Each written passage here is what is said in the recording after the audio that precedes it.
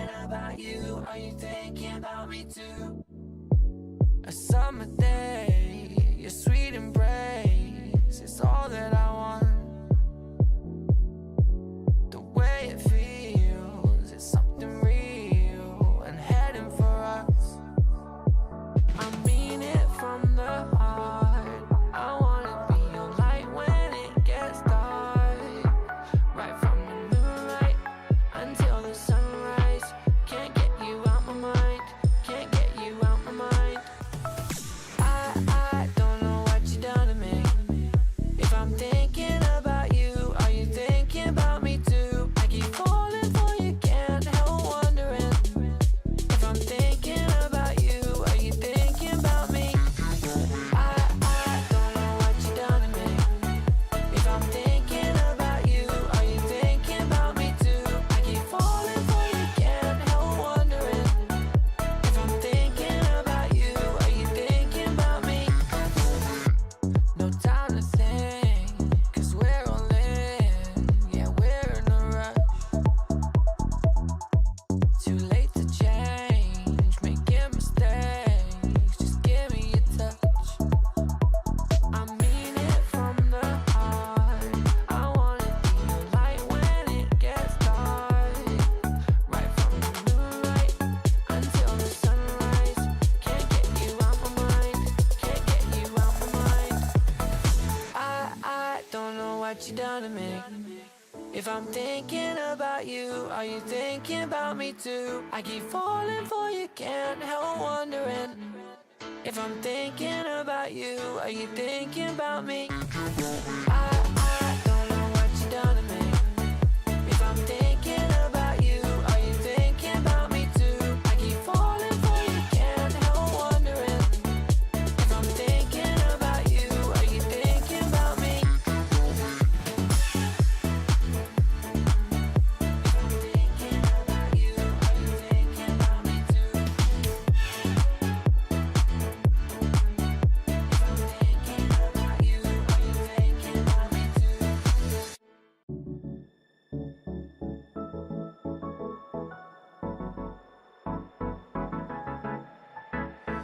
Let's do something crazy, get a bit wild today, 'cause we don't do this every day and we deserve it. Life is so amazing, nothing is in our way.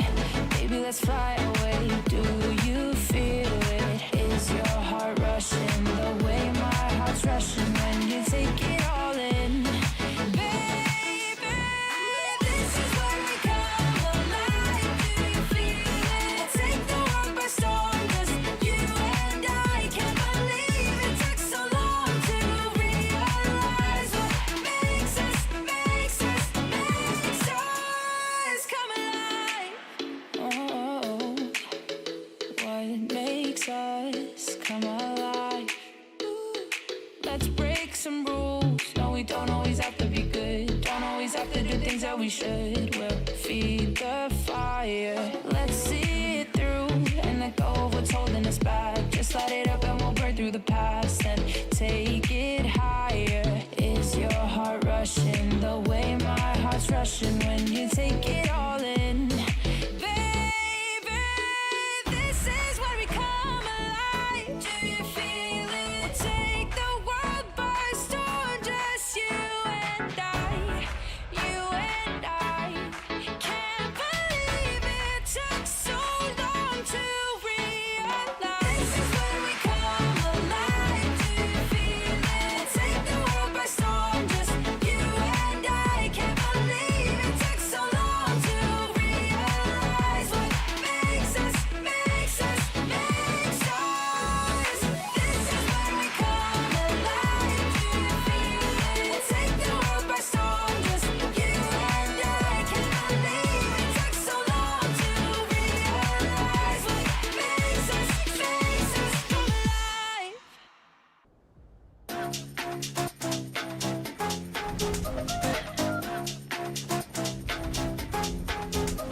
나의 속도가 돈이라면 벤소미 더 세게 괴롭혀봐 나를 rain on me 다가서면 뱅뱅 전부 걸어 게임처럼 너의 고개를 떨굴 때는 댄서니 모두 몸에 걸어 눈이 빛나는 걸로 전부 걸치고 난 이 노래는 것들일 거야 발 밑에 쫓아와도 너는 절대 못 껴 넘어질 배포도 없는 애들은 no 따라오지 못하는 건 얄바가 아니지 그래서 the boys not my type 아니 거리동이 틈에 판이 바뀌지 이기는 건 당연하니 cause my type 시시하게 겉으로만 판단하겠지 웃는 얼굴로서 저렇게 잘 봐 날 멍청한 애들이 여기 차고 넘치니 바가겠어 네 몫을 내못 가 짜증나면 질러 I don't like me cool 앨리스 night to night girl들만 불러 money on the fool I'm a boss be or 싫어 뭐든지 다 내게 cruise 말했잖아 내가 뱉는대로 내가 다시 look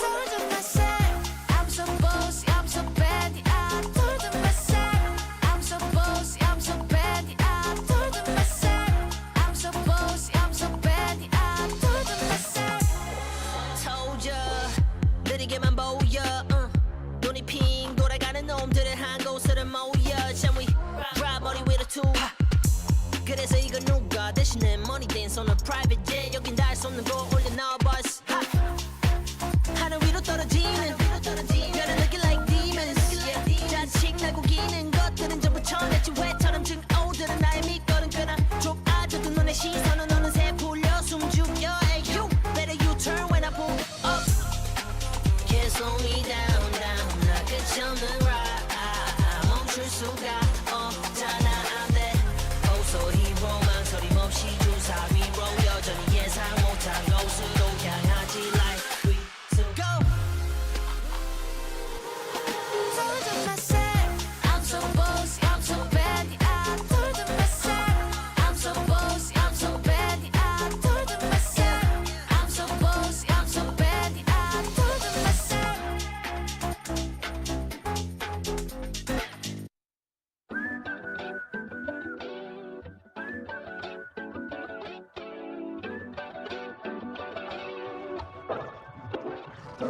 I don't know what you've been sold, but I'd be insane not to play my role. Yeah, I know I can break a fall, the stakes are low. Just know that I got a hand that I can lend you, and it don't matter when, no, I'll protect you. Call on me, I'm here whenever. So great anyone move by this bed. Just know that I got a hand that I can lend you, and it don't matter when, no, I'll protect you. Call on me, I'm here whenever. So great anyone move by this bed. Oh, you think you tough? I think that's unlikely. You can keep on looking, but can't find nobody like me. Eldorado pushing, while I'm pressing in a white tee.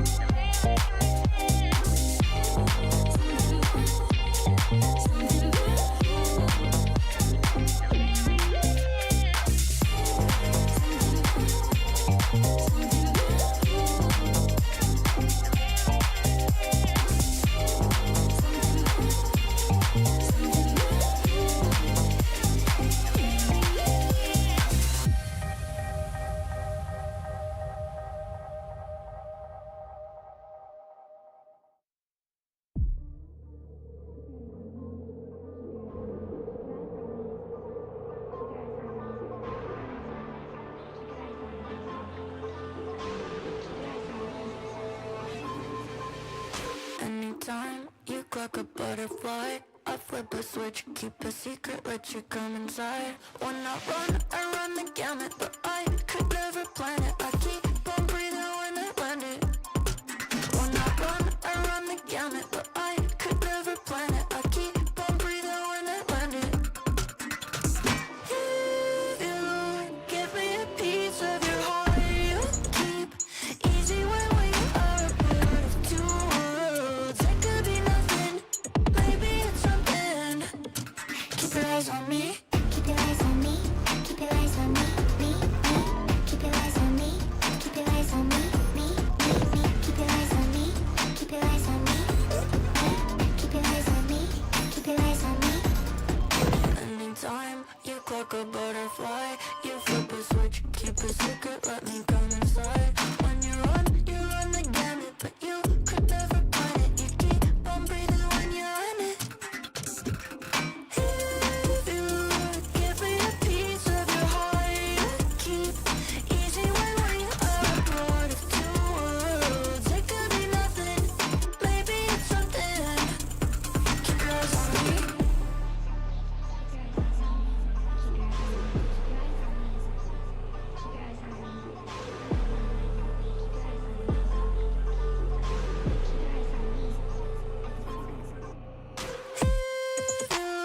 Give me a piece of your heart, you keep easy when we are a part of two worlds. Give me a piece of your heart, you keep easy when we are a part of two worlds. It could be nothing, maybe it's something. Keep your eyes on me. Keep your eyes on me.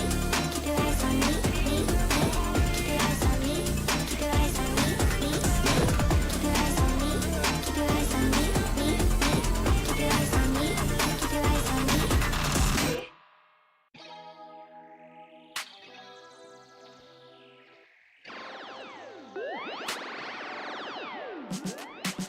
Feeling good, feeling great on my time. Won't let a hater block my shine. I'm just living my life. Too busy chasing good vibes. Chasing good vibes. Chasing good vibes. Chasing good vibes. Too busy chasing good vibes. I'm feeling good, feeling great now. A hater can't play with my day now. Get that negativity out of my face now. In my city, I'm the man on my state now. Yeah, I'm living life to the fullest.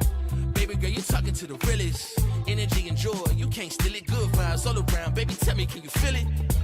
I woke up, so I'm blessed. Just another chapter in the test.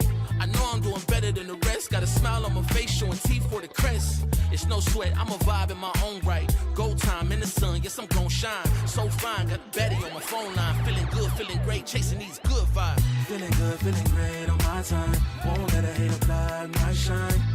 I'm just living my life. Too busy chasing good vibes. Chasing good vibes. Chasing good vibes. Chasing good vibes. Too busy chasing good vibes.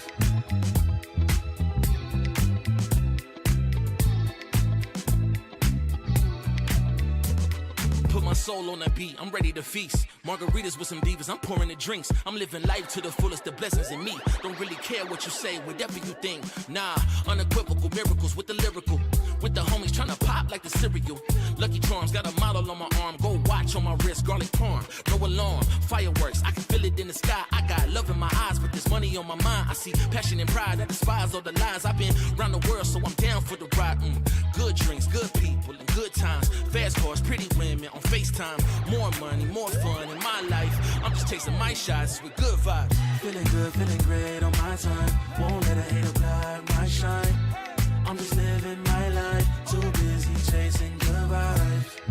Chasing good vibes. Chasing good vibes. Chasing good vibes. Too busy chasing good vibes.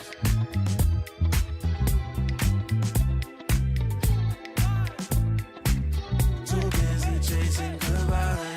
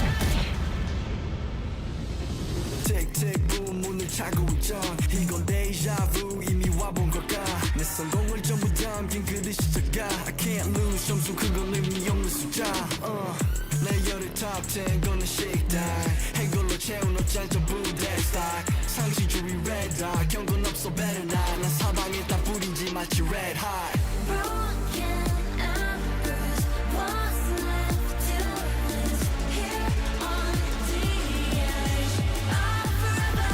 If I never bleed, I'll never fight. Bleed or sacrifice, fight until the final hour. Pain is my superpower. Keep my head up high, run through rain or shine. Cannot sleep without the sour. Pain is my superpower.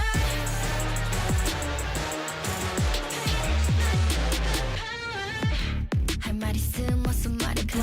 Tough guy 된 혀꼬여서 도망가. 이제는 시시해 gunfight. I brought a blade. They forgot to shave. 날 주세워 맛보게 fade. 끝이 보여 네 bandits. 끝없는 내 rampage. 이게 나니까 judge you can't change. 내게 나서 plan B. 요즘 plan A. 바꿔 pain every champion into champagne. Broken and bruised. What's left to lose here on the edge of forever?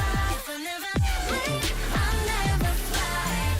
Bleed or sacrifice, fight until the final hour. Pain is my superpower.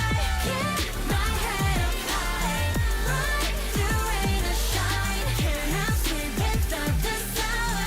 Pain is my superpower.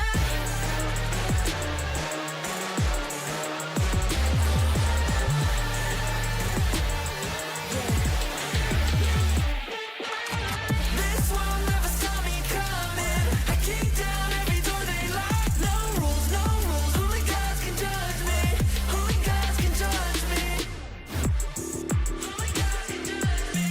Only gods can judge me. If I never bleed, I'll never fight. Bleed or sacrifice, fight until the final hour. Pain is my superpower. Keep my head up high, run through rain or shine. Cannot sleep without the sour. Pain is my superpower.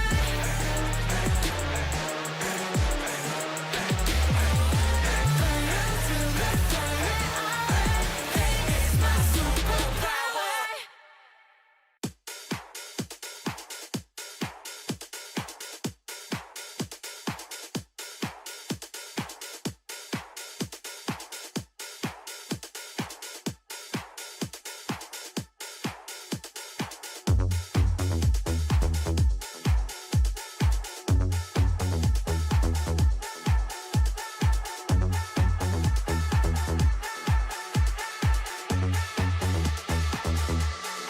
I've got the feeling, come back to me. I've got the feeling.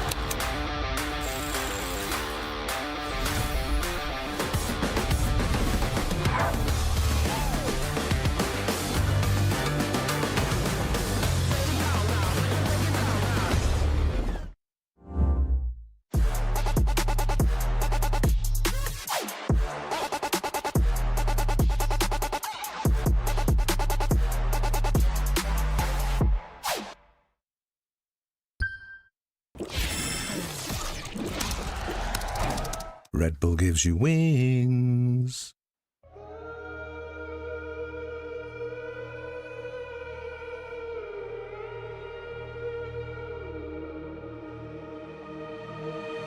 I'm out here in the cold night, running till I barely feel my feet. Wanna see it through my own eyes. There's no going back, and I'm not afraid anymore. Cause I know I'm gonna be the last one standing. Yeah, I'm not afraid anymore. Yeah, I don't wanna wait anymore. I'm ready to fall, I'm ready to rise up. I will do what it takes, I'll run blind straight into the flames. Watch me burn, alone in the shadows. I'll carry you home on my back. If it's you or me, then I'll take the shot. Still they say I'm the villain.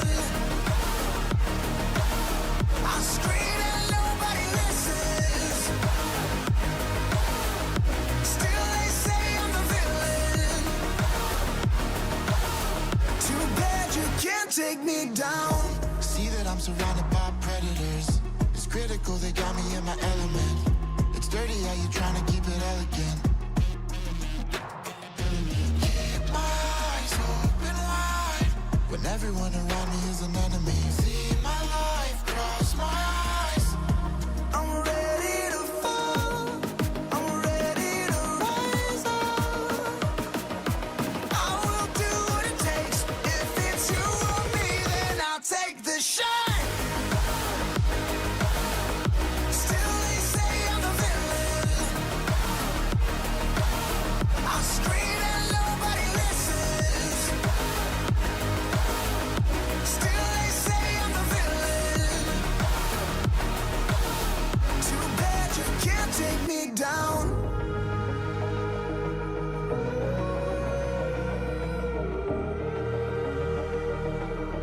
Too bad you can't take me down. You can't take me down. I'm ready to fall. I'm ready to rise up. I will do what it takes. I'll run blind straight into the flames. Watch me burn, alone in the shadows. I'll carry you home on my back. If it's you or me, then I'll take the shot.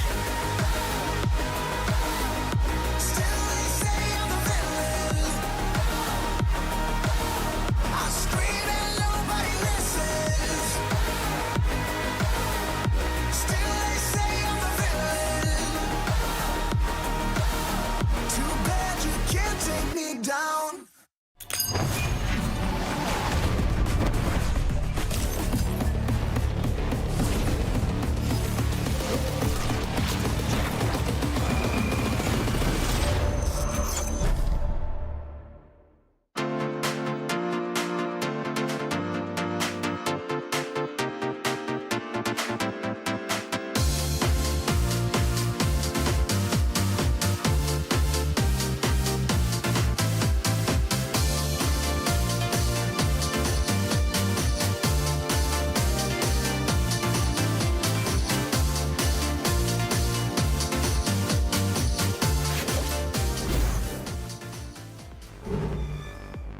The road to Paris is not going to be easy, which is why our teams have to have a strong start in Stage 2 if they want to make it to champs. Hello everyone and welcome back to VCT EMEA, where we'll be seeing some brand new faces and the return of Charles Nennington and Trex today. We're coming to you live from the Riot Games Arena here in Berlin, Germany. I am your host, Yingsu. I'm welcoming the return of Billy and Minnie. Not quite to the server just yet, Minnie. I think a lot of people want to see you come back to coaching. So my question for you two right off the bat is, if you could bring someone back to VCT EMEA, who are you choosing? Oh. God, on the spot. On the spot. Yeah, on the spot. Oh, it's easy. Go on. Leo. Or fabulous answer. From a competitive standpoint, oh no, I can't really say you, can I? Considering you just. Oh, Yeah, I was No gonna be one's gonna nice. make it. Yeah. not right, that's I'm not gonna right. say Enzo. Oh, I'm gonna say Mitch, Enzo. somewhere Mitch is just, you Yeah. know, is very happy right now. And I'm going to say Redgar. We miss you, Redgar. Please come back soon. But let's take a look at the players that are here right now in the standings. Because yesterday, Billy, it was a bit of an upset. Yeah, yesterday there was a couple of things going on, things that we probably, I don't know if we expected, right? I think Giant X we kind of described as potentially being the dark horse coming into this stage, and I think that they proved that the pickups that they've made were really good overall. Yeah, I think that group alpha is wide open, and again today we have two teams playing it again, and I just want to see who's going to come out in those top four, because I think, again, wide open. It is wide open, of course.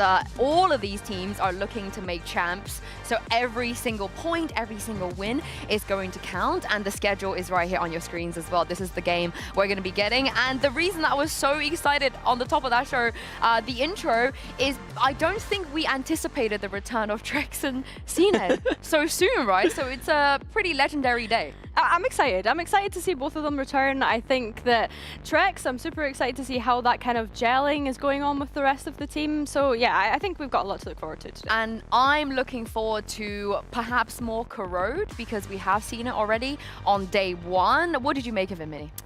It felt like it was nice to see it, but a pretty basic approach to the map, I feel like. I feel like Angel even said it yesterday in the post-plant that it was a very comfort approach and they'll add as the meta develops, rather than them thinking they've solved the meta already.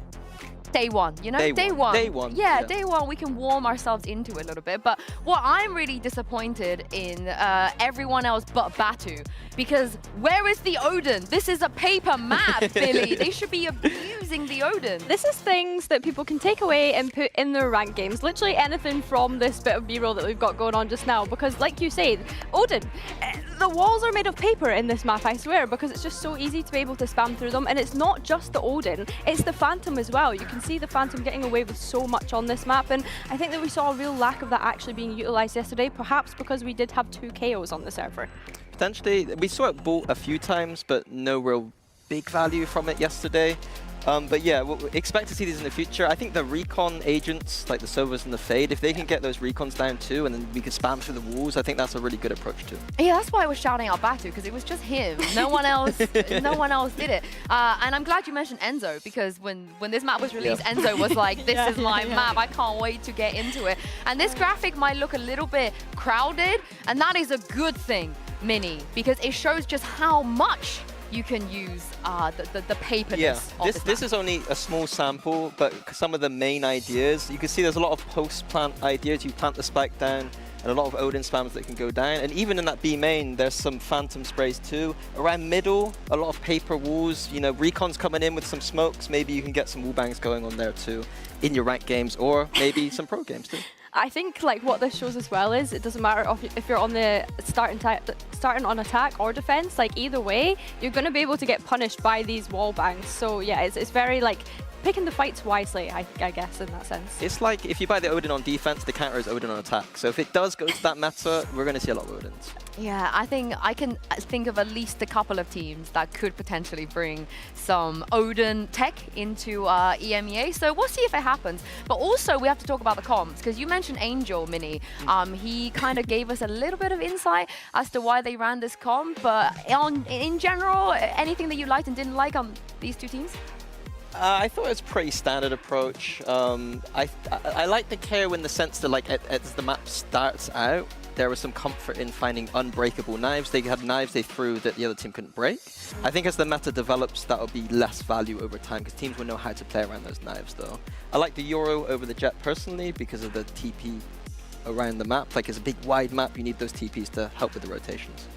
You like it, even though we have double initiator on each side? I don't like that. Just backtracking off the one day. No, yeah. but I do on the KO, like, it's like you say, as soon as people have figured out those knives that everyone's using on their attack, like, you're going to be able to counter that. You know where they're coming in from. So yeah, I don't see the KO staying in this composition long term. I'm excited to see what other teams have to offer on this map. Give me a chamber.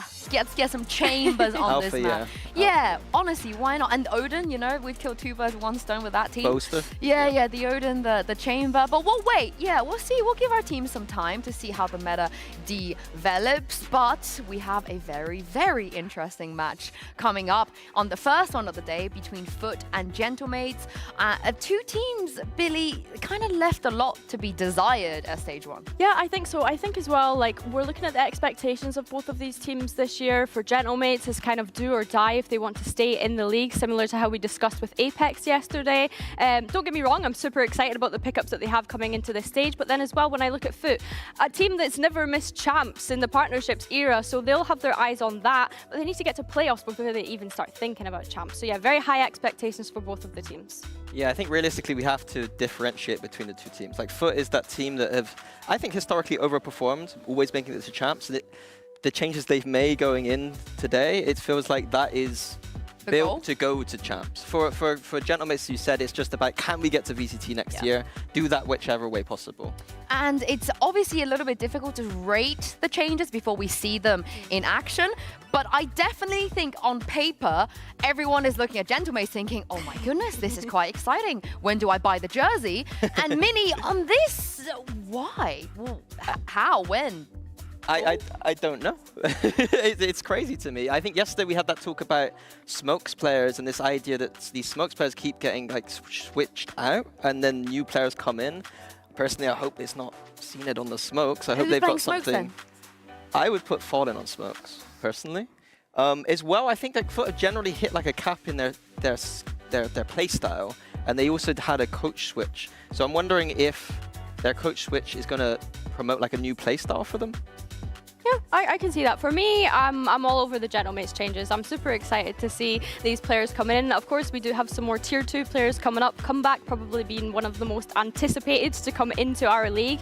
But Prox as well, not a player to shy away from. He was top-rated controller in the DAC League as of recent in Split 2. And then, of course, we have Vikaj as well, who's coming in from VALORANT, the France League, recently winning Split 2. So these are definitely star-studded players within the Challengers region that are coming up into VCT. So I'm super excited to see how they perform in Tier 1. And I'm willing to stand on business and say they're making playoffs.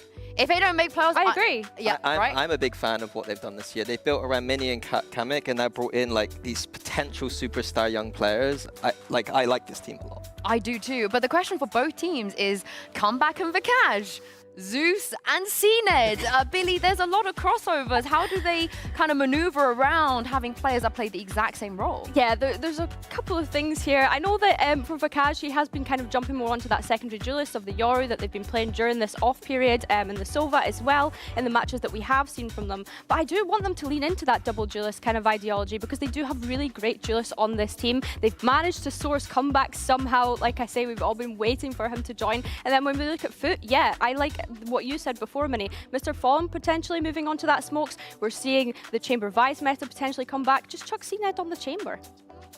Yeah, no, I agree. I think for both teams, it's about either double duelist or chamber duelist. And here for CNED, you can see he hasn't played many games on many agents. Well, he's played a lot of games on Jet, but on the other agents, not so much. And I think that that's not really what this meta is about right now. For double duelist, I'm not sure what he would play, personally, because I think that we want Zeus on Yoru, in my opinion. So I actually quite like the chamber idea, personally. Yeah, and I'm so excited just at the context of this man who was the Turkish duelist, the Turkish player, coming back and instantaneously, Minnie, going up against Comeback, who is probably the most excited we've ever been about a new Turkish rookie. I'm not the best at expressing my emotions, but this is my favorite pickup probably in the partnership era. Like, I am so excited for this guy. I know it's his debut today, and on debuts, things might not always go as expected, but his greatness is inevitable, in my opinion. Like, this is one of the... He is going to be so good at this game in this tier of competition. Yeah, he was 12-13 when CNED won champs. Crazy. I just want to throw that in there, Billy. I think as well, like, we need to give context of his history, right? This is a guy that came up from Premier with that Pacific roster last year, right? They go on to Ascension, they just fall short in that Ascension Grand Finals, wasn't even old enough to even play in VCT at the time, and now he's here, he's finally of age, we get to see him in action as well. And I think just over that B-roll as well, we're kind of looking at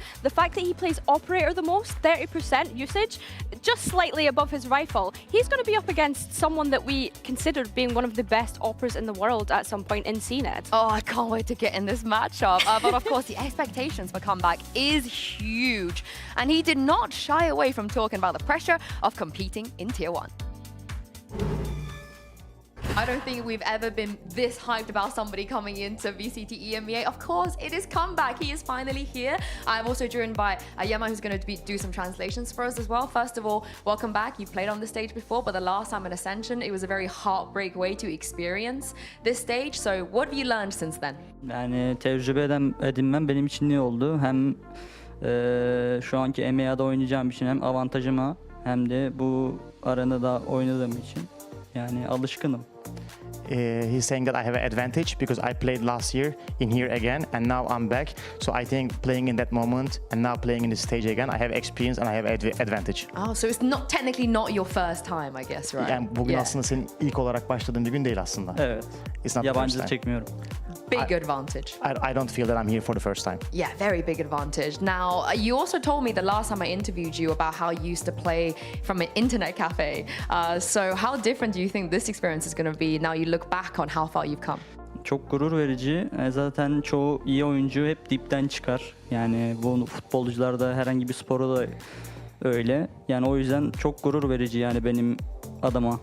I feel really honored, and also at the same time, when you look at the traditional sport, every sport player comes from really deep and go up. So I feel really honored on this position, and I feel really good about this.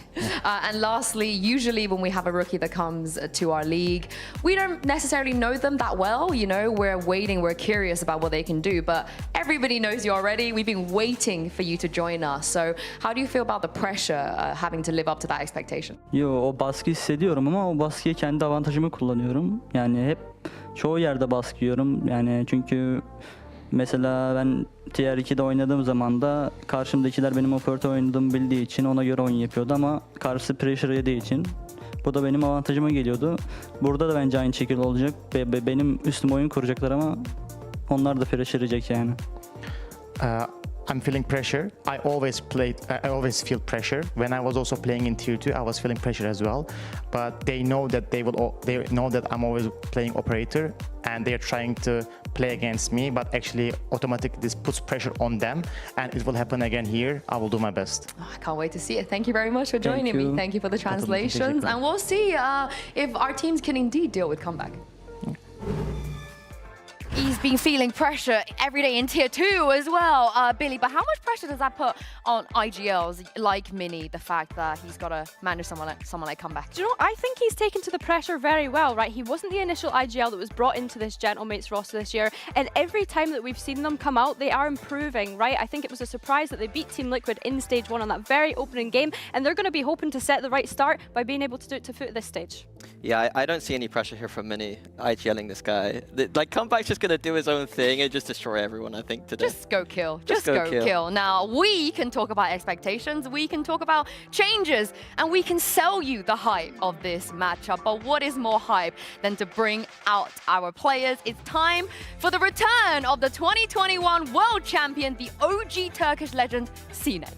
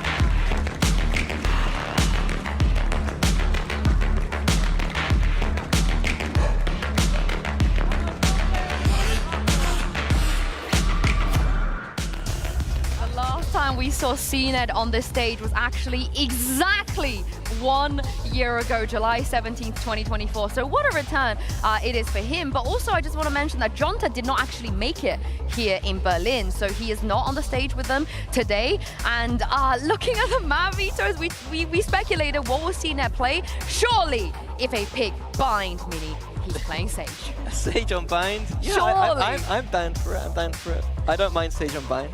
I'm a bit confused by this corrode ban by Gentlemates, to be honest with you. I think that having a bit more time than the other teams, being that kind of dark horse team, I want them to be floating this map, personally. Yeah, I would have to agree with you. I think Bind being first pick is kind of an interesting one. This is a map that Foot played 2 different comps on during kickoff, so hopefully now that they've made a couple of adjustments with CNED coming in, they have a clearer idea of what their identity actually looks like on that map.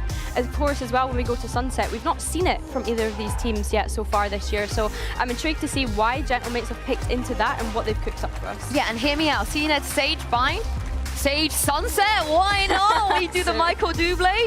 Lotus, you know, I'll take a chamber on Lotus, why not? I mean, it's fun. They like playing Sage on Lotus. Yeah, that's true. You get the triple. They also play Sage on Lotus. Imagine he's just I want to see Sage double main. Duelist or chamber on CNED. Yeah, if he smokes, I'm going to be...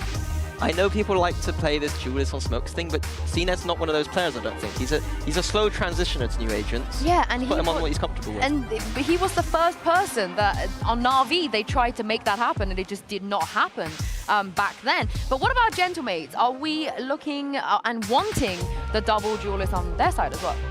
Yep, double duelist or duelist chamber. They've been flirting with ideas since stage 1 of, you know, the double duelist, the chamber duelist, and also putting Vcash on recon. I think that would be the weakest of the three. The maps where Vcash has to play a recon agent as a former duelist is going to be the hardest for this team to succeed, in my opinion. I think one thing that's going for Gentlemates with Vcash coming in is he has played every single role at some point in his career. Of course, he is going to be stronger on others, like the duelist, like we say. For me, I think the tactic for Gentlemates at the moment is come back, go kill. Oh yeah, definitely. Come back, go kill. Everyone else, just make sure you don't flash him. Flash for him, just don't flash him. And I also think it's very interesting for a player like Kamek as well, because he was the rookie, coming as a sub, then having to switch teams. And now, if you look at this lineup, Mini, he's the veteran. He's a veteran. He is the most experienced person on that roster. That is crazy to think about. I hope that all the lovely things that I, you know, maybe helped him Okay, with. you. Yeah, right. me. Not Liquid then, not Liquid. Me, Boaster, and Liquid. That's the Is that the trio Holy right there. Trinity? That's the Holy Trinity. I think the thing as well, like I like that we're talking about Mini potentially, you know, being that veteran on the stage, but something that we've seen from Gentlemates. Oh, I thought you. Wait, sorry, yeah, I thought thought you meant so Mini. No, not I this thought Mini. you meant Walmart Mini. I love that Gentlemates have been able to upgrade every single stage so far, right? They've made big investments, they're hoping to make champs, and this is where that story starts. Charles Neddington is playing Omen. How do we feel? I feel terrible. Yeah, Okay, CNED's just gotta prove me wrong. That's all he needs to do. Prove me wrong. I don't like Omen on this map in general. I think Brimstone and Astra are better for those kind of quick smokes. But it allows CNED to play a more duelisty style of smokes on this map, I guess. But Waylay comeback, I've not even realized. Yeah, there we go. The buff to Waylay recently is big.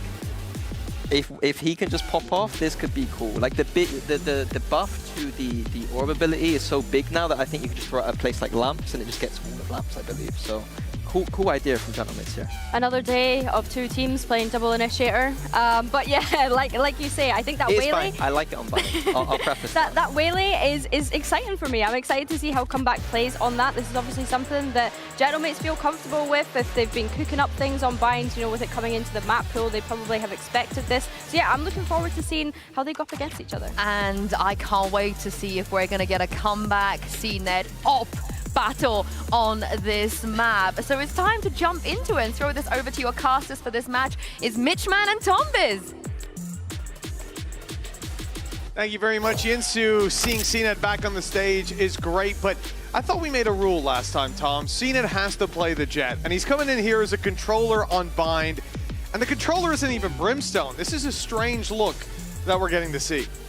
Yeah, I feel like Omen has become such a sort of popular choice across almost every single map in the pool at the moment that I think teams have just started to lean in that direction. Obviously, he's had quite a bit of time off, so maybe been just practicing. I definitely do get a little bit more excited about the composition on the other side, though. Bringing in that Waylay for comeback, that chance to sort of take a lot of aggressive space. I think teams always sort of lent into that raise because of that, how far you could get in comparison to the Jet. Well, Waylay has that in his locker, but also combining that with Astra utility, having the Viper alongside it as well. I think it's going to be a better composition for mates. At the same time, though, Foot have never been about their compositions. They've always been about, let's play comfort, let's see what works for us. Excited to see from some of these mates players. Obviously, we talked a lot about comeback, but Vekaj and Prox, potential there. Vekaj in the offseason event Game Fest was on fire for this squad up against Na'Vi, and we'll see if he can carry through to that main stage down here in VCT EMEA. Some of that same flair. Prox as well, playing through so many of the historic German teams. I think Eintracht who have, you know, Looker, Buha, or used to at least. Of course you bring up Looker within a matter of minutes. Hey, listen, he's my boy. He's my boy. Oh. But this is a big chance for him, and certainly is more of a newcomer to the scene. Some of these new guns that we've seen on this stage have been playing since 2020, whereas Prox is a much newer face. Yeah, someone that hasn't been through, like you said, a load of different teams, but has managed to make it to the Tier 1. Now we get to see what they have to offer. Of course, for Foot, a lot more mainstay players. Mates have already been taking this one relatively slow. We've seen the Gecko already become a popular choice on this. They're wrapping around the back of the site, though, looking to try and find some of these fights, grouping up in a death ball, but they've ended up in a bit of a crossfire, but they've done incredibly well from it. The deep push for Mates, a plant now as well towards the back of the site. They haven't taken that space, though. Still sitting inside lamps, but limited utility to deal with it. Yedege sitting in the orb. He's taken all the decay just to try to catch them off guard, but no one steps in. A patient display from Mates as the time ticks away and the pressure on these final two players. The tap comes in. Someone needs to clear it, and a big swing gets Yedege 11 health left on Mr. Fallen, though, and he's all alone. Vekaj to dominate those final two battles, and Mates to walk away with the pistol. Yeah, great start from them, and one where they really seem to be running this almost death ball strategy, like moving as a unit, looking to try and work on that team synergy. However, Mitch, what I want to talk about is a conspiracy theory. Oh, here we go. Nice. So, nice, Vekash, let's go. You're going to pick up some players. Yes. You go for a player from Turkey, who's obviously the region in EMEA. You go for that firepower. You want a hometown hero. Maybe you pick up a German, and then you're looking to make the road to Paris. I'll find you. They picked up a Frenchman. I'm just saying, they are going for every single one of the storylines. They're ticking all the boxes. Exactly. Well, they've already got a pistol under their belt, so whatever they're doing is working. Exactly. I'm sold on it. Mates so far One this round year, in. they're the lowest win rate for pistols. I think it also said they're the lowest for pistol conversions, the anti-ecos that you come into, and that's exactly what they're facing here. Against Foot, you know. Well, there was no need to say that. Things have gone from bad to worse for Mates with the caster curse from Tombiz. You know, pistols for Foot, this is where they have been deadly, but a man that we look to a lot of the time to deal that damage is Ada Captain. He's not here anymore. They've gotten rid of him. Also being the standout performer in most of the matches that Foot have played against Gentlemates. So this could be an opportunity to right the wrongs of history. And already it started out with Zeus on the ground, down and out of the round. You'll be sat there watching, and you can't win this round without me, without my power.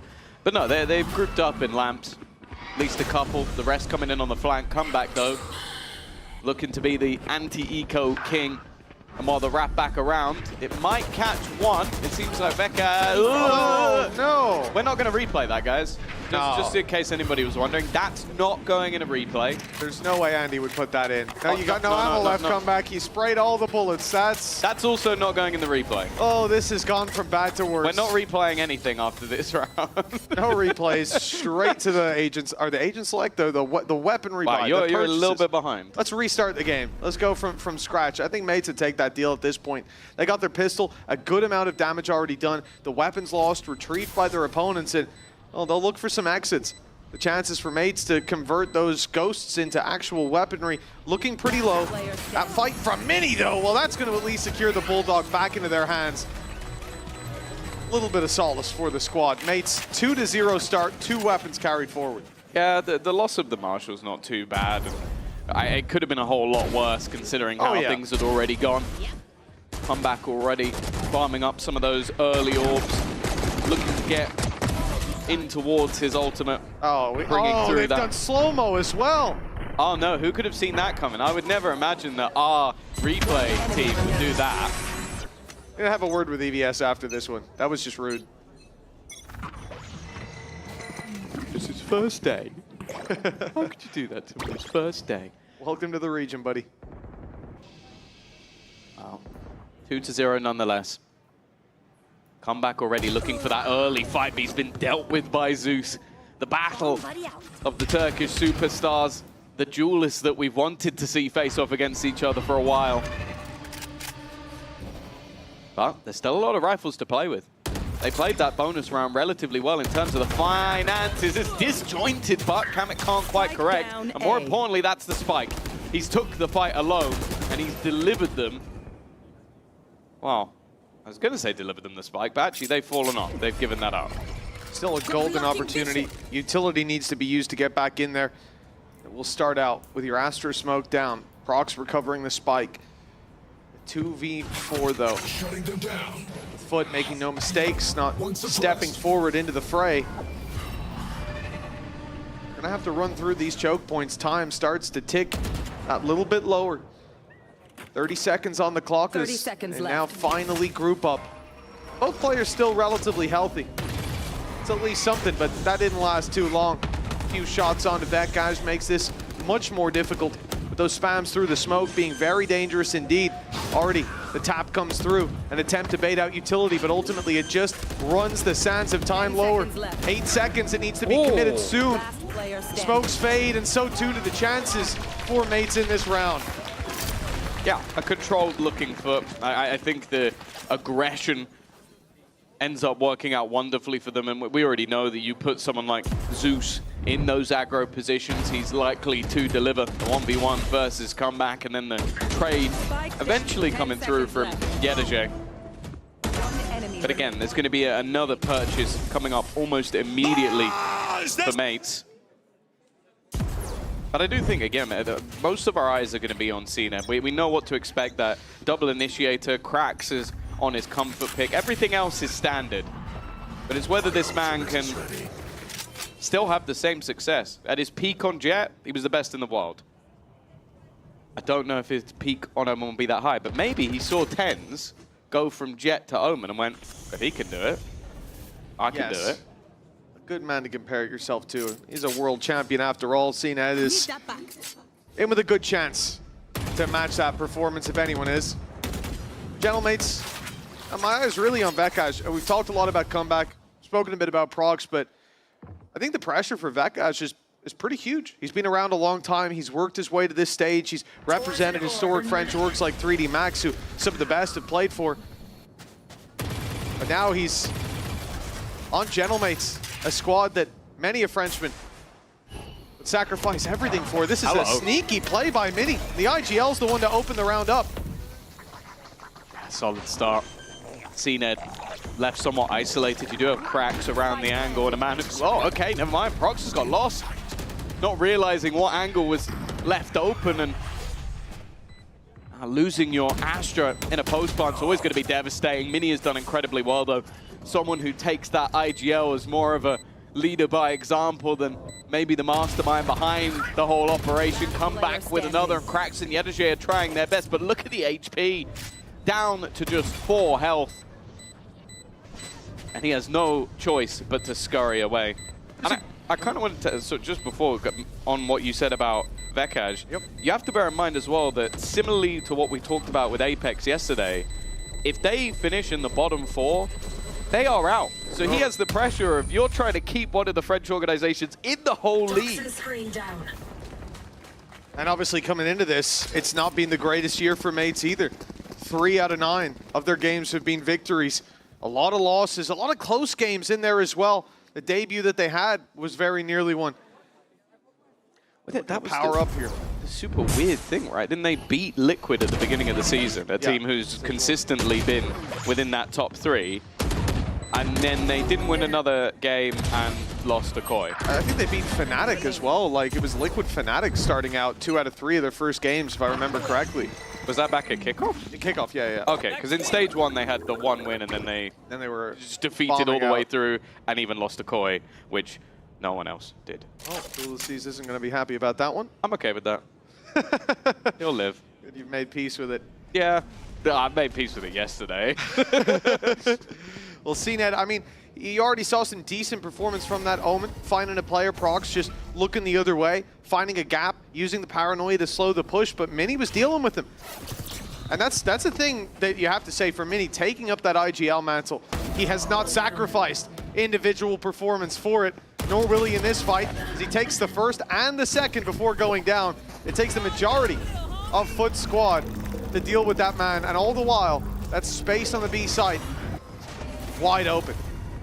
They saw Mr. Farland, but he also doesn't really have the weaponry to do anything about it.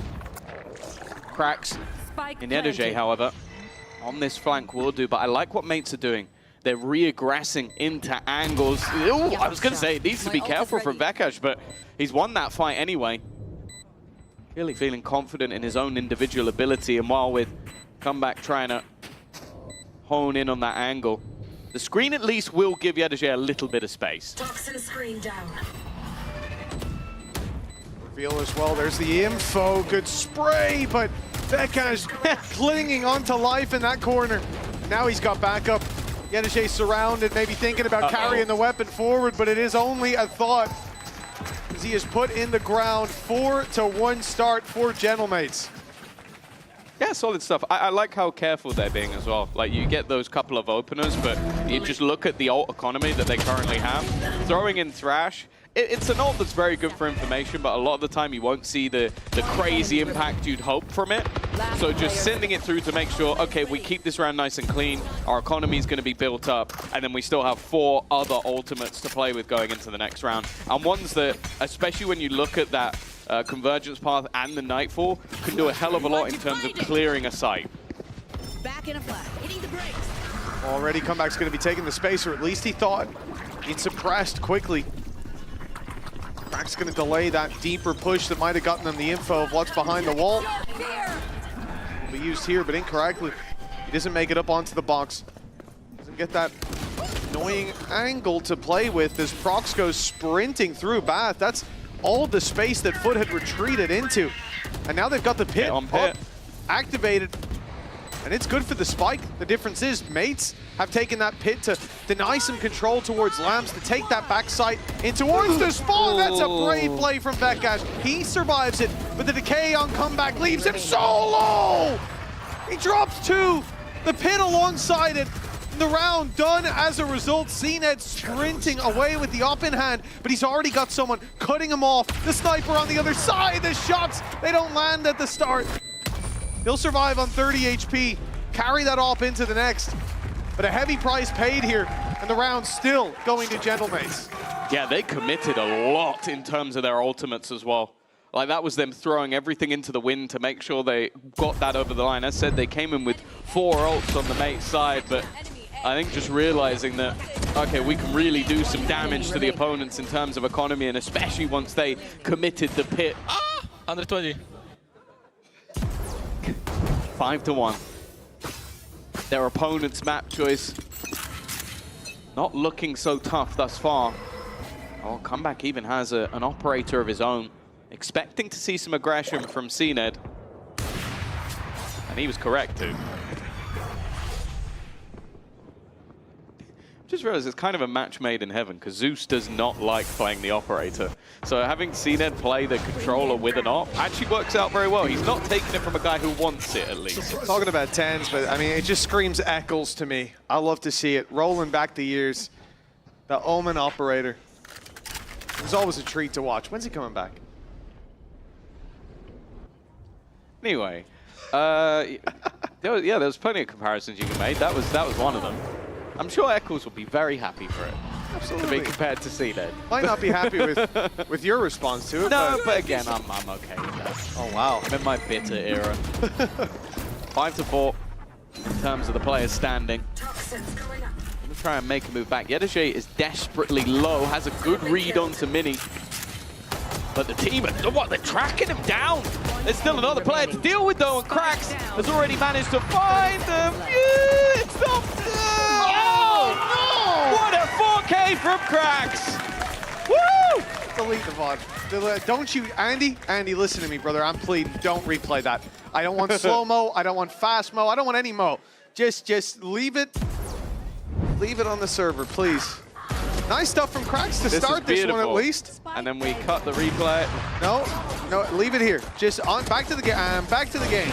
All right. No, Andy! Andy, come on, man.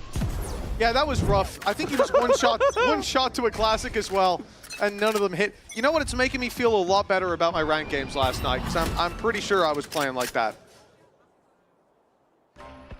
I think we got Gorilla on the show later, so he can actually confirm. I hope to God he doesn't. Well, Cracks, a really clean round from him in the last, a 4K. Really now clean he's 3K. under pressure, but that Viper screen again is just doing so much in terms of delay. They're going to start heading back in the other direction, though. A rotation already in from Foot, but they still have 2 players holding. Yeah, they've not over-rotated on this one. Certainly more numbers on the other side of the map, but still CNED's operator to contend with. The big investment from Foot in the previous round, they very much needed, and Cracks has bailed them out of a very bad situation that would have been mates miles ahead. But with still a buy on the other side and smokes down, CNED can't do much. Can't take that much of a risk, but Comeback clearly can. That was an audacious move. and one that he's punished for. Double push on the back though. The tall box has 2 players, and the op doesn't land its shot. Foot though still in with an opportunity. The trades keep coming back in the other direction, and Mini, ever reliable in those battles, has found them the advantage. Now they have a choice on that defensive side, risking the operator, their entire economy on the brink for so many of these players. Could be worth just hanging on to. They want to try to find an opportunity, and it will be Yedege that decides this as he goes down. There's no choice left. CNET tries to get out of here, and it looks like he'll make it. The rounds climbing up in favor of Gentlemates. This is a great start to Bind. Yeah, no, they've been doing very well, playing the rotations, not overcommitting into sites where they don't have the information. I think it's made it very difficult for Stars to get this operator in the right place, but also for players like Zeus. Just constantly trying on these rotations, but it hasn't really been working out. 1 in 7. The man we deemed almost the carry of this squad when it came to the last stage, and they are struggling. And what's going to be interesting as well is with these pauses is, as it was mentioned, we've got a new coach. Geist is gone. Jonta, though, is also not here. So it feels like Foot are going to be in a little bit more trouble maybe than normal. I feel like it's a good thing for Geist, though. Watching this game, his heart rate might have done him in at this point. The man on the other side, the countryman of Foot comeback, he's been phenomenal so far. A little bit of a risk taken in the last round that didn't really pay off. But I think you look on the other side and so someone like Mini, you said it earlier on, leading by example, and he very much has been. One of the challenges, I suppose, though, having a player like Comeback on the team, you talk about that communication barrier. I think it's going to be something that mates have to work very hard to try to bridge that gap. It's also culture. Like you're bringing through players from all across Europe and EMEA and trying to piece it all together right at the end. But I've always respected with Gentlemates coming in. Like obviously the first year, like they were in the sector that got 2 years within the league rather than the one that we see nowadays. But I like the fact they gave the sort of original roster an opportunity, but when it didn't work, they've been very happy to make changes. Clearly a team that are fighting to stay within the league and taking not so much risks in terms of who they're signing, but risks in terms of investment, because I can't imagine the signing of Comeback was cheap. Picking up some solid players from their respective leagues. Prox is definitely one I've been excited to see. Maybe off to a bit of a quieter start, but hey, you're playing Astra half the time. You're going to be placing util. Well, Krax has been causing a lot of problems for mates. This round, they want to start by selling a fake towards that A site, and a big part of it is Comeback being able to dive in, use his refract. That's his little TP ability to get in and get out. Of course, buffed since the last time that, last time many of you would have seen Waylay in play. Now it's, I think it's 0.15 seconds, the same as a chamber TP. So you become invulnerable very, very quickly. But that knife has been landing from Krax every single time. And now a bit of a change. As Mini's been punished, his early fights have been so solid. They're going to play this one without the Viper, and the fake has not worked. There's still players here. CNET, though, he goes down. Only one for Zeus, but he's picked out of the sky, and Comeback dives deep into the back of the site for the advantage. Yeah, when a showstopper is used, you'd normally expect to come out with an advantage, but instead, again, the attack have traded so effectively. Mr. Fallen has ult available, but just looks for a dry fight, and that's not something you want to be doing against Comeback. Vekaj as well already watching, but he will lose the battle. Caught moving. The problem, though, is the time, Mitch. Like, realistically, from this point onwards, there's no way he wins this round. Now, you upgrade that weapon and carry it through to the next. It's the best decision for Yedege, but he might not. Might not be so easy. Comeback, blocked out by the wall.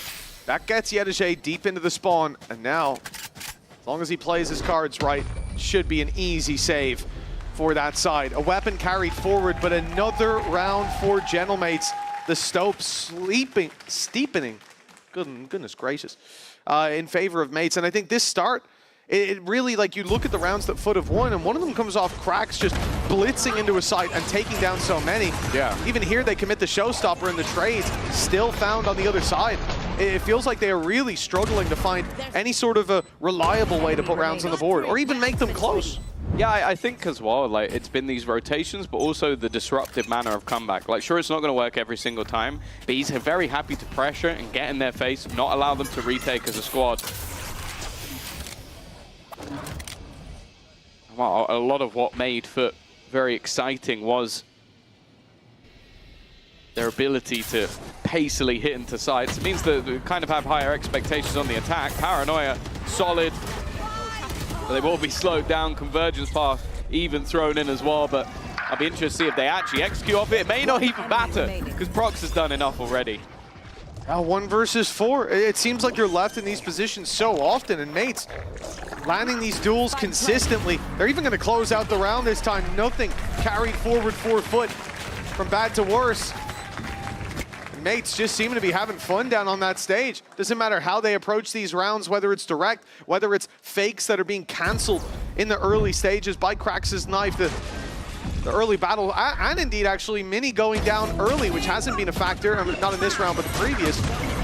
Still, they're able to make it work. See, this is another piece. Like you mentioned that I feel like the whole kit here for Waylay has become pacier. Like that's the whole thing. It's like, okay, as you mentioned, you can throw out pieces of utility, like the slow now is a lot quicker to be used. You can get your gun out a lot quicker, which I think was the main problem, is you're dashing into areas and then you're stood there like, I can't shoot you for the next half a second.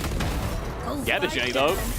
We're finally starting to see some success, but immediate responses! It's Comeback and Vakash. That wasn't all him. That kill was a teammate.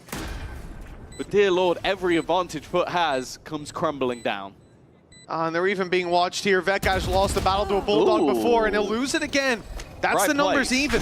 Mr. Fallen even has the ultimate to clear space in towards this site. TP used by CNET. From the shadows, he's emerged in the bathrooms, and Comeback about to be revealed. In fact, they both are. CNET can now strike. He can make all the steps he wants, knowing that these players can't hear a damn thing, but the flash reveals him. Blind is good, and that'll get him Kamek. 30 HP as he taps the defuse, but it's not being stuck. Comeback jumping in, sees that, and he's caught with the spam. It started out in favor of FUT. It looks like it will end that way. Time low, but not quite low enough. 3 rounds on the board at least. They're going to shoot for 4. Yeah, it's a solid ult from Mr. Fallen. I think I feel a little bit bad for Vakash because I feel like that's a few times now that his positioning and read on the scenario has been great. He's just not quite hit the shots, which, again, like first day jitters, I think we can be a little bit more forgiving of the players over on the mates side who are making this move for the first time. But for anybody who had any doubts about Comeback, I hope they are resolved.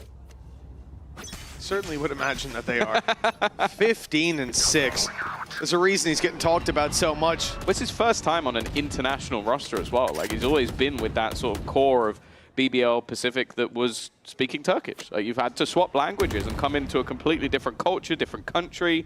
And yeah, he's 15-6, having a great time. Yeah, we talked about those language barriers and how that can play a role. Even seen in the interview earlier, obviously he has the translator as well, but doesn't have one on the server. Evidently doesn't need one. The guy knows the game well enough. 5v5 to start. FUT battling for that 4th round. It would be a recovery on an otherwise underwhelming half. The TP taken, and they have just swapped positions with the defenders entirely. This defense is a facade that's quickly fading. It's got to be very confusing for mates. But they are now slowly making the realization, and Kamek definitely has. That's all the information he could ever need. Zeus has won the battle, but the flash up, they'll swing it, but there's still one more to deal with. They didn't expect another player to be there. Prox, he's been revealed. And they're now being closed in. This is a tough point to fight from, but crispy aim once again. The final note, drawing close on this half for FUT. It has finally come into their favor. 2 in a row, right as the final bell tolls. That's going to give them a shot coming into half number 2. The climb back against Mates, though, will be a steep one considering the performance of that man down on the stage. Comeback has been feeling it as they move on to the defense. Yeah, he's been impressive. He's been someone that you definitely have to deal with in that second half. More interestingly, we are going to be hearing a little bit more from Comeback as we come back after the break. Hem kadrosal olarak bence daha iyiler oyuncu olarak. Diğer gelen tekliflere göre kadro olarak daha iyiler ve sıcakkanlılar. Pressure on. The problem is Comeback's capitalized and he's walked right up behind him. That's another shot connected. Beautiful reactions and another a three-piece under his belt. Mandatory. They thought they were pushing and pulling the map, playing it well, but this man had other ideas. Yani dediğim gibi çok sıcakkanlı karşıladı herkes birbirini. Çünkü herkes Tier 2'den geldi 3 kişi. 3 kişi Tier 2'den geldi. Öbürü Tier 2 kişi Tier 1'de kalanlar da çok iyi oynayanlar zaten. Öbür EMEA Stage 1'i. O yüzden yani herhangi bir problem yaşamadık. Tam tersi daha çok iletişim kurmaya başladık birbirimizle. Seviyorum kendisini. Çok iyi bir aim'i var ama operatörü geri olduğu için yani tam şey olmuyor. Ama çok iyi bir insan olduğu için yani dostuz zaten. Welcome back, folks. 4 rounds for Foot coming out of that first half. A recovery right at the end with some close rounds swinging their way. But when you look at this map so far, it certainly has felt like mates have had control. Question is, will that continue moving on to the defensive side? And if Comeback has anything to say about it, it most certainly will. Yeah, if anything now, he's going to have more opportunities go for these aggressive fights. I think a solid sign, though, for the other side is that obviously CNED's look decent individually, still playing the Omen. I think it's always going to be easier for him on the defensive side. Now it's going to be more about his utility and setup. And I think the main focal point for Foot has to be Zeus. Like, he's had a slow start, which, if you go back to his statistics from the previous stages, he has been a superstar. I want to see a little bit more from that. The stun doesn't land. Force back on Bath. Foot will be taking that control, but not for free. There's a group up on short. All of the players on this side of the map, 4 stacked up and ready to battle.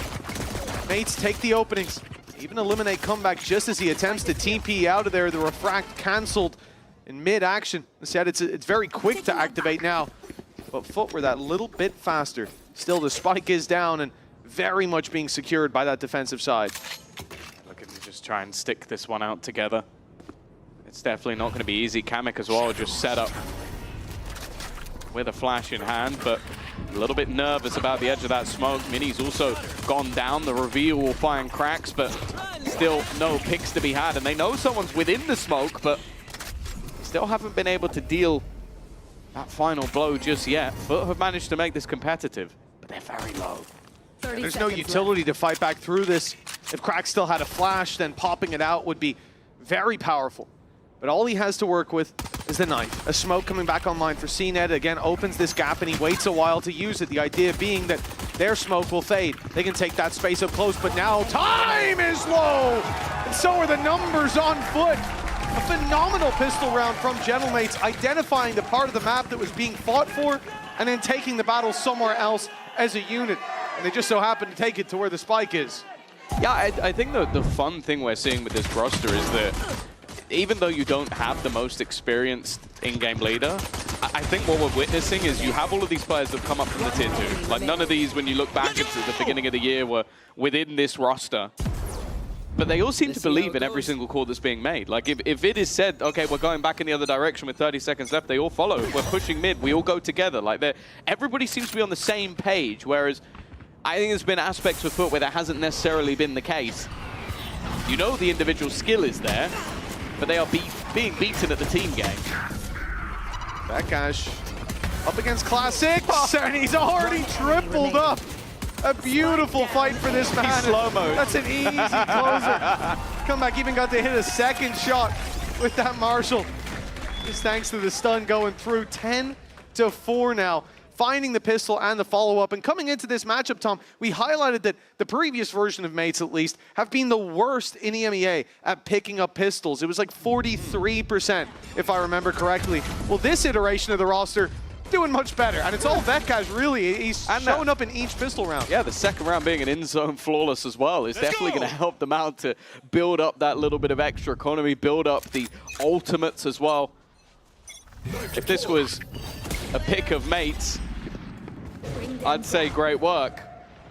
but it's the pick of Foot, so if anything, it's great work, but also you've got to be a little bit worried for the Turkish squad that this really has not gone to plan. This rifle round, one of the last hopes for the attacking side. Mates are nearing victory. Shadows stretching thin here. On this map, on their pick. You have to now see that spark ignited again for them. Clearing out those positions on backside. They found Bekaj in the open. Nice pick for CNED. That's the opener they need. That's the plant secured. And I've got a flanker coming all the way around, which is Kamek. He's tagged so gonna many be here players. Oh! Okay, the tags were meaningless. Sure, a couple of assists go through, but Mini is flying. Another triple. And well, now Foot have got to be feeling nervous. He's waiting for Kamek. He's giving him the space and time to wrap around, and that was the right call. Now they can figure out the position of Yetege in a matter of moments already. That spike is beginning to be diffused. All they need to do to defend it. Oh, wow, mates. Well, I say mates, the two mates, Kamek and Mini. What a retake that was from them. You got to look at that situation. At the start of that fight for Mini, Kamek is outside in A lobby. He's so far away. I was going to say that my God. There might not be anyone left for him to meet back up with. This one. I like a slow-mo on this one. Oh. Nice! But Mini, he stood his ground when everyone fell around him. And that's got to be a frustrating round to lose with Foot desperately needing that. They're now 11-4 down on their map pick. They're left with pistols to fight in this one. I think Geist would have passed away if he was still in the gone. chair. He is on the floor. Oh no. That is definitely a rough defeat to take. Wow, the moment Sway left alone, I'm not really sure what words could be given. Comeback, even now having an operator, they have the extra finances after winning that. They've even baited him into the battle, but with his util fading away, he's not going to re-aggress, he's not going to overface.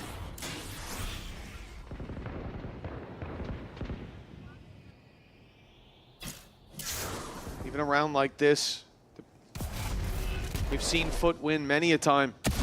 Oh, that's a freebie to open. That's Mini down as well. The player has been there every single time for Gentlemates.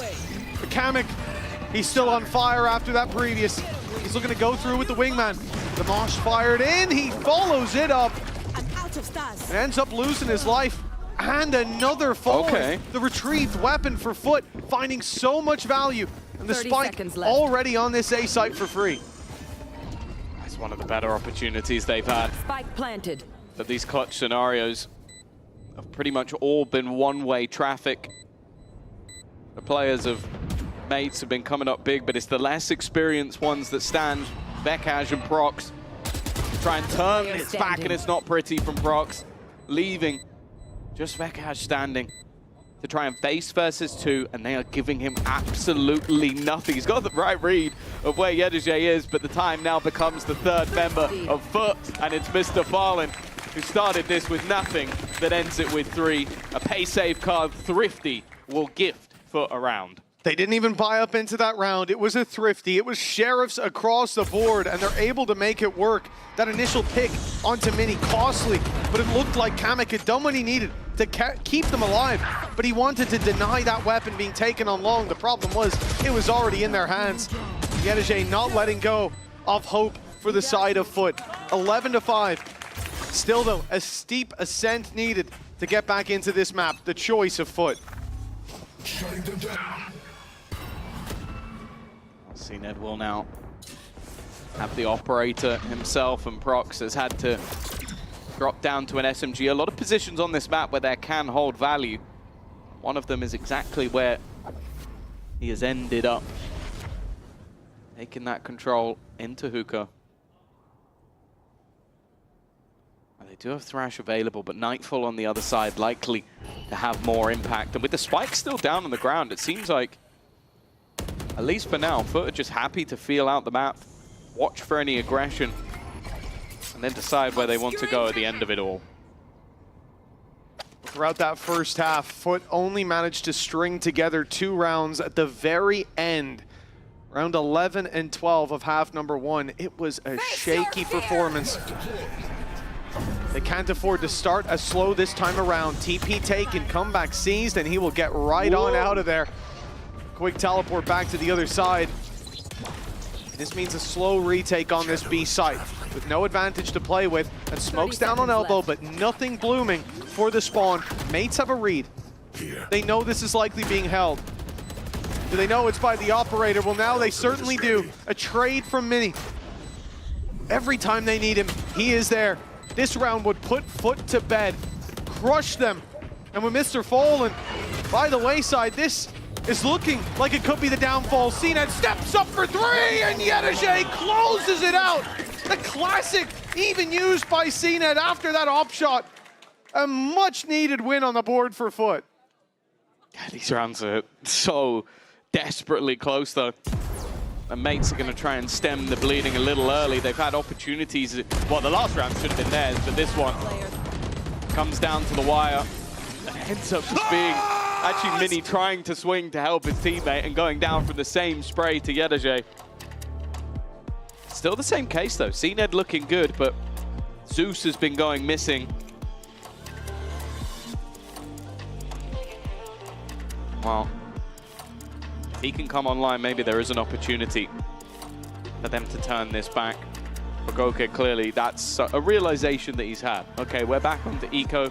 Can have a little bit of talk, see what we can find in this round. Ultimates are not in a bad position, but when you have this low on weaponry,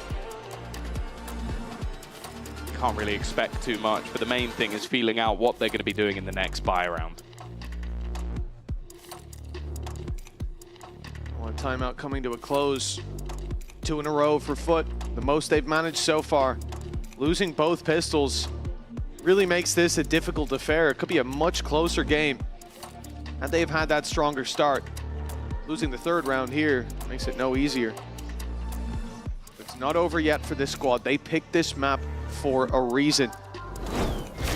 Seeing the return of CNED to our stage yet again, delivering that previous round. 2 op picks straight into a classic for the 3K. He's still got that spark in him. Where's comeback about to go? Question for Mates. Look at this. It's 3 players running it down, and CNED ready to greet them. I was looking at the stinger that's been brought up by comeback, but in reality, it was the rest of the team that was the one to get aggressive. You know, look to now try and join his teammate within the site, but that collateral should have been enough already to end this round. One of the ults went with it, but as said, I don't really expect to see any of them thrown in for the side of Mates in this round. Well, not after those picks as well. Even coming in, they found an opening, there'd be a chance. Nice shot, but the weaponry's not quite there for him. Come back straight through the TP. He'll be refracting to the site. They haven't quite walked out to meet him. And Prox, it seems he's gotten a collateral. 2 players down. It was 2 separated, but even still, that Sheriff, it showed up. Those are the only picks that they'll find. That second shot through the box was crazy. Just had a read on where his opponent was going to be, but hey, you take it. It's a little bit of damage. Cracks, though. There again is a safe pair of hands, and now is where things should get interesting. 4 ults online for one side, 2 on the other, but also 2 very close to being online. It's just a prediction of where his opponent was going to be. That is wonderful stuff, but ultimately it ends up just being a little bit of extra economic damage. Now, this is indeed the difficult round.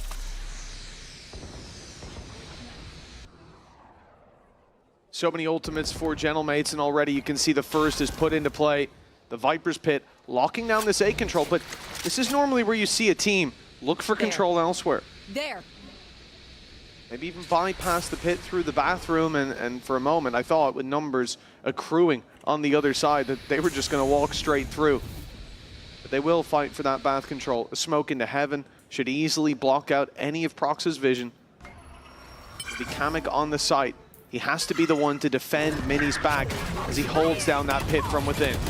Showstopper put through as well. They know that Mini was sprinting away. He's even caught two! Full blind! And it's the Showstopper needed to put him to bed, but that won't stop Gentlemates. They leave CNED and Mr. Fallen in a 2v4, but it quickly flips back into Foot's favor, I suppose. The damage done to CNED is massive, but with an AWP and a TP for the plant, this is opening a huge opportunity. Mr. Fallen, he's on the backstab, but CNED has to survive. Yeah, he has. Manages to dodge Convergence path. I think he's been spotted, but this given time, comeback though, he has the read.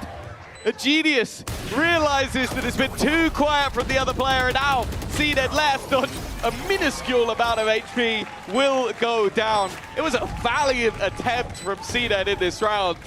It's good to see him back. A great read by Comeback, but a great attempt by CNED indeed. He just took that from an impossible affair into one that looked like Foot might have all the pieces connecting. He was full blind and takes down two. The Showstopper sent in to finally deal with Mini, but in the process, the door opens for that wraparound from Kamek. It's those two shots that made this possible. But it was that one from Comeback that sealed the deal. 12-7 now, 5 rounds in a row needed from the side of Foot, and they also committed quite a lot to that previous. They come in with only a Viper's Pit of their own to try to make this work. It's a tough scenario. Again, it felt like some of these rounds, especially in the second half, have been incredibly thin margins from victory and defeat. The turnaround from Comeback was what made all the difference, and while Prox fighting forward, I think he got a glimpse. He did get a glimpse. And this man's headshot percentage, I feel like it's got to be up there. It seems like headshot or bust for him. Comeback not over-facing, not over-aggressing.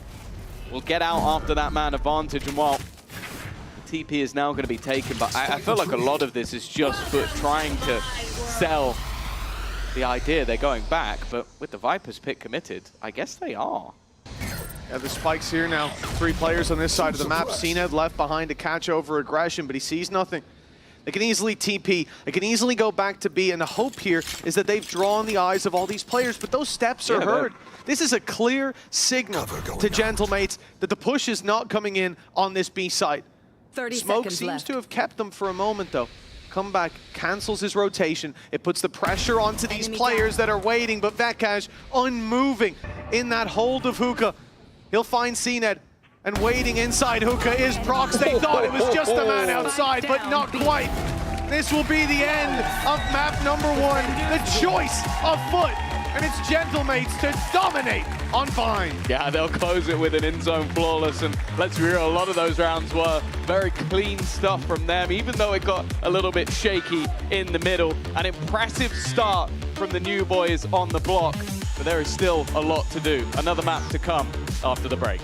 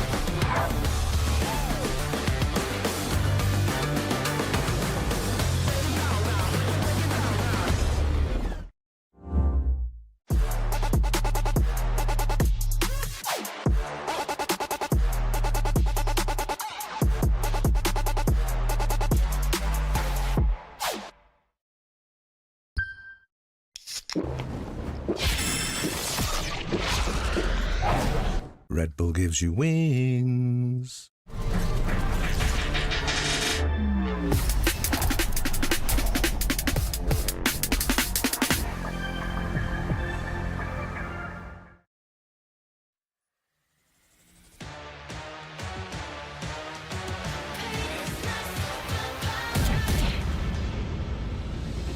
틱틱 문을 차고 있죠.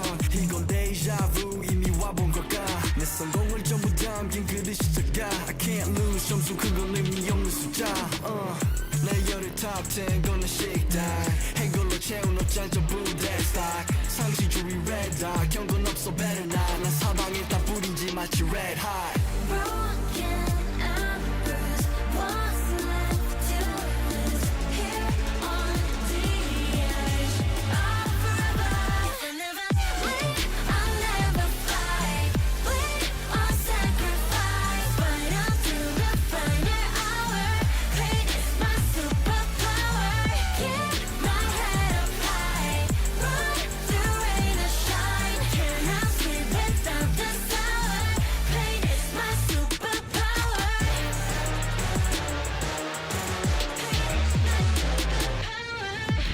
할 말 있음 어서 말해봐.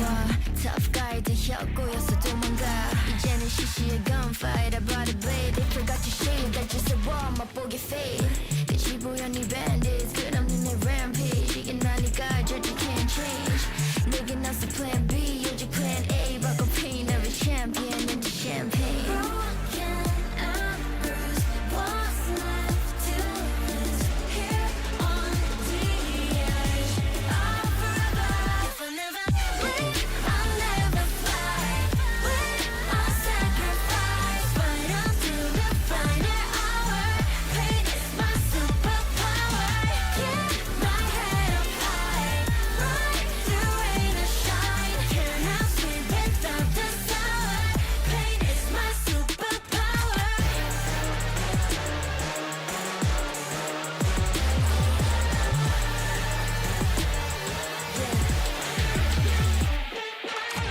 This will never stop me coming. I kick down every door they lock. No rules, no rules. Only gods can judge me.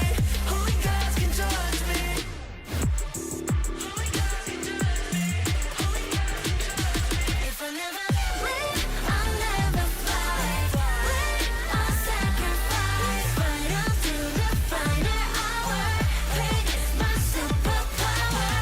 Keep my head up high, run through rain or shine. Cannot sleep without the sour. Pain is my superpower. Fight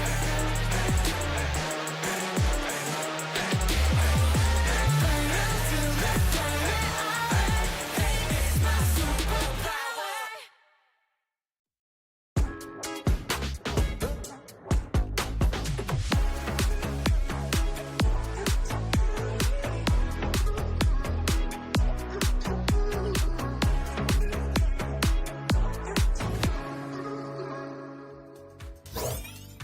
What a fantastic start for Gentlemates and this new roster of theirs. They go 1-0 up in this best of 3. I am your host, Yingsu, and we are back here on the desk. But unfortunately, the CNED slander from Mini was unprofessional and out of line with what we stand for here. So we decided to replace him with a coach that actually knows what he's talking about. Welcome, Gorilla. Thank you. I mean, like, me and Minnie aren't too different. Like, we have 2 international trophies between us. So it's hopefully I can provide some more accurate insight into CNET. Sadly, we have 0 international trophies between the 3 of us. But Billy, Gentlemates potentially could bring themselves a trophy if they carry on playing like that. Listen, road to Paris. Yeah. I see it. I genuinely think that Gentlemates are gonna at least finish top 6 this stage. With 100%. how amazing they've been performing so far. I mean, we were really hyping up the pickups, but before we even get into that, I want to talk about the fact that we saw a Waylay on Vines. Of course, the first Waylay. I know we're only in the first week, but I think the way in which it was played, we were kind of like, okay, why are they playing the Waylay? But this round in particular, I think was really, really nice, right? We see that Viper's Pit come down by Gentlemates, and then we see a reactive one from Foot to be able to kind of get back in and be able to defuse the spike here. But then we see this Waylay ult come in and just completely disrespect all of that utility that's gone down, and Comeback is able to just go in, go shoot, go kill, and I think this is really nice, right? We think about ranked games and stuff, and maybe Waylay is like not something that people have been playing more recently, but this is a really nice example of how you could utilize it. Yeah, I mean, like, the thing I wanted to point out with that is like the positioning of Gentlemates, because Waylay obviously slows your teammates. So for them to, you know, be in a Viper ult and then an enemy Viper ult, like they were both out of the way of the convergence paths, I think it's called. So yeah, it's really well planned. Yeah, smart from them. But as a Foot fan and somebody that might be a little bit confused about the roles they're playing right now, it might be easy to just harp on the Omen but Gorilla, CNED was not the issue here. We're rolling back the years. He was trying his goddamn best. Yeah, for sure. Like, we saw him even pull out the AWP, like AWPing Omen, which is honestly not a surprise with how much we kind of know him as the Turkish jet, the Turkish operator. He was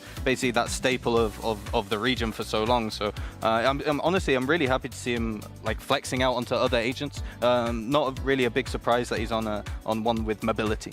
I think as well, something that we saw him do really well was being able to utilize his utility in the right ways and in the right moments, right? We saw him in a couple of those clutch situations, right? He smoked the spike. Not only reactive with those paranoias, but being able to set himself up well in the fights that he was taking as well. Like, just the game knowledge and awareness, I think, was really coming through. So as much as I wanted to see him on that chamber, I really liked the Omen from him. I wish I could describe how excited I felt to see both of them with an AWP at the same time. Oh, I know. And then they both killed too, and there's just this back and forth is beautiful. It's quite literally cinema, I think. But also for Mini, we talk about, you know, what's his role now with new players on his team. He doesn't even seem like he's that bothered. I love Mini so much. I think that he's honestly such a sweet individual, right? We see him really leading from the front, and I think as well that this is someone that we set up before this map, being able to take on this IGL role, someone who's just grown so much as a player, knows exactly how he needs to play his roles as well, and is being able to focus on that and not focus on, you know, micromanaging the rest of his team despite having new additions coming into this stage. Yeah, I mean, I think all the Coisitos at home are crying looking at how good Mini's playing this year, because obviously we really wanted him. I think I want to highlight is just his ability to stay alive during the rounds when he's anchoring sites is honestly something not a lot of players can do as well as him. Yeah, and he just seems so calm, right? He's never panicking. It doesn't seem like he gets himself into those situations. And I don't think they're gonna panic much in this series at all, because we are moving over to Sunset next. This is their map pick. They managed to win Foot's map pick, and the big question mark is still very much about roles and what they're gonna play, because for CNED on this map, he's only ever played Raze and Neon. He's not really versatile at all when it comes to his agent pool on this map. So what are we expecting? I honestly wouldn't hate a double duelist, but I also am expecting Zeus to perform better than how he performed in that first map. He kind of went missing, which is something I didn't think I would say about Zeus. I think he's someone that impressed us to begin with, but yeah, it looks as though CNED is still going to opt to stay with that Omen, and Zeus is going to be playing the Raze. What do you make of this, Gorilla? Yeah, I think that when Sunset's coming back now, a lot of teams are resorting back to kind of last year's meta with the double initiator. I would have liked to see some, as you said, double duelist, really give CNED some of the explosive kind of ability that he can have, maybe a Jet Raze, but ultimately they're playing it safe, not going to fault it for them. Yeah, and the Breach server on the other side too. Yeah, so Genomates actually played this map during the little sort of break that we had, right? And it's Kamek that's moving over. So beforehand, Kamek was playing that Viper and has now decided to move on to that Breach. So I wonder what the decision-making process was behind that. I wonder if they felt as though they needed to provide more support for comeback when he's running into those sites on that attack, because their defense looked flawless when they played it last. Yeah, I think like comeback go kill is not really a bad game plan, and any support that you can really give him is probably welcome. This is the ultimate comeback go kill, I think, if they're running comms like this. And for Gentlemates, this will be a huge, huge deal if they're able to close this out 2-0. So Mitch and Tom, let's see if they can. Quite the task for Foot, but a good sign for them early, having CNED deliver. You heard about it on the desk there. A player that we know is that Turkish jet, and playing the Omen, playing that operator, even on a map like Bind, where you don't see a lot of Omen on that map. It was great to see. Now, he has another challenge, winning out his opponent's map pick, because they just got stomped on their own. A big part of that, though, losing both pistols, which is, as I said, something that mates haven't been able to manage so far this year with the previous iteration of the roster. Yeah, I think for me the more worrying sign was that Zeus was kind of offline, which when you go back to previous stage, I think anytime that did happen, they lost. Like, he really was a huge win factor for them individually. And I think that everybody else on the other side seemed like they were hitting. So going into a map where he is that solo duelist, and sure, you're going to have cracks playing aggressively, you're going to have the initiators to set him up. It kind of comes down to, is this guy going to be hitting this map, or is he going to get wrecked by the duelist on the other side? Right here. Well, another pistol and a chance for Foot to pick up their first in this series. The defensive side mounted. And a good read immediately. Look at the pings going down. The push up from Yedege inside of B main, about to be spotted. The rotation on the back of it sends 4 players from foot to the A side of the map. It was a big rotation. They were ready for that blitz, but mates, having seen that aggression from the Cypher on the other side, they go back in the other direction. They leave Mini to hold the control, but he loses his life to that push from Mr. Fallen. Now they have to go through this utility. I mean, actually, obviously in a pistol, you don't have that much to play with. And with a ghost bot up from Yedege, his only trap's being destroyed. That's the thing. Mr. Fallen is currently playing as Sheriff with none of the Prowlers. Like, it's not what you'd normally see your initiator doing. But they are playing with these rotations again. This is something that mates did incredibly well in the previous map. The Haunt thrown out. And because of how late this has gone, the full rotation starting to come in, but the knife gives it away. You mentioned it in the last map, how impactful those were. Mr. Fallen will at least be in the right place at the right time, and he needs to at least get something. I think he's screwed here. Got the Aftershock sending him out into the open. 3 players waiting for him. Rotation cut by Vekaj, but it's all through the spawn. He'll be late to the play. Late to the party, leaving those 3 players on site. Maybe a bit more passive, but they've gone swinging. And Zeus is there to meet him. He had a tough map 1, but already activated in the pistol round. And a 2 versus 3. With that guy sprinting in, they've already heard the steps. They know exactly where he is. But he'll spot the defuse is not being pulled all the way. 1 player incredibly low. There's still a chance for this to go the way of mates. But CNED seals the deal for the other side. It's foot 1-0. Yeah, good recovery from them in the end. I was a little bit nervous, especially with how the rotations were played. I think Vekaj did an incredible job of selling that fake, like throwing in all of that sort of utility onto the other side of the map. It was the re-aggression that sort of sealed it. It didn't work out for mates. They weren't able to win those fights. They're not shying away from a fight though, Mitch. I'm looking at the buys. They're going to bring out the stinky stingers. Well, they were so good in the pistol rounds of the previous half, they believe their round 2s can be equally as strong. The force buy in round number 2, a confident play from Gentlemates, and after a 13-7 on the first map, I'm not surprised. But they're doing the Lothar bomb. Yeah. The right click. I think you're dead on there. That's what they're doing. We all do that, right? Everyone does that.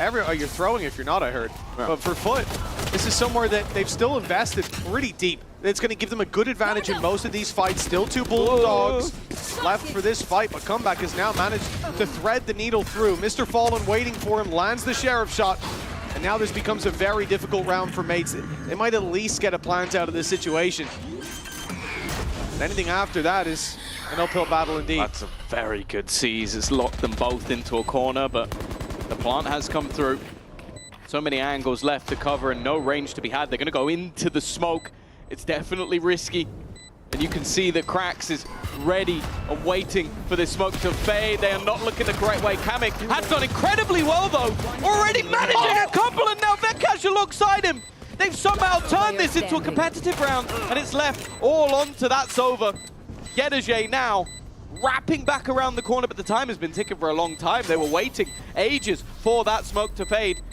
He's expecting this to be a bait, expecting the wraparound on the other side, and the spray just about connects. It's going to be incredibly close, but he has got it. Half a second left and a Red Bull clutch for Yedege. Oh, that was down to the wire. 0.56 of a second. Gets foot their second round, and now it should be plain sailing. A lot of dangers in this round. They lose the opening on the side of mates. They lose comeback as well, but then this push through the smoke, this classic kill, or classic damage, I suppose, of guys to actually take the kill with the Guardian. That gave them not only an opportunity, but the favor of the round, but just about they'll get there in the end. And like I said, plain sailing. Now they're just up against the pistols from Gentlemates. But this was the round that Foot were able to put on the board earlier on. Like he said, plain sailing. Nothing Mitch has ever said has ever gone back the other way, so we'll wait and see. I'm pretty accurate with these predictions. Oh. Comeback is currently playing a classic with full shields.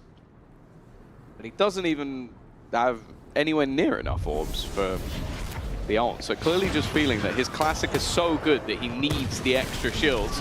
Or that maybe somebody else will get a kill and he can get a gun. Oh, he's already dead.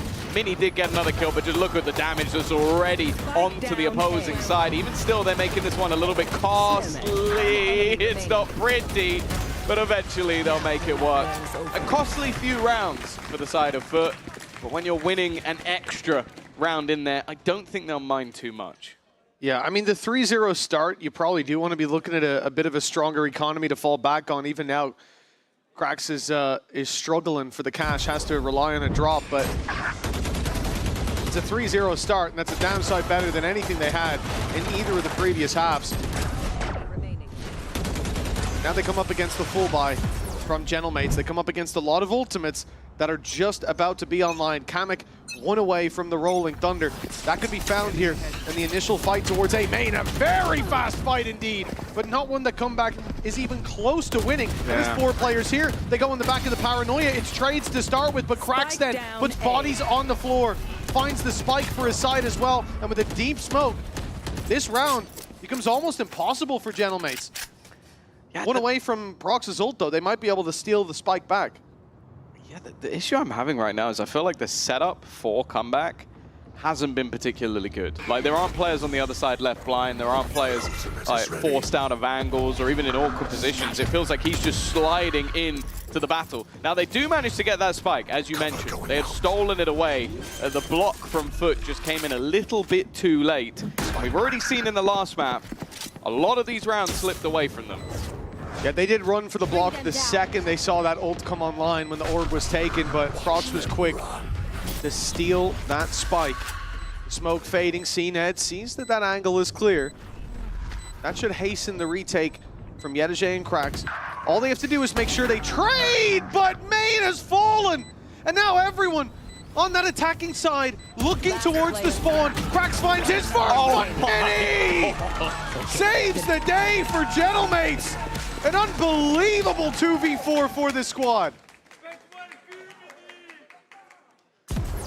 It's crazy that this guy has taken up the leadership mantle, and half the time the strat's just, I'm going to kill everyone.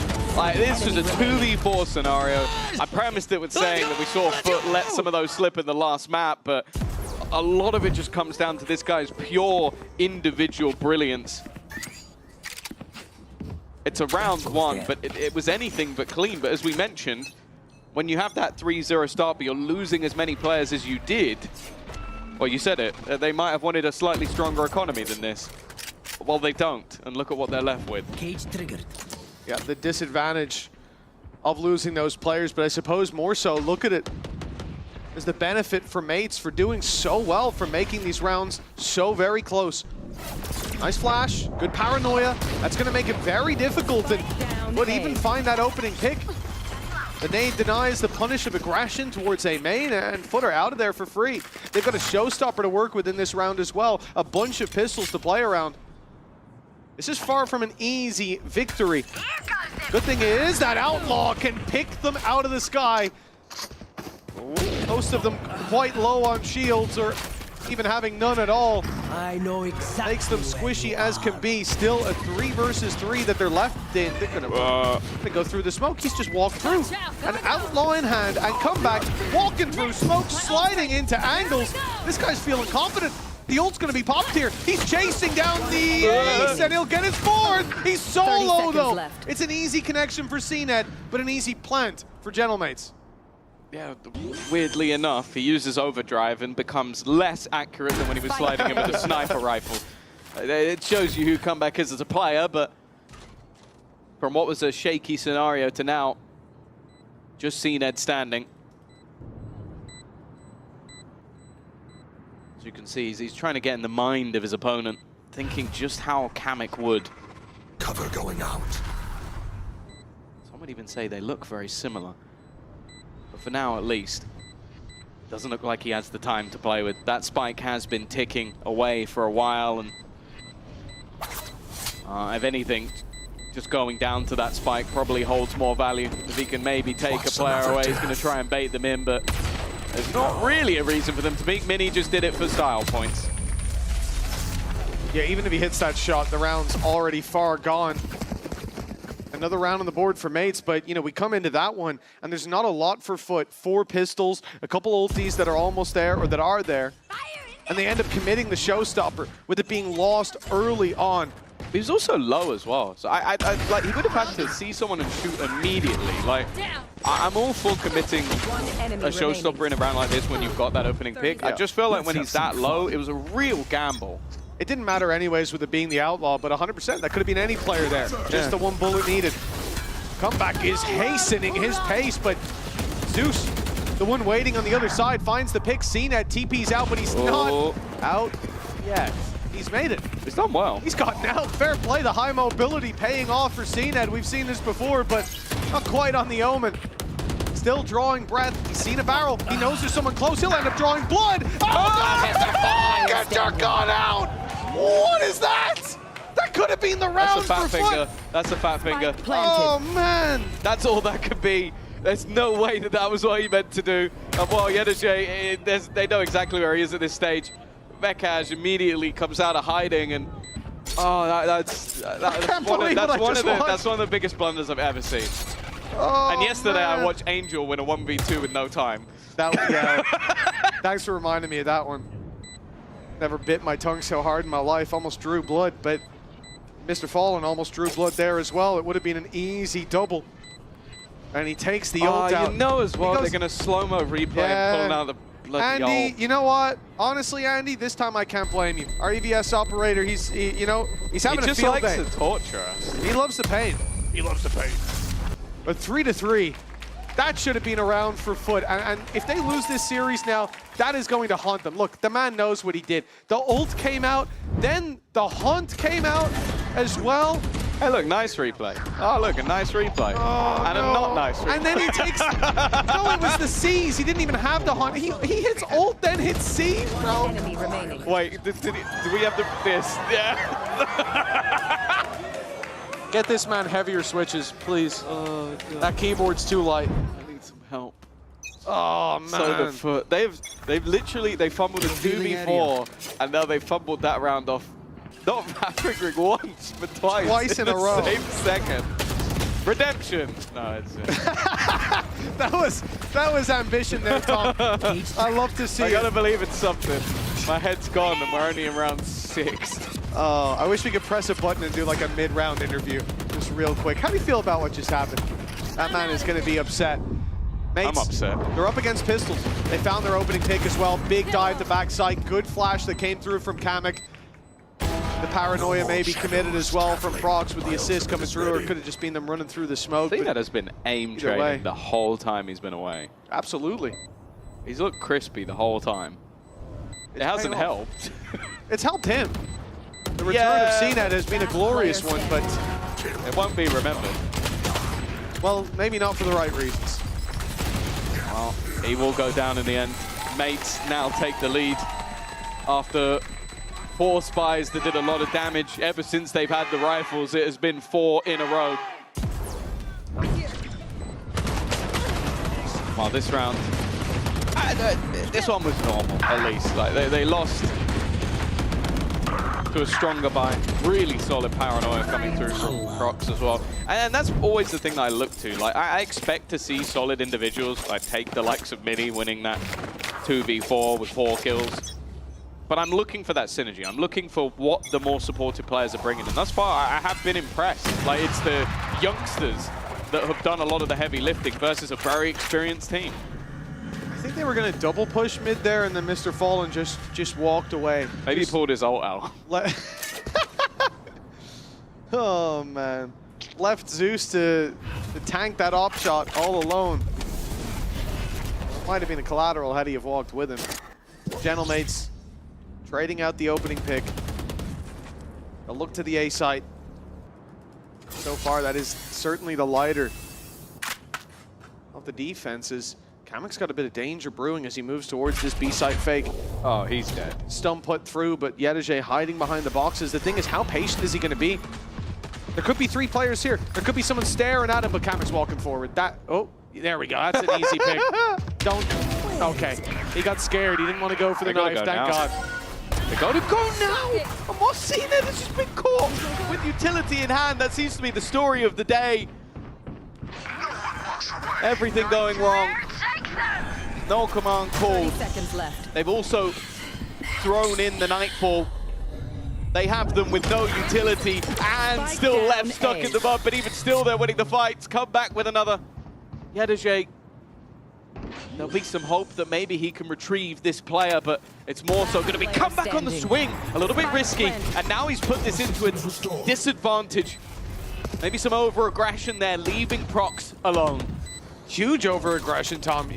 You know that that player is down on the ground. A mistake gets him back in the game, and look at what Prox has to do now. A 1v2. They know he's still on the site. He needs this pick cleanly. It's through the smoke! Prox has a real chance, but the spray! It doesn't quite land. Yedajay is there to save the day for Foot to climb back to even numbers.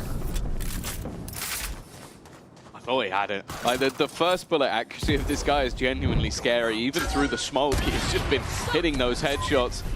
It does kind of feel like a... Yeah, he actually got revealed and then used it. It doesn't make any sense. It was like he just like, I'm dead anyway, so I'll just use the smoke. But yeah, not realizing that the player clearly got that far. It's definitely a mistake from Comeback, and Prox with an attempt. A good attempt at that. Nonetheless. 4-4. Comeback now with a Judge and an Overdrive. And I'm more afraid of the Judge. Bring them down. Certainly with how quickly he can slide into angles. Mr. Fallen safely behind a trip at least. Be good for now. Shock darts going to the standard trip positions, but they're in different spots now. Comeback close to running into one. He's heard it. He knows it's there, and it's not there anymore. And he's lost his life. To the side of mates. They have the advantage to work with. Comeback, Judge in hand, up close. He's got a great spot. The jump shots eventually land. And a 3 versus 4 to work with, but it's pulled back. Zeus a little early on the flank. This smoke has caused them issues, and right back through it he goes. But even still, it's only a 1-for-1. Leaving his teammates in that post. Kamek still with a stun to play with, but probably not going to pull it out in this position. The flash doesn't quite connect, but even still, he can't land the shots quick enough. Cracks with an immediate headshot after his teammate goes down, and Foot are going to make that retake stick. Solid work from Foot. I think Zeus a little ahead of the pack there. They're not quite ready to dive out of spawn, but they still managed to land it in the end. This trap wasn't even activated. I think Mini did run into it, but he didn't end up being deleted or being revealed. Straight spams through the smoke to give them that chance. Straight on the comeback comes through so quickly, and there was definitely a chance for Kamek there. But the jump caught him off guard. 5th now for Foot. They could be leading by more. This is the recovery you needed to see. Be leading by more. Absolutely. Operator in for CNED. He's proven already that this has been a gun with high value. Rolling Thunder available for Kamek. Actually, it's going to be sent through immediately. I believe it's been dodged. Well, not the prettiest of sprays, but the weapon being retrieved will be his demise. Mini is going running through, but there are 3 players left on the other side, and now, well, Vekash goes for exactly the same fight. They're swinging the full side of Foot in 1v3 duels. Now, Prox does have his ult. He could look to steal that spike again, but I think Foot should have made this realization. Yeah, they're going to try and block it. I believe 3 players stood there, and they're there just in time. At least now, Kamek knows there's players close, but after the knife hit him, they know that he's around this area, and CNED, no slouch on the operator. He's just secured the round. Prox should just be saving this weapon. 30 seconds, spike to be retrieved, at least 3 players on the site. 30 seconds left. Knows he doesn't have a chance of winning this. And yeah, he will just sit down on the A site, carry it forward. It's going to be Foot to extend their lead. It seems to be that they should have been in this advantageous 10 position. seconds Not left. quite like the first map where it definitely felt like mates had their number with a few errors mixed in. I'll say as well, it's been like, Comeback obviously is this super explosive, aggressive player, but it definitely feels like sometimes he's out on his own, especially in early stages of the round. Like it's basically him in a 1v1. I also feel like some of the post-plant scenarios, it's like he's still super aggressive, even in 3v3. So I wonder if that's something that maybe will change over time, because it does feel like, yeah, it's like these. It's like you want him to take the space, that's fine, but I think in the round before, where they had a 3v3 post-plant, he goes sliding in and trades 1-for-1. I feel like that actually benefits the defense more than it benefits mates. Yeah, in terms of getting to the site before that plant is down, it's more helpful. You thin out the defense. Yeah, exactly. When there's less attackers to play off of each other, it becomes much easier to start connecting those dots. A timeout called here by Gentlemates.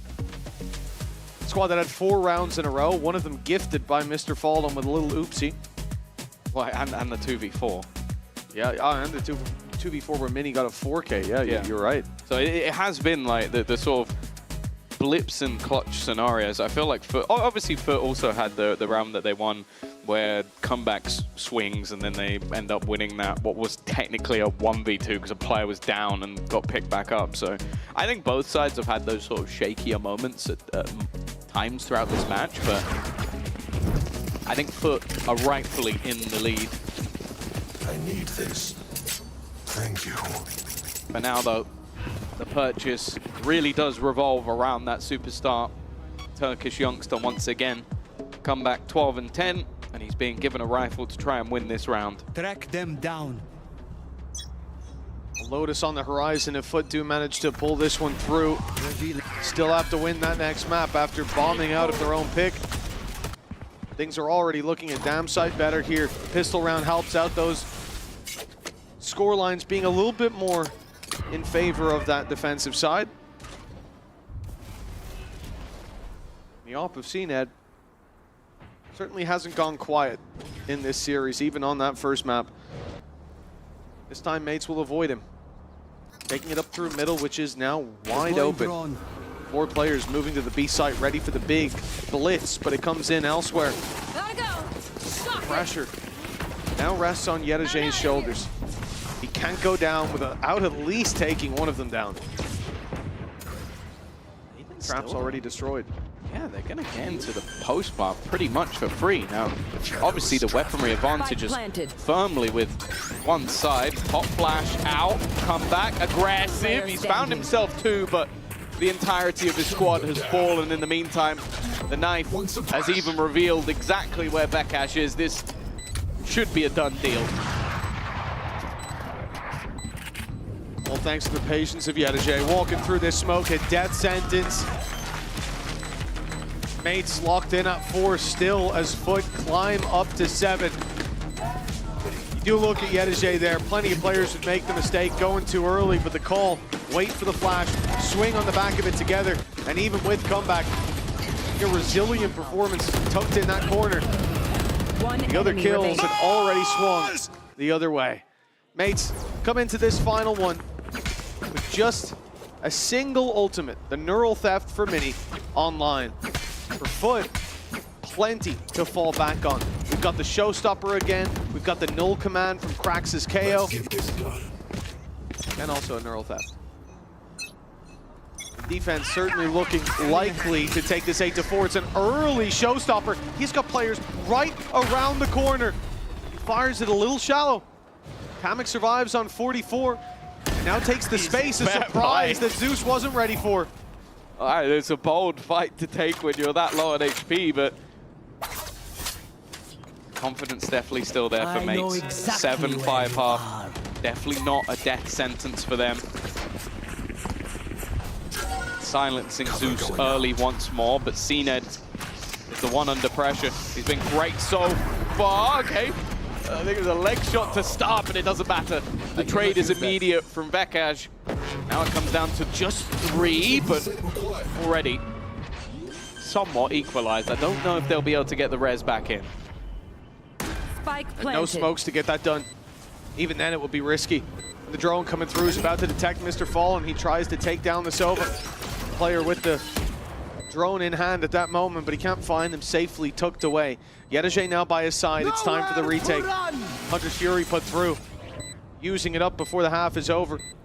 He gets his weapon out to trade as Mini gets contact. The trade doesn't come through though. It's Yedeje with 2, and again, this A site belongs to Yedeje, and the lead belongs to Foot. 8-4 at the halftime. Yeah, a fantastic recovery. I think after the way this half started, the 3-0 and then losing 4 rounds in a row in fairly shaky fashion, Foot have definitely proven that, okay, this is a solid map for us. If anything, looking a little bit better than what we saw on their own map choice.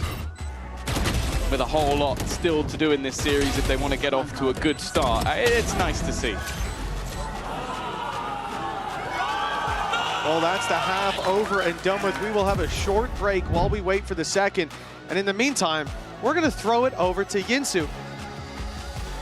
So I believe she's going to be doing a little interview for us at the halftime. And a good spot for it as well, with mates leading 1-0 and coming into this second half needing an inspiring comeback. It's been a tough one so far. It's been a difficult battle. They had that 4-round streak. They had a couple of rounds that were kind of gifted to them. Hopefully there'll be some inspiring words coming out of Squeezy from Gentlemates, who is standing by with Yinsu.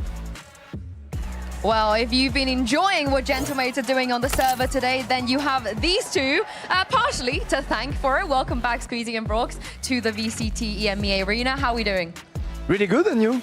I'm very good. I think you're going to sell a lot of jerseys with this roster. I think we're loving what they were bringing on map 1 in here, but it is a big risk, right, to change 3 players ahead of stage 2. So what was the reason behind this? What's the reason? We have to change many things in the roster because we did a really bad split one, actually. So we had to reach for new players who wants to win and who wants to work a lot, because you have to work a lot to play on this stage and to win some matches. Every team is so strong, I think, this year. Yeah. So yeah, we reached to many of players, and finally we have Comeback, we have Vekaj, we have Prox, and we are really, really happy to have them. You could have just stopped at 1 superstar. How did you manage to get 3? I don't know. Our staff did a good work. They did a good job to pick the players. We were just buying them, and I don't know what to say. They did a good work. That's it. And we're just lucky to have them, and just enjoying the moment. And how important is it for you guys to not just make it to Paris, because, you know, we're going to France, but also to stay alive, to make sure I see you two again next year? We're afraid, you know. We hope we will make it. We love VALORANT. But it's a long pass. Exactly. But we will do it at the end. Yeah, if there's anyone that can do it right now, it's these boys behind us. So thank you for joining me, and let's hope we can close it out for the second half. We hope. Go, baby. Well, some inspiring words there from the booth. Perhaps mates can make it happen. 4 rounds on the board after the first half. This map certainly, I mean, if you swap the picks around and don't tell me, I was about to say, it's not looking great, is it? Not on this map. Not on the first half, at least. But Tom, it's not over yet. Should have gone in the first half, you know? Their pistols have been pretty solid. They lost out here. They went 3-0 down with the second round force buy not working out. And hell, if that doesn't happen, maybe it's a completely different game. But it did feel like the rounds given to mates were errors on the side of Foot. I don't live in if, buts, or maybes. I live in absolutes, and it is going to be that aggressive B main push. Already, though, it's CNED to start. Comeback doesn't like that. He's the Turkish star of new, but it's the Turkish star of old that started off this round.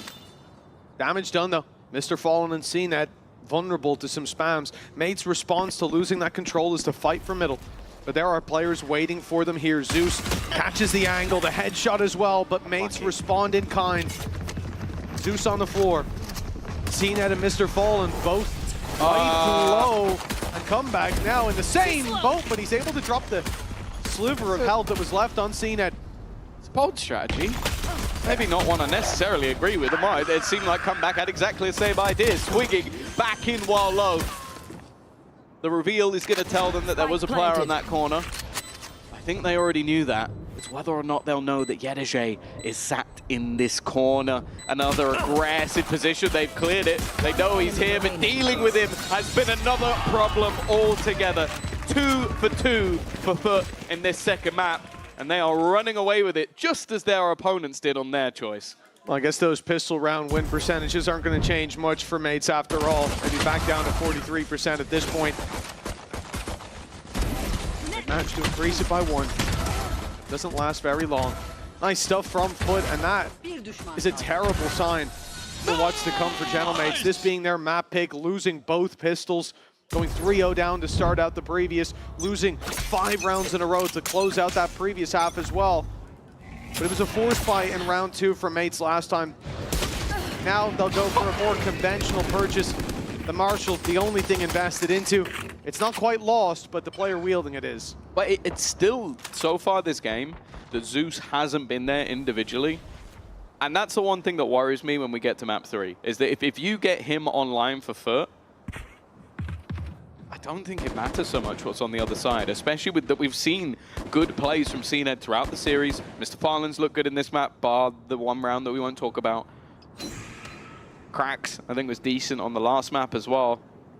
So this is starting to get very dangerous for Mates. As said, like for Foot, it's about a road back to champs. They've been a team that has made it in the past and always been competitive. For Mates, it's a very different road. Champs would be wonderful. It keeps them in the league. But even just looking at top 8, that wasn't something they managed when it came to the last. Well, Yedajay, he has lost his pistol, but he's probably won his team the round. I don't think they're going to be pushing that elbow again. It's not quite a totem pole, more a pyramid. Planted. The pyramid scheme works Maybe out a tower? in favor of Mates. It could be. An Eiffel one. He got an Eiffel in that round. That was you didn't see the extra layer, did you? No. You were like, well, obviously. I saw it in your eyes. And now I see pain. And that's exactly what I enjoy. More pain for the side of Mates in this one. Zeus starting to wake up. God of Thunder has been dormant. Going down to the spike to play. Stun goes through to keep them around, but no, it won't be doing anything. They're already well and truly out of here. I thought for a second he was going to just commit the aftershock. It's not to be, thankfully. Saving those credits for the next. Double digits on the side of Foot. A strong start to this second half when they already had the lead 8-4. And now Mates find themselves in a very similar position to where they put Foot after half number 1 over on Bind. The climb back is steep, and it's looking like Foot will be taking us to Lotus. Seeing the pings at top mid. They're about to do something incredibly aggressive. Looks like it, at least. Shock Dart's been sent through to destroy the trip, but they are immediately splitting. CNED is behind them, and they have no, they have no idea. He's still at least got one, and the trade was there. It's fine. We don't need a slow-mo replay, but we might need one of this. It's coming to fight 2. Planted. How neither of them connected? Leaving a 2v3 scenario where Foot are going to get aggressive again. They're walking into the firing squad, but somehow with the stinger, Yedajay has found a double. This round isn't making sense in terms of who's winning the fights. Oh, Yedajay dodged it. Dodged that paranoia perfectly. He knows now the players on the left side, has the info to work with. Smoke down. The tap comes through from Prox. He's going to take it to half. Surely not sticking it all the way, but Yedajay grows suspicious to spam in. Now Prox has the info. The second tap. Yedajay sprays. He's running low on ammo, and Prox reads that perfectly. A much-needed round for Mates, but it's so damn costly. Yeah, I don't know how they're finding that much value with the stinger. The double spray down from Yedajay, not even at like that short of range. This not being more than 1 kill, but even still trading it out. And then the Kamek double spray down, which I'll be honest with you, like the first one was nice, but the second one took about 15 minutes. It is not the prettiest. Right. Zeus is about to change his mouse crosshair. Everything that he can find. Gotta change his res and forget his lineups. Who would do that? Double digits. Double digits for Foot. they're stuck here for now. Mates win 2 more. Looks like a much more competitive game. Already pushing. And if they lose 2 more, it's almost done. That's true, Tom. Thank you. You're welcome. The credits running low for the side of Foot, so a real chance to connect that double, to put it 10-7, bring this back into the realms of possibility or the defensive side.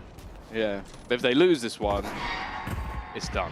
Yes. They don't have the credits. They don't have ultimates other than Vekaj being relatively close. Like, it would basically clear a path to Foot. Cage triggered. Already a lot of space taken. A couple of kill trips set up, hoping to catch someone that they can spray onto. Nade going over the top, really nice. It's gonna force Mini all the way back, but it's the shots from Vekaj to work out. Mini alongside him has at least kept this one even. Had to go back to get the spike. It's gonna be just a firefight! Oh, just Cracks get both there! One through the wall and, well, maybe one nail in the coffin. I don't know if that flash even connected on them. It looked like they were both playing anti. I think they were. Yeah, I don't think it did connect onto anyone. He just won the fight. He's just better. Catch it in the replay. This is the only battleground we essentially saw. Yeah. This one set of stairs, having all of the duels, CNET, both barrels proving deadly. But yeah, it's just that spray down. They waited for the flash. They swung off the back of it, but they cannot win the duels. And Gentlemates, oh, they're calling a timeout here, man, but it's almost just leaving them stewing in what's in front of them. No credits for this round, as you said. That should be 12, and then 7 in a row needed. This defensive side hasn't looked dominant. It hasn't looked solid. It's going to have to be a different game played by this squad. But that's the thing, you're looking at Cracks currently 18, 10, and 10, CNET 18 and 12, Yetej 14 and 9. Like, unless you somehow pull off a miracle in this round, I don't believe they're going to win 7 in a row. Like, I think when Foot are on individually, someone will get them across the line. As we've seen in a lot of these rounds, there's been a lot of clutch scenarios, a lot of individual brilliance, like CNET with a double, Cracks them with a double. And on the other side, okay, like Mini had his moments here and there. Comeback has been decent, but I feel like he's won them a lot of fights, but then also over-peaked in quite a few scenarios that have ended up letting rounds slip away. It could have been a closer game, but I will find as I said, it isn't. And now, well, Mini's going to try and be the hero. I don't mind it. I think if anybody was going to pull off one of these clutch rounds, he's probably the name that I would suggest, but it's a big ask. Got to hope on the power of the numbers on the other side of the map, but even now you can see that the net is being spread thin by Mates, assuming that the play is coming towards B, but it's a default for Foot. They know that they're possibly up against a force buy, likely up against a mixed bag. These are not the rounds to make mistakes in. On the cusp of victory, a more dominant victory than what they were dealt on their own map pick. Going into Lotus, that could hold a lot of value to have the wind in the sails. Shadows traveling. Here. CNET already has spotted a victim. But that is where the majority of players currently lie. Cracks with the lineup. They've also thrown a Seize in as well. This is all to sell the idea that they're going towards A. But to be fair to Mates, they have read it as a ruse. They have got this spot on. Mini saw the knife being thrown out. He saw it thrown from the B side of mid. He didn't see anybody cross afterwards. The immediate call was to rotate in. Now there's 5 players here. This fake has played against the hand of Foot. It's a solid opening for Mini, but Yetej down below. He's able to double, and CNET comes in with 2. No shields, at most a light shield on the other side, and that's a field day for CNET Sniper. And there he is. CNET himself. Yeah, CNET himself, the the Omen. It never would have been said. If I'd said that a year ago, you would have called me crazy, but he's currently 21 and 12. Playing the Omen Sniper a lot of the time. I'm honestly surprised, like we saw him get caught out with Util earlier. I'm honestly surprised we haven't seen that more with the way that he's playing, but it has been working. 12-5. A group that definitely seems tough on paper, especially for playoffs being crucial for mates. A victory here versus a changing tide of foot without a captain going would be huge, but this map is looking like a bridge too far. Well, it's so much needed as well. Like, obviously, they commit Null Command and From the Shadows previously, Neural Theft as well, but Showstopper about to be online. Coming into next round, it will be. They've got credits to purchase up in the next.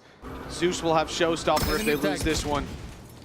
It's not just about winning 1 or 2. It's 7 in a row for Gentlemates. That could be 2 full ult cycles on the other side. 2 big rounds that Foot can play with.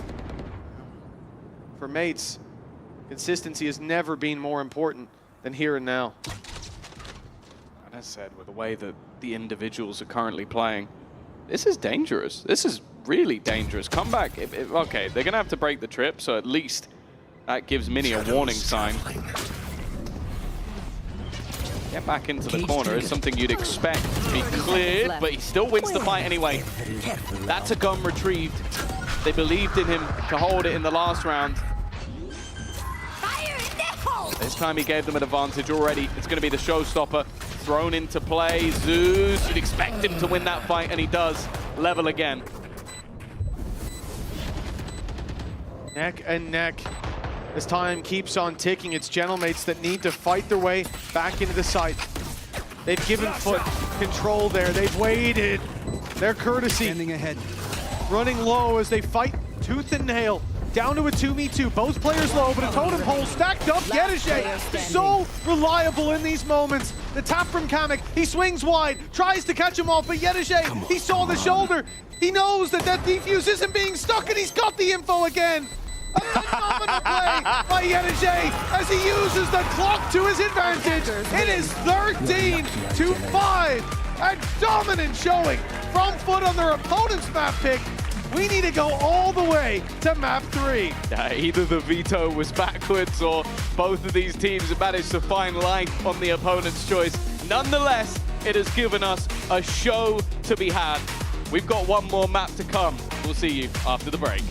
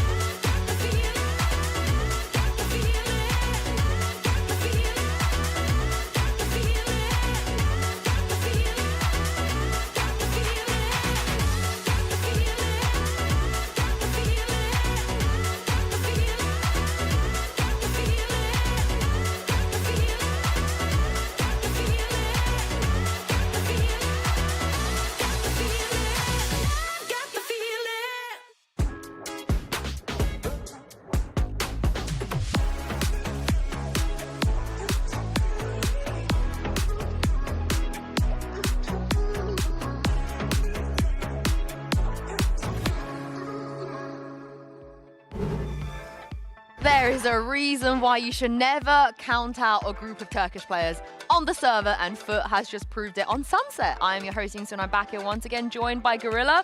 Mini snuck his way back into the building after we kicked him out. I think you owe a Mr. Charles Eddington an apology. Yeah, I'm gonna straight to camera. Just apologies for... Is that one actually? That Mini? one? Yeah, that there one. we go. That one's red. Yeah. Sorry, Seedned, I was wrong. You were actually pretty good at smokes. And I was wrong. His ability to improve on agents seems much quicker right now.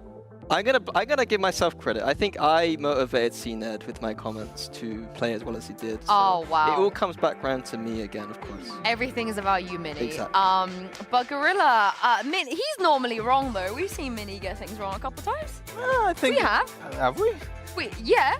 I mean, back when he was on Fnatic, he got a lot right, no? Sorry, I don't mean to stroke your ego at all, but this guy needs to come back more. It's nice. How many times have you lost to Ballista? To Ballista? Yeah. Oh, that's... I don't Zero. I think I was still playing Yeah, in Tier 3. There we go then. But the important thing here is Foot, they managed to bounce back, and Mini, they managed to bring some extra layers to their game. Like we just saw the compositions there, and it seemed like same old Foot, you know, like the KO, the, Cypher, the double initiator, the kind of standard stuff that, I've been not a big fan of recently. And I thought same old Foot, but then we saw some rounds here where I was like, this is a different style. Like for Foot, I consider them a team on defense that likes to just hard hold and flood everywhere and just be aggressive. But here we saw them playing a bit more of a retake style, where they weren't just immediately trying to stop all plants that happens. They had flanks going on sometimes. They played with discipline a little bit more. The core identity to me is still there for Foot, but a couple of things added that I saw.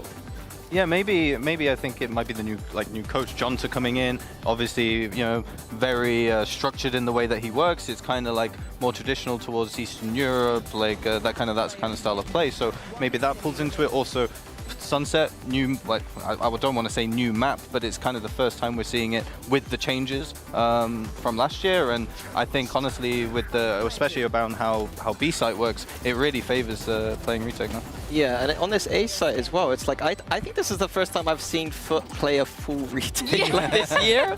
Like every time I do prep for them, I'm like, they're just running in. But like for once, I've seen them play a disciplined, let's just survive kind of style, Yeah, and it's crazy because Jonta's not here right now. He's with the team, but not physically with the team. But all in all, we like the new things they brought. Yeah, it's like a little addition on top of their identity, which I think is nice. Which is really ironic because they've brought back CNED, right, alongside a new agent for him, some new stuff. The CNED comeback, Gorilla head-to-head, is so interesting on so many levels, but it's really nice to see CNED hold his own because God knows he's been criticized a lot in his career. Yeah, for sure. And I think this was at least my question mark coming back in is like, how good is he going to be after, basically almost a full year off, right? I think you said in the pre-show that it was like a full year since we've seen CNED play professionally. So that was my main question, but I'm really happy he's doing well. Yeah, I wonder how they made that decision, like to just be like, oh no, CNED can play smokes, because I don't know how that happened. Like, did CNED just be like, look, no, I can do this, and just convinced them? I mean, this is the first time he's ever won on smokes in his career. All the other times I saw him back on Na'Vi, also map 1, he didn't manage to get a win, so congratulations. He's rubbing his hands like he's ready for map 3. Yeah, I mean, he better be ready for map 3, because if Gentlemates can come back under the leadership of Mini, and speaking of, not you, Mini, the Mini that's good on the server. But yeah, if we take a look at Mini's performance highlight presented by Herman Miller Gaming here, he absolutely not just popped off on the server, but vibes-wise, because Mini, you were speaking about the importance of having a hype man like this, and I think he fulfills that role pretty well on this team. Yeah, there are some teams in the league that don't have it, and Gentlemates aren't one of them, because Mini is shooting and having fun at the same time. Is something that is sorely missed. IGLs in general are sorely missed. IGLs that can frag and give vibes, it's like he's probably the best upcoming IGL in my opinion when it comes to those things. How do you reckon you got bigger biceps than them? Because you've been hitting I've been at the gym a little bit. Yeah. So who can outgrow the Mini? Who can out Mini the Mini? Yeah. Where are we going? No, I'm just saying that you said that in order to win. Oh, because I can flex my biceps. You gotta get your biceps out. I think I still have 0 aura, to be honest with you. So. Based. But we're going on to Lotus next. And Gorilla, what are we expecting comp-wise? I'm expecting standard 4-4-2 from Foot, double initiator, get cracks on the KO. Yeah. I'm interested to see what duelist they're gonna run. Maybe double duelist. Hopefully, can we please see some CNED Jet? Oh no, but we see CNED Yoru. Okay. Yoru. Oh, he's done this on Na'Vi before, and I quite liked it, to be honest with you. Is this a win con for them if they're playing into a very capable comeback Neon on the other side? Yeah, I think they definitely need to watch out for the orbs, like the aggressive orb, like off angles, and like even opening on attack. I wouldn't be surprised if they like kind of put Yetajay in the pack and let CNED kind of go off by himself with an orb. Yeah, and something from Gentlemates is they were recently playing some chamber, testing that out, and they've switched away from that. And they were doing quite well in the recent events they're playing, and so it's interesting to see Vikash now back on Sova. It worked well with the Fade on Bind, but a bit of a question mark here for me. Yeah, Mr. Fallen Omen. This is what you wanted to see. You didn't want to see They're going to lose now, Omen. of course, because I'm cursing everything today. Yeah, because everything's about you, Mini. But Gorilla, what do you think?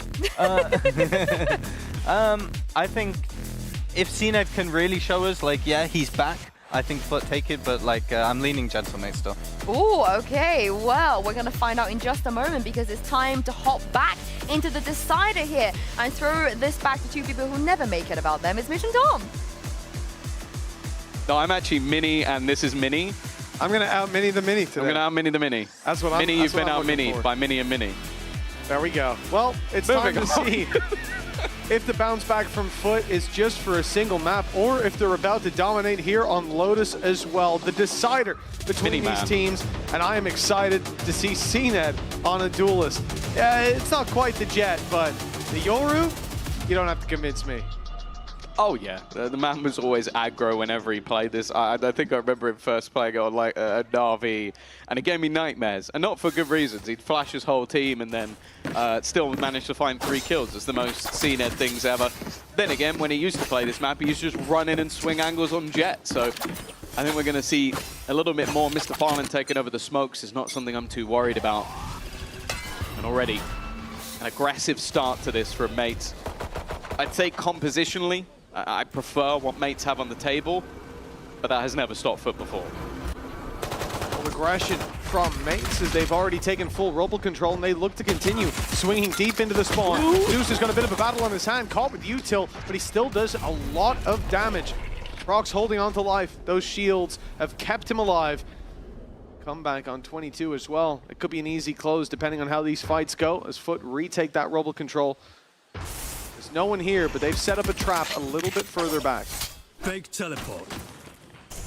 Lead from Mates right now is solid, but the paranoia going through. My main worry is if they know how far forward Yetajay currently is, and the answer is a resounding no. Even still, though, with his teammate falling, they now have the info. It doesn't seem to matter, though. Yetajay has been in great form. He's waiting and almost gets the job done. Instead, though, it's left onto Mr. Farland. Spike has been spotted. 2 players are 30 seconds within left. a single bullet from death. With a frenzy in hand, he has a fair few bullets to play with. Wrap around through spawn. It's comeback that will be the first point of contact. Smoke goes out towards B. Both those players hearing it, they think that's where the play is coming 10 through. It seconds looks like a left. free pick. But the step's made. Oh, he still grabs the kill. Mr. Fallen, full HP. 1 versus 2 now with the plant for him. Question is, does he commit to a deep wraparound? Is he just looking for a pick because they're already on the site? He's going to be too slow. He has to go back in the other direction now, having cleared this out completely. Is no, oh, now he hears them. He knows they're here. The steps made on the way back as well. Paranoia lined up, fired out, and both caught by it. It delays them a little bit further. The smoke out was risky, and the frenzy. A few bullets left, but he needs to reload. Mr. Fallen. I don't know how he stayed alive for so long. Oh, Mini. So reliable so far, but he falls at the first hurdle here on Lotus. The last 2 days, I feel like we're getting more galaxy whiffs than I've ever seen in my life. Like, It's just moments before disaster. There's a Red Bull clutch, by the way. This is just... He reloaded mid-fight. Like, how is he able to do that? Oh, no. I like the immediate fist bump from it. He's like, yeah, Good job, guys. Good I'm job. fist bumping my way out of this one. He was fighting his demons. They were actually to his left and right. Yeah, they might have been pulling at the mouse there. I think that's his best excuse. That's tough. The pistol rounds for mates. We talked about the win rate. It was 50-50 for this roster coming into this final map, but now they're in the red. Living up to the name that was set for them by the previous iteration. Foot and the percentage is now not good. 2 out of 5, right? It's not that hard. It's not that hard. I forgot how many pistols there were. That's the hardest part. Foot dominate those battles. It's an easy close and 2 for 0 to start. That's 100% of the rounds for Foot. Nice. Thank you. I worked hard on that one. 2-0. This time they have kept it clean. Second fastest attackers team on low. Who was number 1? You can't leave me hanging. You want to guess? We can tell you if you're right or wrong. Quick. I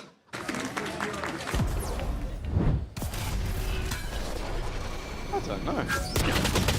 Oh dear, oh dear. Who's quicker than Foot? I don't think that's a title that anybody wants. Fast on attack. I don't know.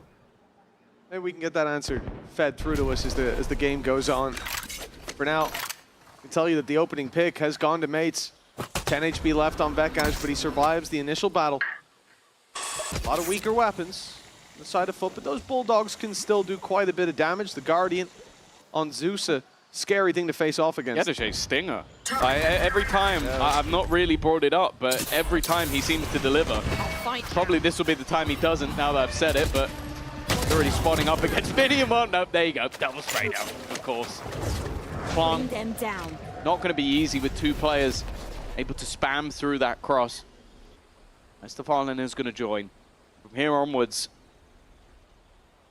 any extra kills, it's going to cause damage. 30 that seconds plant left. will come through. Though he might. No, not quite. Doesn't quite reach. Just about safe. Still the numbers to fight against. Spam's doing damage. He's down to 50. Door open. They've got info on a player potentially isolated. Swing them together. Good stuff.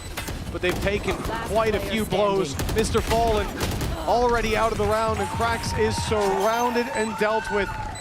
2 players left alive for Gentlemates. It's 2-1.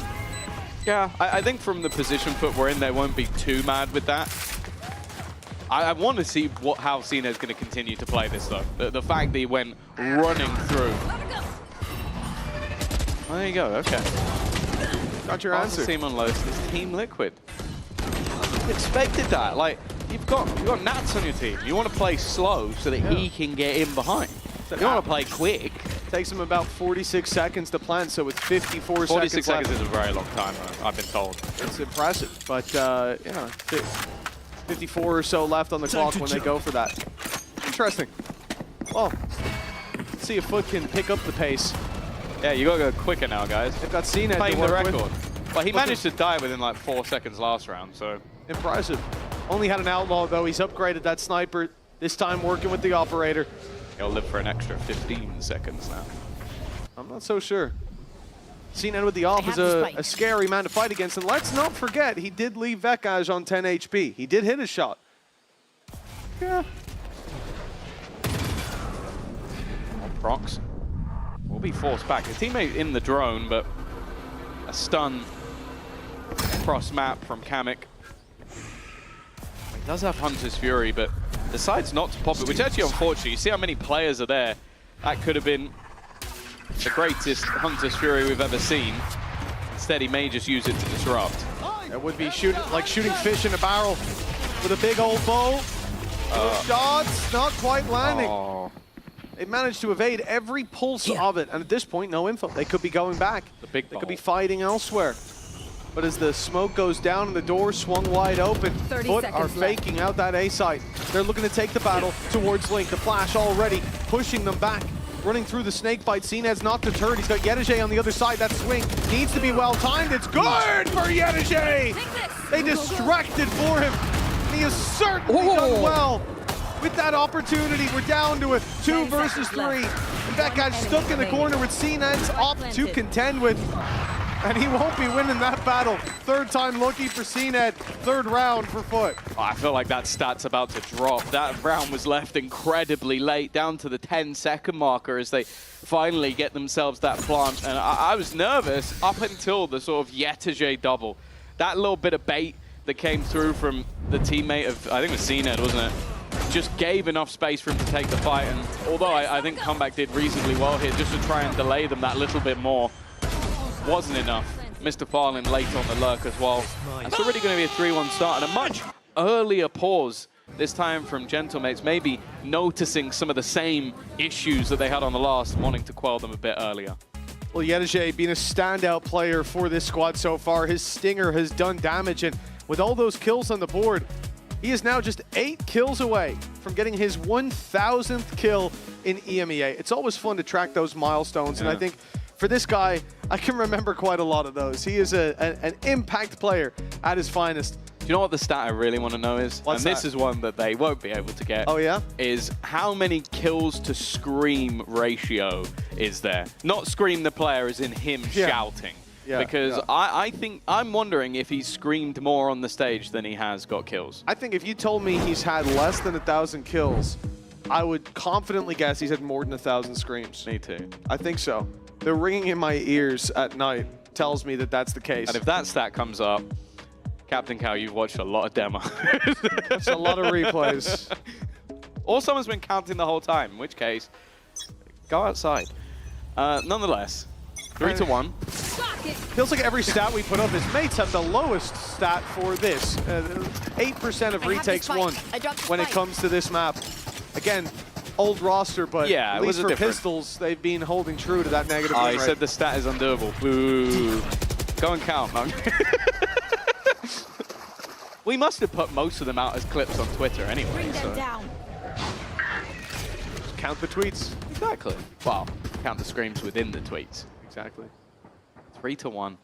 This is about as low of a buy as you're going to see, but the overdrive is available for Comeback. And he's bought full shields. Clearly waiting to see where Foot end up going, but they have been playing things very slow. I feel like that stat is going to be blown out of the water. A different look to this squad.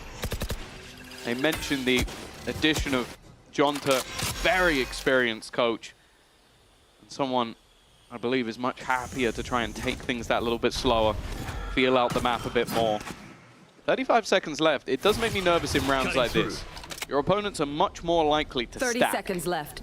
So the fact that you're only really starting to probe the sites now is a bit scary. They have got it right, though. 25 seconds, 20 now as they put boots on the ground. The spike making it to the site. Candle bleeding its last life, but the utility not in time. That plant will be secured. The cost of HP, but a trade they're willing to make, and a fight potentially for C-Link, but it is only the ult put down, luckily, because it didn't catch so many of them. Pushing into the pistols, always a dangerous thing to attempt. Comeback, pops the ultimate, comes out, lasers from his fingers, and he's already found one. It's flying in favor of Gentlemates, with only Yettage left. A big step towards his 1,000th kill, if he can find this, but Vekaj is there, ready and waiting. A sliver of health left, but he lands the shot first. God, an incredible round from Mates. Like, they don't even have to invest anywhere near as much. They put in the overdrive, and sure, I think it helped for Comeback to take some space, but the pay save card Thrifty, a lot of it comes through of, yeah, the pistols. It's the kill from Mini to start, another comes up from Prox as well. And, just a team effort on their timing and getting back into the site. It's incredibly impressive, but I don't know how Foot have managed to let that one slip.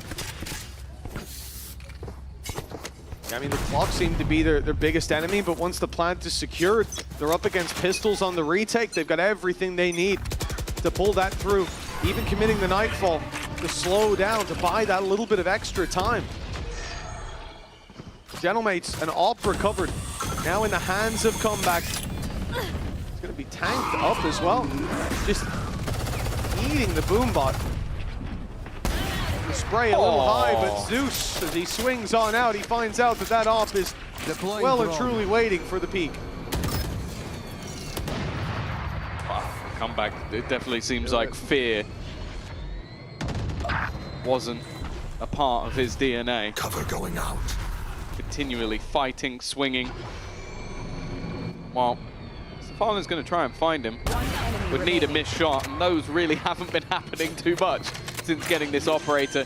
Yedaje hoping to bait him into the fight, but the full squad is here alongside Comeback this time. A much cleaner round for the side of Mates and a mass boost to their economy. The last round winning with a thrifty, this round winning with 4 alive. They're now starting to really bolster themselves in the defense. You can see the logic there of taking that fight, though, from Mr. Fallen. You know that the op's in that position after it already finding those picks. This one here, he's one hit to any weapon. So why not take it up against the op? A risk that his teammate can't quite take, or at least can't justify. But yeah, you're right, Comeback. He's landed every single shot with it. Giving that weapon over to him certainly seems to be a pitfall that Foot now have to fight out of. And it's with pistols in their hands that they will attempt to do so. Already pushing him back from that C control. They've grabbed themselves an orb that's going to go on Zeus, so showstopper available. Is this the round to commit it in? They might need a pick first. Yeah, they've got a lot of ults to play with, so they could maybe throw one in just to cycle them, but... And it's like, what impact will the From the Shadows or the Neural Theft really have? And up against the Outlaw, probably not too much of a chance. Comeback is just looking to show straight up disrespect. Already left to just CNED, and that's not pretty at all. An in-zone flawless for Mates as they now take the lead in this map. I love that change-up as well. Why bring the op into a round like this where you know that what you're going to be up against is those weaker weapons? You're giving them a potential easy pick if they flood you, and then a big weapon in return. Instead, play the Outlaw. Your teammates aren't one hit to it. You get 2 shots, and even one landing will get you the kill. Minimal losses for him. Regardless of what sniper's in Comeback's hands, he has been delivering. This is a crazy start from him, 10-4, and the lead in the hands of Gentlemates as a result of Comeback showing up like this. Oh, he's going again. They proved that they're strong on the defensive side of this map when they played over in Turkey. He's using the pit to almost just shroud his peaks, but hasn't gone to plan. CNED has already taken a massive amount of space. They're looking to try and get in behind. He spotted Mini, wants to try and clear him out, but I think realizing he's stuck in the mud, the pit's being, wow, destroyed, but it doesn't even matter. Finally, Zeus, Yedaje combined, but Zeus fell before his showstopper landed. Yeah, CNED felt comfortable putting that TP in towards C-Link, knowing that the B site was clear, but Kamek was so quick to fill in that space and move towards the C site because of the information that Comeback got them with that early peak. They knew Omen was close, they knew Raze was on that side as well. And because of that rotation, Kamek gets himself an easy pick. Now 2 versus 3, not an easy situation to win out. Where are you? With the plan to tree control for them, Yedaje is playing a very late lurk. He's wrapping up behind them. They don't know he's here, and this could be an easy pickup. He's got players looking the other way, but the one man that was spotting behind them eventually picks him up and leaves Cracks to do it all. That Rolling Thunder is going to stun him. I don't think he can stop this now. His swing is going to be into 2 players. The diffuser inside a smoke, and an impossible task ahead of him. Yeah, fair play. I didn't expect to see the Rolling Thunder committed, but clearly for Mates, just making sure that they get this round over the line was far more important. And while with the damage that it has done to Foot's economy, we are going to now see that pause taken. He mentioned it. Kamek's reaction there was everything. The major issue, though, is, like we mentioned it throughout the game so far, Zeus has been dormant. But now that CNED's moved over to the Yoru, he's struggling as well. So it doesn't seem like the double duelist, the 2 stars that we wanted to see, are really delivering whatsoever. No, they're looking flat. They're bottom fragging on their squad, bottom fragging on the server as well, with Gentlemates showing up. And this is a team that's playing for survival here in VCT. previous iteration, still led by this coaching staff, it was not pretty. 3-9. Victories to losses. It has been a very tough year for Gentlemates, but now it seems the changes that they've made have taken them in the right direction. It seems the man on your screen is having the impact that previously they were missing. Even players like Mini, sure, a little more quiet here, but he was the commanding force for this squad, not just in terms of in-game leading, but in the fragging department as well. You saw it at the in between the maps. The highlight from Mini, your Herman Miller highlight, that he won that 2v4 for them with a 4K on the previous map. Gave Gentlemates one of the few rounds they found there. That's the thing. Right now, it's all about comeback, but we know how deep this bench can go for Gentlemates. Oh, the buy from Foot is still not a solid one. Krax is going to have his trusty Guardian. Hopes of doing some damage, but expectation is it's not much to be had. You also have to bear in mind that Showstopper and Dimensional Drift were used in the last round. So it's not even like they can pad the gap with ults, they can throw in anything extra. It's just going to have to be a more direct take. Well, that's not the start they were looking for. Okay. Big show up from Prox. Foot having absolutely no sign of life in this round. It's an in-zone flawless for the defensive side, straight out of the pause. They're continuing this win streak. That's now 5 rounds in a row, and they're only getting more dominant. Oh yeah, we've started to see the flawless rounds come through. The worst thing there is they actually get past a lot of the utility, but like, Prox just catches both of them with their pants down. The utility used to isolate a lot of those fights. Well, Foot are going to come back into this one. It really does feel like it needs to be now. You look at that fight, the fact that mates are able to send Vekaj deep through B to spam that door, that's not something you'll see a lot because you have to be conscious of the space outside of B, of players being in that area, lurking up late. And mates having such a good read on that space being wide open is a massive problem.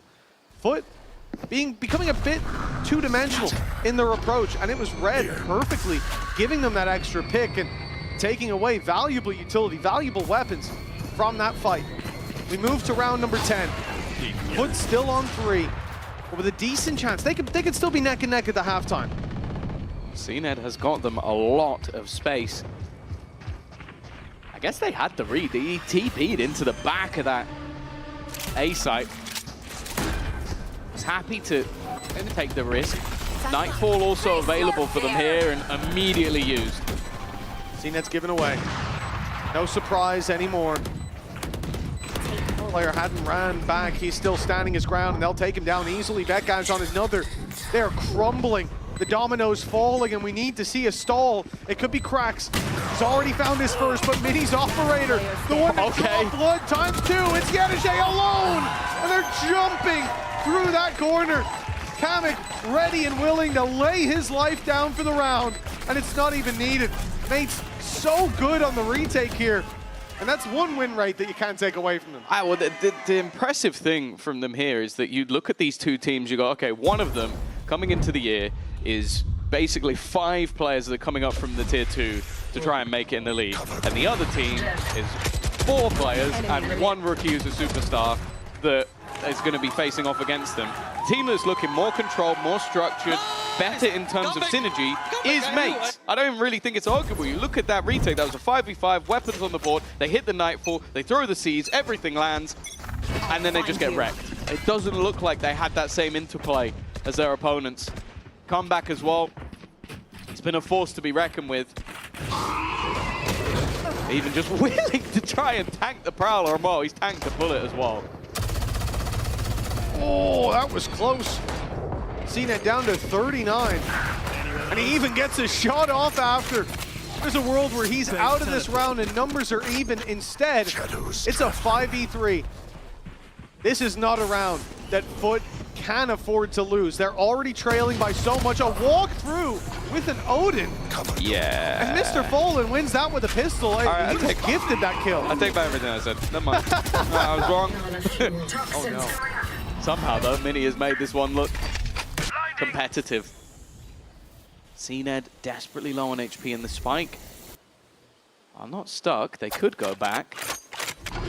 This is CNED's trying to sell the idea that they have shot taking. Kamek trying to be a bit spicy himself, has Mini alongside him. That's a third kill already for him in this round. 30 seconds left. He was the savior when it came to a few across the last couple of maps, but this was one of the most damning situations we've seen from 8 so far. And now, whoa, looking at weaponry, it's even looking at positioning though. Krax has found a gap, but there's only 14 seconds left. Stun could delay them enough. In fact, it's perfect. But he's just going to try and escape this one. Nice work from Kamek. That plant is coming through though. Nothing that he can do to stop Krax, and now on the close angle, look at the HP. There shouldn't be a chance. Krax is going to try and swing this one down to the finest of margins, and it will be Krax to close it. It's a pay save card, Thrifty, that gets them a fourth. That's from a 5v3. They had to catch a player looking the other way. With Mini down and out, he was the player picking up a triple, putting his wall up to cause problems for that operator. Was it dropping it just in time? It was a 2v5. Oh, it was? Yeah, it was. Yeah, 2v5. the double there. Not even the 2v4. And the fact that they're able to bring it so close, it's worrying. It's concerning. You can see the belief in the Gentlemates booth. 7-4. Still a chance to have double the rounds of their opposition. No matter what, Mates will be walking into the next half with the lead. Some of their recent matches, though, it was their defensive side that proved to be favored. Although the same could be said. Foot's attack. My main worry, though, again, is still that I think in some of the victories, I think it was this map where we saw Zeus just utterly carry them through it. My eyes are down. Seems like he's having an off day. Maybe the change is not benefiting him. Wow, he's just run straight into the blender. When you're trying to go through a Viper Spit snake bite, I think there's an orb in the mix as well. There is. He ain't coming out alive. Toxins going up. They managed to take him down in the previous, but he still had 3 scalps under his belt before that one was gone. He'll now be left to solo hold the C site. As Mini is alone, comeback is dealt with on P. An opening pick for the side of Foot, but they're not taking it there. Moving back around to this A site. Trying to link up with Yedege, but there's been no space conceded. This is still being held by Prox. When they pushed into him, he's caused problems before. But he'll only find the one here. Reveal, good for one. Not so spammable for Vekaj, and he has to just concede the space. Play from the backside. But look at Kamek is close by. Caught by the flash. The time's starting to tick away. 10 seconds left as they're going to try and plant what CNED has done well to defend them. Shadows traveling. Mr. Farlin tagged low. The Aftershock doing its job, but not quite finishing the meal. And it's down to these 2 players once again, but they're being wrapped on. Mr. Farlin's positioning, he should be dead to rights. He's managed to survive. Just walks away scot-free. The shot, however, onto Krax. That wasn't even meant for him. He's bit the bullet for his brother, but ultimately, there's still so much more to be had. Mr. Farlin knows his opponent's also desperately low, and he will take it home. But at the final stages of the half have found their footing. But there is still so much more to do. A resurgence in the end, but they still have to scale quite a climb back if they lose the pistol for Gentlemates. 7-5. This is VCT life on the line this season. They're starting out with the right foot forward. We'll be back after the break to see how this map ends.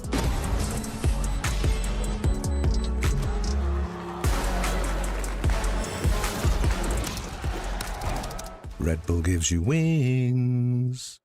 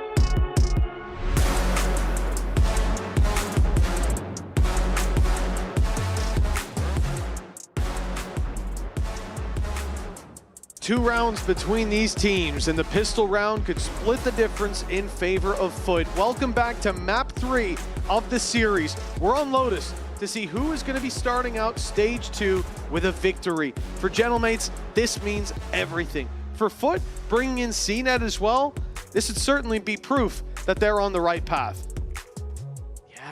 Maybe proof that he should be sticking to the Omen. It's definitely been a tougher time, but going on to the defense, if he can get that operator in early. Scanning ahead. I definitely have the belief that it'll be a big factor already stuck in the mud. But Sova, Backash definitely causing them issues, and it seems like, at least early, they wanted to try and pressure here, but instead the orb will be their goal. Will be taken. One thing for Gentlemates in this half that Foot didn't really have to struggle with is that flank control. They don't have those trips. They're not certain that no one's pushed into A lobby. They're not certain that there's no one up on B. So everything has to be cleared manually. At least to start, they're running into empty space, but soon they'll be spotted.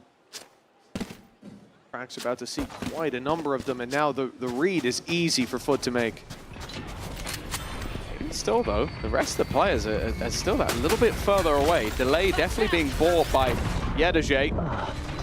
This comeback to deal the blow. Cracks will fall as well. An advantage picked up by mates. And this 3-man retake should be difficult. They're going to go swinging in, but Zeus still hasn't managed to connect. Player standing.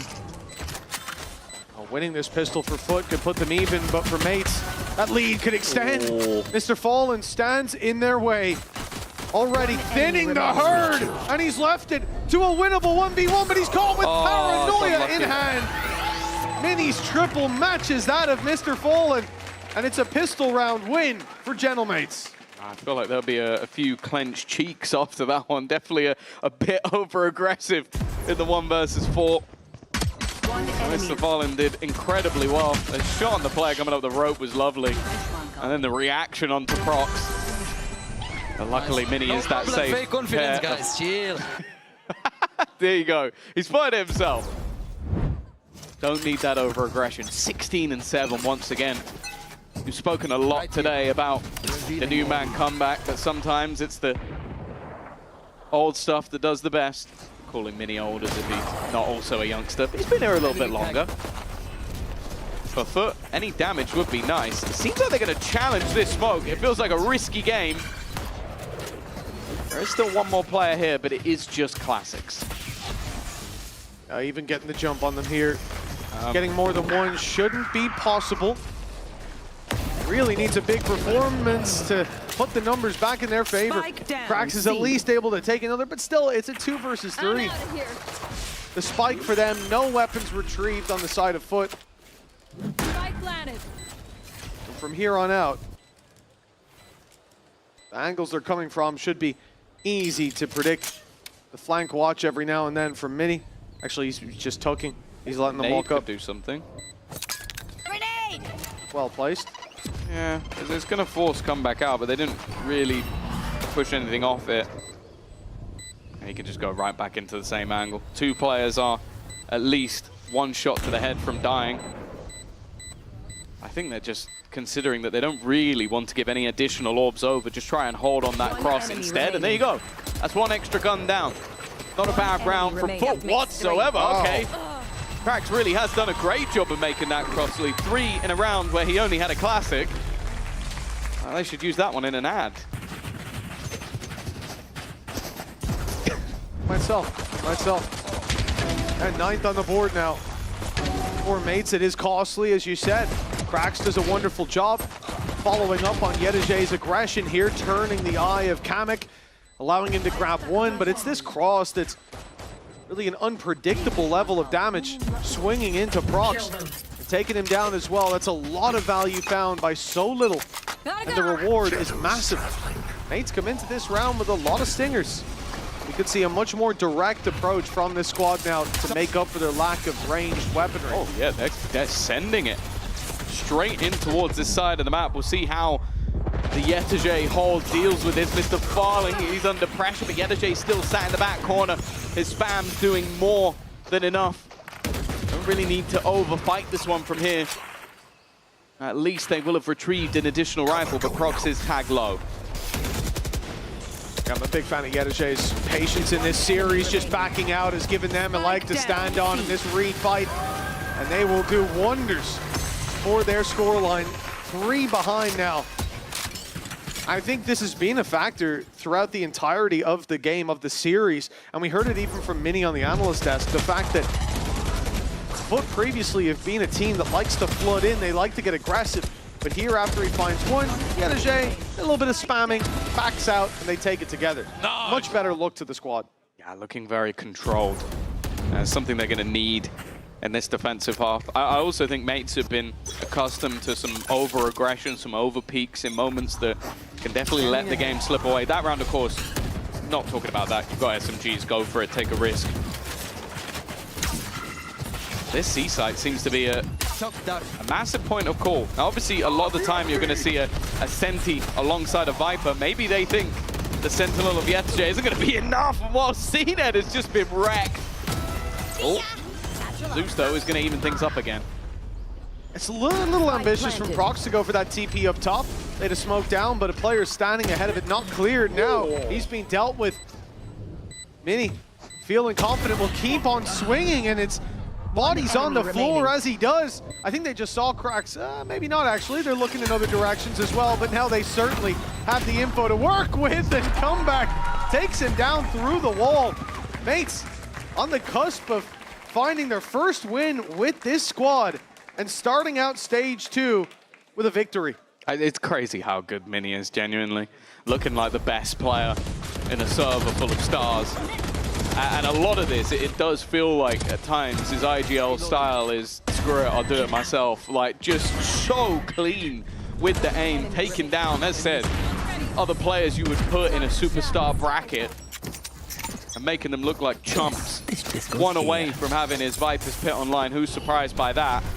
And more importantly, even the buy in this round from Foot isn't good, but in the next match, it'll be way worse. I love this bait from Mr. Fallen, staying aggressive, then TPing back while they've got a player in the corner. They late push out into that space, but see nobody. Steps now heard on the other side of the map. Cracks. Oh, no. He's got a free kill. Now they know where he is. They'll look to deal with him together, and it's the slide from Comeback to take 2. Fighting their way around that backside. CNED still to contend with, and he just gets out of there with the gate crash. A 3 versus 3. Foot have bought themselves an advantage from where they started, at least. The Sheriff worked wonders, but the site now has to be retaken. Losing Mini early means no Viper's Pit. And already Zeus has stepped up onto Prox. He's been caught again. It has been a regular story. Comeback though! It's just going to style them to end the round. A lovely final shot to remove Mr. Fallen. Well, there's a reason his name has been coming up for the last couple of years while being too young to enter the league. There's a reason that mates were willing to spend the big bucks to get him out of BBL Pacific. And there is a reason, or at least one of the reasons why they might be winning this first game. Money well spent, lads, yeah? Money well spent. Come back, come back. That was outrageous. That final shot, the flick over, the headshot found as well. Shields or not, that's going to take you out. That was crazy. What a player. You know, we talked about Mini a lot. He's 20-9 right now. But Comeback, 20-11. Playing that first man in role. If you see a man sliding towards you with a sniper, run away. 4 of you must peek him at once. Zeus, why are you not doing that? It's been a bad day for Zeus. It's been a really bad day. It's been a tough Like, series. this is the first time you're watching Foot play. Where have you been? But secondly, this is very much out of the norm. This guy has been, at times, I think he was top of the whole ACS ladder earlier in the year. Like, for not just for our region, for everyone. Well, we were talking about this guy as like, he might be the next coming to Christ with how well he was playing. Today, it just looked very bad, especially for his standards. I gotta hope it's an anomaly, and maybe gotta hope that in these last few rounds he's starting to wake up. Look at the investment here from Foot. They've kept credits for the next round. Mr. Funlock, why me? What'd I do? But 12-6 looking likely to be locked in. From there, it'll be a very difficult situation for Foot, walking a spine of knives to get back into this game.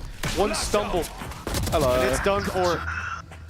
And in almost every fight, it will be classics brought to bear. They've got a couple of sheriffs to work with. And no shields across the board, which only gives Comeback a chance to have that ult online before the game's over. Let's be real, it didn't matter if they did have shields, as we saw in the last round. Oh, they've got the stack right for now. Of course, like with the amount of space that's already there for Vekaj. The drone will see nothing. That might start to be alarm bells in their minds. Although, he's sold that as a ruse. The idea is, okay, guys, they now think we're going C. Best of luck on your way into the... Okay. Spike That's down also the A. spike. Spike and a weapon to defend it. But the ult from Prox is going to just grab it back before they can triple stack up. They were a second late, and now they run back out into Comeback. He's popping. What is he doing, man? A 4 versus 2 at that point. That was rude. And he just tries to shorty them. They've even got Vekaj back here as a second lurker on this side of the map, and geez, he's not even needed. 12-6, easily put up on the board. And now Foot face a gargantuan task. 6 rounds in a row, matching that they've managed to put up so far, some of which was off the pistol. Round expectations were almost 0, but it still became interesting for a second or two. There was no realm in which mates were letting that round slip away. 12-6, close to a second victory since stage 1 began. They won the first match versus Liquid, didn't manage anything else. Now look to go again, but CNED is in their way. Mini, Vekaj have already given them the advantage back within the first 10 seconds of the round, and now Zeus has hit another. It has come back also on just 2 HP, both duelists incredibly low. This is it. CNED, he gets out. He doesn't! The gate crashes way too close, but the ult keeps him alive. This man is dancing with death, trying to take the lead. But for now, it's Foot locked out of the side. They've got a player from every direction. They've got a showstopper fired through and Comeback found. CNED tripling up with the operator. He should have been dead to rights, but Foot are still drawing breath as this series nears its close. Is that the first time he's had the AWP? I feel like it must have been. Like, he's been in a position where they just haven't really been able to do it financially, and I think that has bitten them. This guy is so good with this weapon, the early aggression, the TP out of there, the realization, literally a millisecond away from death, but looking comfortable with this gun in hand. And I only wish that we had seen Foot go for this a little sooner. But if there is going to be a change of tides, maybe that will be part of it. Comeback, though. Anything you can do, I can do better. He's bought one up on the attack, clearly trying to counter.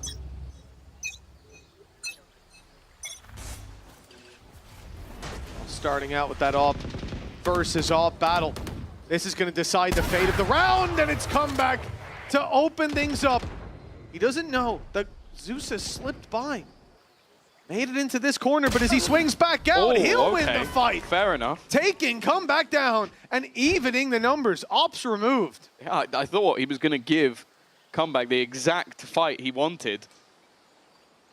He still manages to win. He is hanging around, though. We've mentioned this man, but this is a big ask, and I think overstaying is welcome in the end.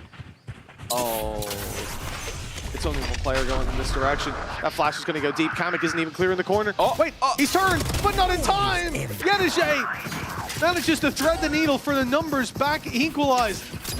It looked for a moment like the tide was curling its last finger. But Foot may yet stand a chance to stitch it to the shore to keep this series going. They need a pick as the plant is coming in. The reveal clears that backside. 30 seconds left. The late play from Yedajay coming through, but this is going to be a contest for Spawn by the looks of things. Mates have already taken that control up top. They've taken drop, and the plant is right down below it. Mini, the man that they haven't been able to get past in so many of these rounds. The beast that they had outrun many a time now stands in their path, and he swings wide. He's looking for that kill. He's found the Omen, looking the other way. It's a massive pick for Mini. The first domino falls here and now. And as time ticks away, a totem pole stands against them, but it's only one. It's only Vekaj left. The beating heart of mates in this round. The defuse tap at the time desperately low, and Yetajay, he's managed to get it. Close as it may be, footer on 8. Yeah, they have needed him to bail them out of so many scenarios. But he's been happy to deliver some early battles, some very aggressive positions. Well, the Gentlemates now taking themselves a pause, realizing this is the moment they need to chat. This is no problem. Well, with this big play from Yetajay, he's kept foot in the running. He's put 8 on the board, 4 in a row. That's a bit more of a digestible task. And alongside those kills were his 1,000. He's managed to connect it here on stage today. Yetajay, a mainstay of VCT EMEA, and for good reason, styling his way to this milestone.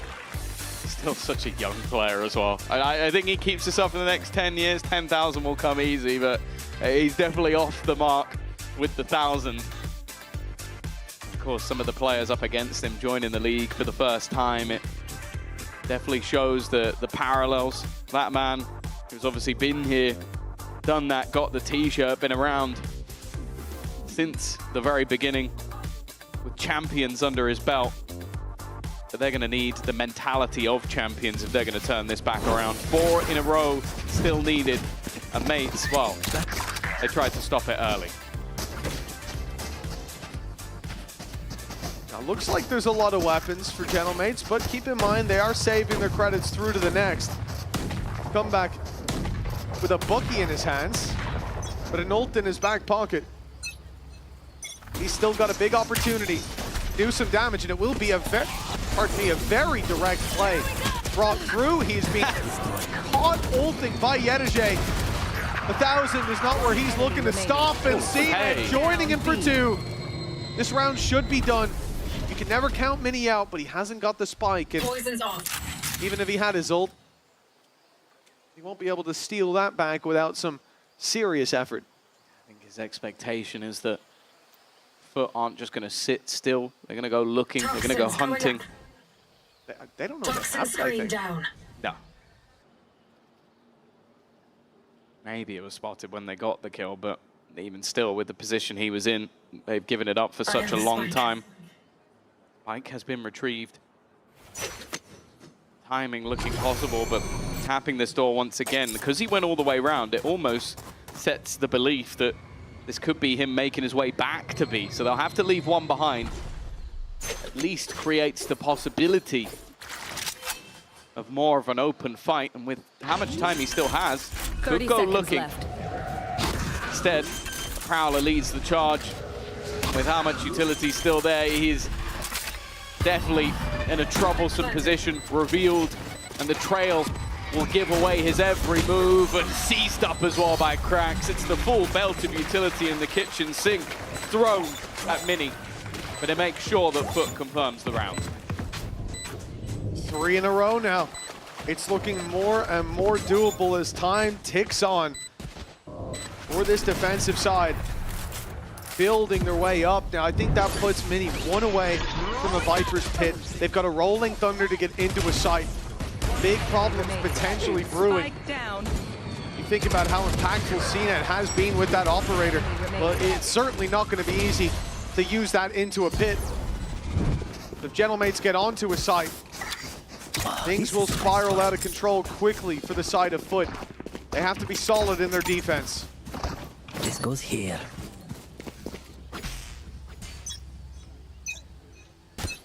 Viper's pit. Scanning ahead. Rolling thunder. Both potential usage in this round. One to get you in, one to potentially confirm it. Not taking their time. It's been a slow game so far. I'd be surprised if this is sent through before the orb is picked up. I guess they don't want to sell the idea that they're here. And while CNED already, he's going to fall out. Happy to give that up. The plant should give the ultimate in anyway. I think they might have even waited for that gate crash to fade. If not, a terribly lucky timing from them. And this is what we were talking about. Rolling Thunder to take the site. Viper's Pit to secure it. And it stretches far. This almost blocks out the waterfall approach. A Paranoia into a TP now behind them. A big chance here for Mr. Fallen. He's dropped the pit. That gives them an opportunity with the advantage already theirs and health. The decay fading away. It is Foot to march back into that site with a dominant battle and no utility to deny that defuse. Double digits found. The ults, they landed. Mates got everything they wanted out of them, but a great response from Foot has kept them alive. Yeah, it was the TP from Mr. Fallen in combination with CNED just basically giving his life.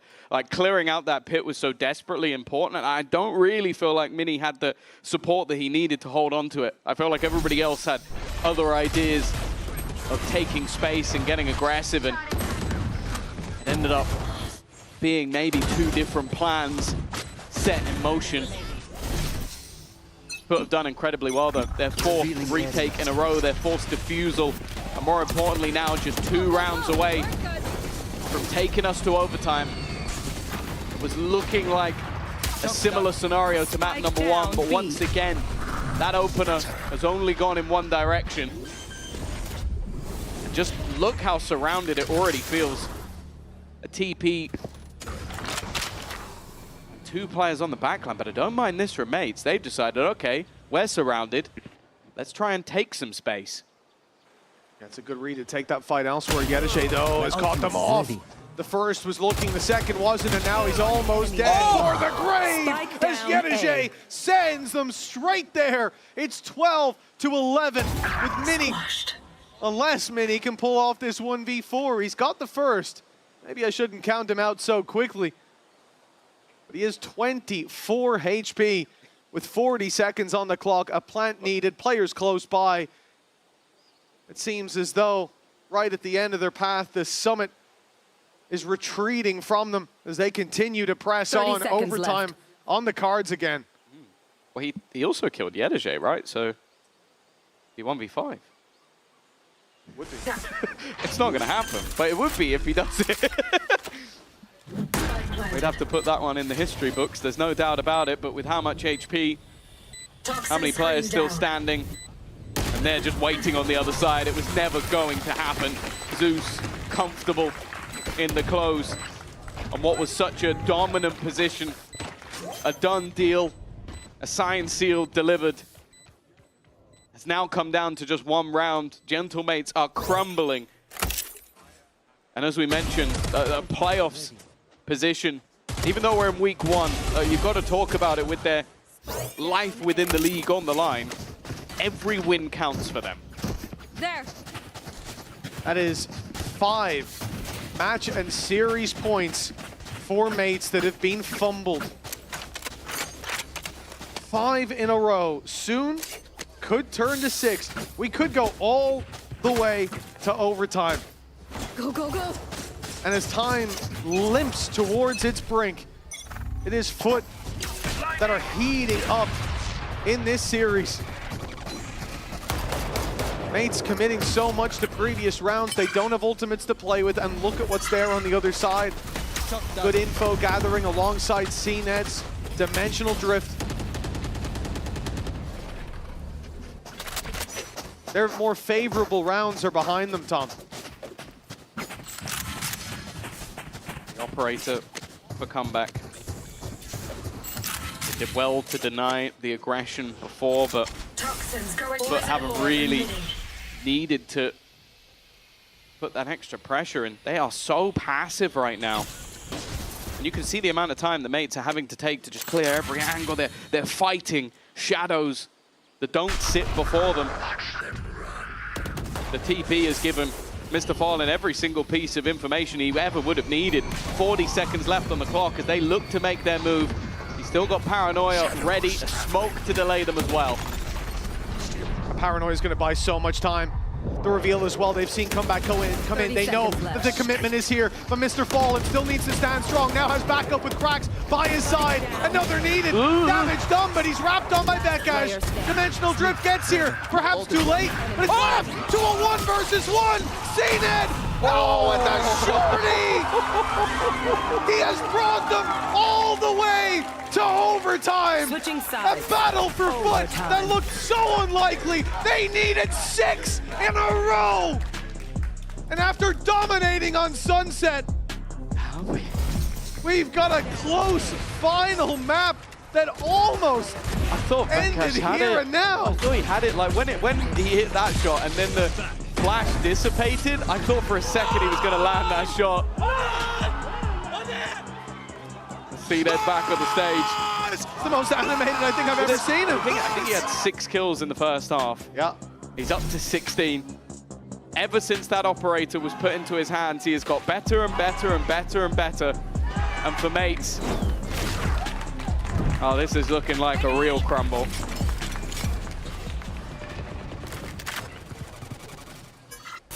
It looked like a new face, Tom. But it could be the same old story for mates. Close, but not close enough. Faltering at the final hurdle 6 times in a row. An opening for Foot sends them into a spiral.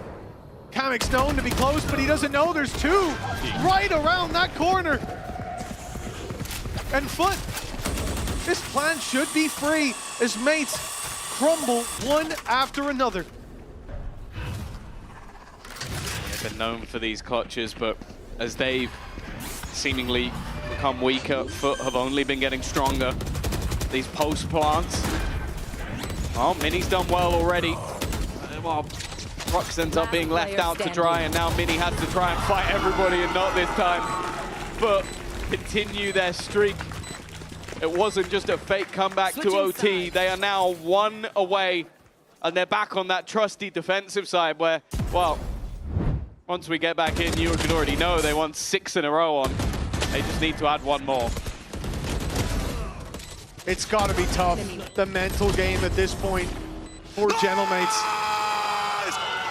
They've had a team creep back up from where they seem to be down and out. They doubled their rounds on the side of Foot, brought us to overtime, and then crushed mates. These kind of comebacks are so difficult to fight against. I'm not talking about the man who has been opping for mates. These scenarios are where fate forgets mercy and teams fall by the wayside. A streak from Foot stands unbroken. And mates have 1 chance here to buy another overtime, or this will be a bitter memory for them throughout stage 2. Tough thing as well is that Foot have fallen back into these super passive holds. But because throughout the map they've had these cheeky, aggressive plays, you can just see the mates are kind of in their own heads about this. They're taking so much time to clear everything. Trying to sell a ruse as of right now, which will hold players into the site, but their opponents have been happy to play retake and selling comeback for this opener. Will it be worthwhile? They didn't break the trip. Yedajay up above. This is such an unorthodox spot, but realizes he doesn't need to overcommit, instead falling back, wanting to try and escape, and will do. 30 seconds left. They've been happy to play the retake. Why not try it once again? That discipline, it's going to pay off. The trades out on the other side of the map keep numbers in Foot's favor.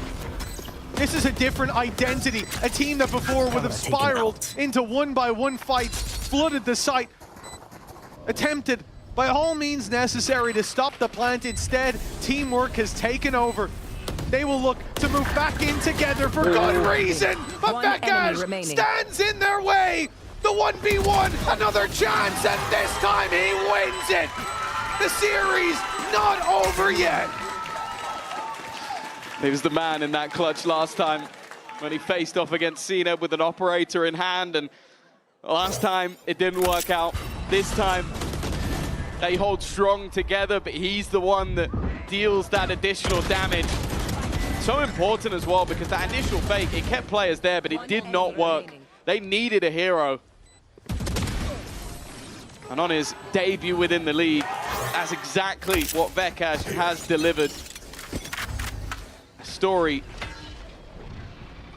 yet to really be told, but one that I'm sure if he keeps this up, will definitely be a talking point.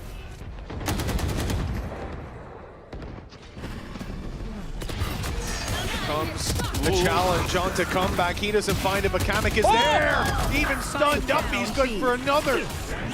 Foot on the back foot, but in goes CNED to try to even the odds. Instead, he has left one man alone. One man who has threaded the needle through this C-site.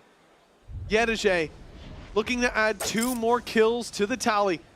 But they've read this. You can see by where Mini is looking on that mini-map. He knows that this player should be wrapping around. They're looking at the spawn, but they've cleared it at just the wrong moment. A 1v1 offered, but he doesn't find it in time. That now should be it. They can play this together. The snake fight even to delay him. He walks straight through it, through the smoke, catches the angle, but not the shot. A second opportunity. But he falters here, and as the wall goes down, it's a shorty to take him out. 14-13 now. Another match and series point for Gentlemates. Again, it feels like the thinnest of margins. Kamek managing to kill out a player while stunned. One enemy. And other than that, effective trading, and that was what they were going for here. If the shorty can find even just a bit of damage, they're happy just to look for that trade. Mini has now hit his 30th kill. It's actually going to be their pause being called by the looks of it. Goked just wanting to give them that little extra boost. Maybe try and be the calm within what is a storm of rounds. But it also gives the same for the other side. Well, this is the 7th opportunity to close this series. A hard fought one that, let's not forget, Mates started out dominantly, but they went missing on their own map pick of Sunset. This timeout, I think, is so valuable because you can't allow that stall to rear its ugly head again. For Foot to climb right back into it. It is so hard to bounce back from those scenarios, and I think that injection of morale from Vekash winning the clutch, it got them that mental reset. Now's the time to steady the ship and make sure they don't veer off course in their most crucial moment. That goes there. Oh, a long 5 weeks yes, this should do. for either of these teams. And they'll be hoping for quite a bit more, but it feels like both of these squads have somewhat earned, but also somewhat thrown away opportunities at getting that first dub onto the board. Of course, for Mates last season, it was exactly the same. The first match went their way and then nothing else, but they'll be hopeful that with this young squad of rookies, they'll have found the missing pieces of the puzzle. An aggressive stance taken for Mr. Fallen, but he does have support. Yeah, Zeus is here. Crack's not far away either. I think that door is broken open, I'd assume so, with their positions. Yeah, it is. So the quick rotation, certainly possible here. Zeus takes contact. He's drawing their eye. He wants them to think about him and only him, but now Mr. Fallen's hand is being forced with the snake fight. He grabs one. Another goes the way of Foot with Zeus, but Mini, again, the hero of this squad. They still have to contend with Mr. Fallen, and it will be done. A 2 versus 2, and a plant for Mini here gives them the pit to play around, but they have to get past CNED, who's got the angle and the timing. We could be going to another overtime. Vekash again with a clutch for the series, but Yedege's caught him off guard. 14-14. Switching sides. Again, proving to be a marathon and not a sprint. Another player starting to step up is Zeus. I think he only had 4 kills in the previous half, but nice! Trying to climb his way up the board. We mentioned that if he comes alive at the depths, nothing will matter. Well, You can see the stress that is there for the side of mates. Once again, it's going to be aggression in the early stages of this round, and wow, Prox has started off well. He has done well to start. He even gets out of there. Teleport. Shrouding him in the shadows as he makes it across the line. Yedishe. Oh, he's been spotted. They saw the barrel. The stun grants the kill. Numbers back in favor of mates, but Vekash quick to fall. Another in favor of Foot. 3 versus 2. Mini's been good for multi-kills almost every time. Above 30 kills so far in this series. But he needs to push so much further. It's him and Prox against the world, and it's Mini that they look to push. They're undoing. Prox's position revealed. Mini now going to be facing in. He needs to pull off a miracle. Knows there two there. Tried to isolate. They're forced back in to Prox, and now Mini is all that remains. CNED looking to try and join up with his teammate, wondering if that was a fake, and it's close, but it's not quite enough. It's CNED with 3 of the best. Switching Foot sides. now with a chance to close this out. We've had miracles, we've had heroes, we've had just about everything. Enemy remaining. Once again, it's the experienced squad of Foot that have the chance. I do really like the new look to this squad. I think the discipline, especially Yedishe. CNED's now top, by the way. You remember, was he like 6 and like, I don't even know. 12, 13, something like that. It wasn't great, whatever it was. Oh, it was abysmal. That first half was not kind to him, but he has heated up. Perhaps he'll be the downfall of Gentlemates. Patience on display from Yedishe is being commendable every step of the way. It looks like he has a challenge brewing as the sea of red shifts its way towards this A site. Looking well on for like a 60-70 kill series, which for his first time back in a year and on a new role, I think Foot will take, but the thing they're really looking for is that victory for mates. The site is under their control, but Yedishe, that is gorgeous. He hears the position of comeback and already manages to take down the Turkish player on the other side. Oh, a flurry of frags go back. Gentlemates looking down and out. A dark spot on their career, and it's Foot looking to bring this night into full effect. Mini stands alone, and the light has gone out for Gentlemates. Foot 16-14, a hard-fought series. They went down 1-0 to start this. They barely played Bind, but nobody was missing here on Lotus. Yeah, a really impressive turnaround, and it's definitely going to be a heartbreaking defeat for mates from a 12-6 advantage that ends up slipping away. But that is the difference. You play up against a squad that has been around the block, has been to champions, been to international events, has a champions winner in their mix who's brought in just for stage 2 after the first couple being without a captain. And well, the fact is, it seems like that experience is what got them over the line. A fantastic recovery in a match that looked to go the other way, and a first all-important win on the books for Foot. Well, he might not quite be top of the server top. Mini 34 kills, but CNED, after a slow start, he really found his form. 25 and 22 closing that out. The off in his hands, it looks like it's at home.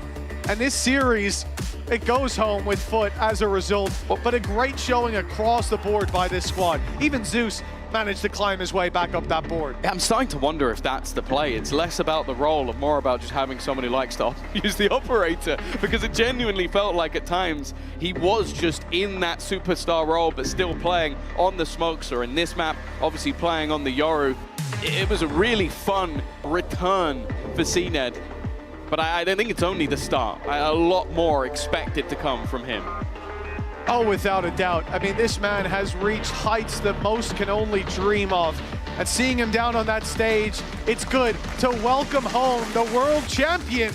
Let's send it down to the interview where Yinsu is standing by with the man himself, Charles Neddington.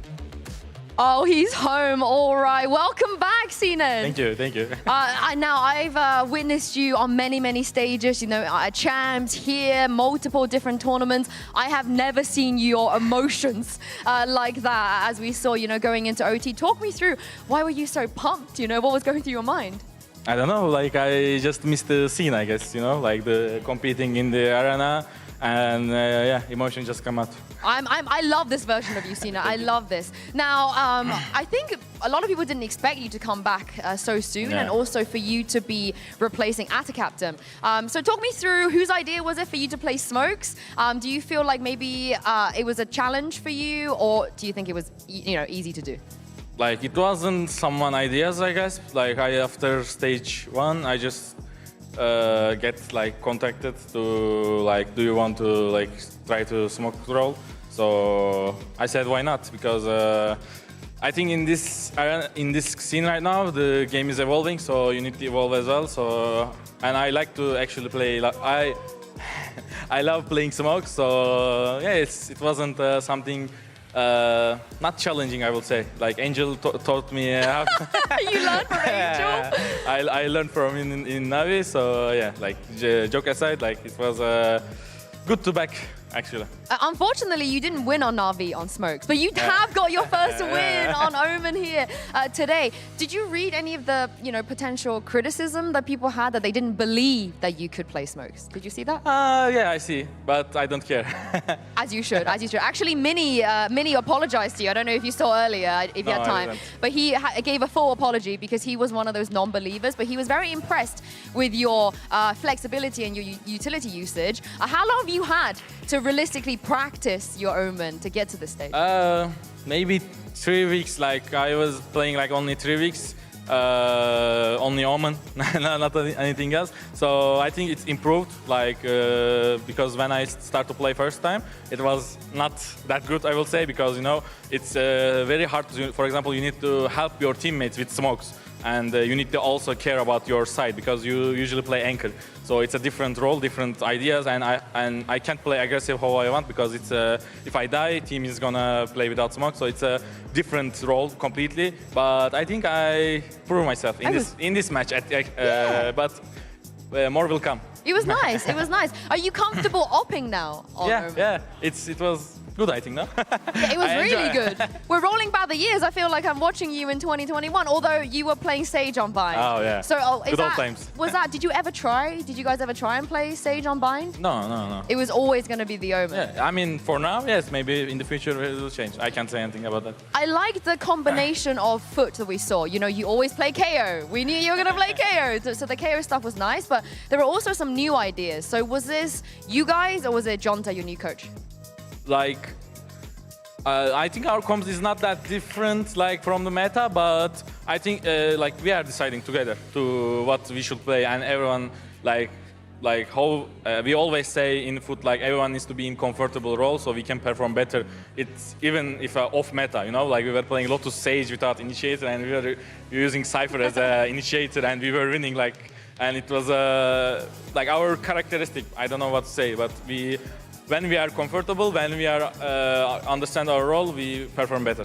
You've come so far since that Lotus comp, I feel like. And last question, back in your days, you were the only Turkish player, really, that everybody knew and looked up to. And now, I think anytime a team wants to scout, they always go to Turkey. You know, you had comeback on the other side of this. Are you back to claim your throne, Sine, to be #1 Turkish player again? I hope so. I will do my best. I don't want to speak like to, how do you say, like trash talk, you know, like do stuff, but I am up to it. I'm good. I can't wait to be there to watch that happen. Thank you so much for joining me. Sine, congratulations. Once again, he's back. Do you know who else is back? Trex. So he's going to be on stage right after this. So make sure you join us after the break.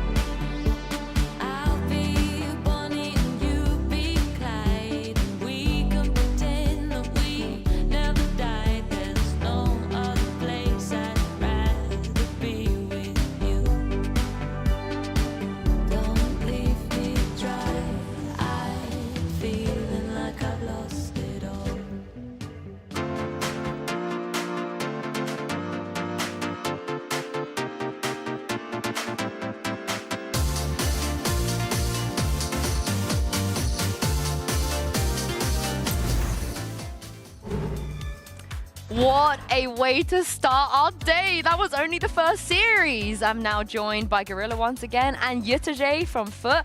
Massive congratulations, Yutter. Although you didn't start screaming until map 2. What was happening map 1? Actually, for map 1, we can't just win a round. That's why I don't scream. But I don't know. I just like when I need to scream more, we need to take pistol. If we take pistol, then everything is just in our hands. But if we can't, then it's going to be hard. Maybe, like, yeah, maybe you should just scream anyway because it's like a high win rate. Actually, I just did it for one game. The map was heaven, and I don't know who was the enemy. But we were eco. Then everyone is died in our team as well. But we killed like 4 people or something. Then I said nice. The team thinks that we win the round. But I just said it for the kill more, yeah.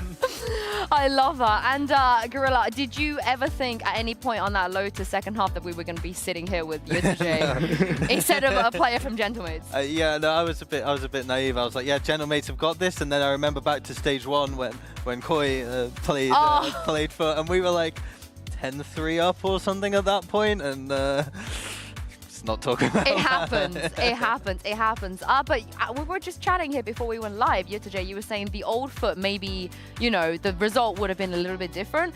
But it's just CNED and Jonta coming in, right? So it's not really like new. So what are the biggest differences, you would say, compared to the Foot in stage 1? I guess why did I say the old Foot? Because the old Foot was a kind of, how can I say, they can lose the control every time, like the old team. But now Jonta and CNED is come to team. CNED is always like so experienced player, and he always try to hype the team or do something with them. And for Jonta, he's always positive. So I guess we are better right now for the mental because everyone is just positive. When's Jonta joining you? When will I he guess be here? because of the visa problems, but for next game he will come. Gorilla, can you imagine being a coach right now, not here, and you having to watch that from home? Yeah, as a head coach as well. Yeah. It's like, because normally they're the one with the most impact, and it's like... Oh my God, I can't imagine the stress he was going through. But I'm glad you also mentioned CNED's kind of personality, because there's one round here, we're going to show you round 24, where I have followed Charles Neddington far and wide across the world, and I have never seen him react like this. So Yutter, talk me through what was going through your head, and how did you feel when CNED stood up and reacted like this? Like at this moment, I just wanted to just close my eyes and wait until the end because it was so hard. And it happened in the Prague, but we lose the round this time. But unofficial, he got it, so I am so happy. And it's against Vegas, so Vegas is the entry player, the old entry player, so he can do some magic stuff with operator, but CNED got him. I'm so happy. Yeah, because it's usually you that's hyped, so CNED being that pumped is new, right? Like, I don't know, he's so hungry. he wants to eat all the enemy, like. Yeah, and I don't know if you heard the interview, Gorilla, he was talking about how he's seen the slander about how CNED can't play smokes. He doesn't care. He's like, yeah, I don't care. I've been grinding. So I don't think you were slandering him. You were quite sensible. I was on Team CNED. Yeah, you were pretty sensible. So does this give you some hope, Gorilla, for this new Foot? I think it looks very promising, honestly. Like, it's kind of revitalized, especially with, like, it literally feels like CNED's a different person. Yeah. And honestly, like, I'm all there for it, you know? Like, these kids don't know what he used to do. You know, Comeback was 12 when CNED won champs. So, yeah. I don't know. He's not that much old, but he's looking like more older, I guess. But I don't know, for his age or for his I guess the experience. Yeah. 4 year on EMEA or 5 year maybe, and he's just playing like newbie. He's just here for to get more and more. Maybe he's just angry to us because we bench him. That's why he's screaming, I guess, maybe. You're was so real, but we're here for it. We've loved your performance today. Thank you so much for joining me, Yutajay. And thank you as well, Gorilla, for joining me. Very quick, are you allowed to predict the next game? Are you allowed to say who you think is going to win? Am I getting you into trouble? Koi are going to win. All right, Koi's going to win. Let's see if he's right after this break.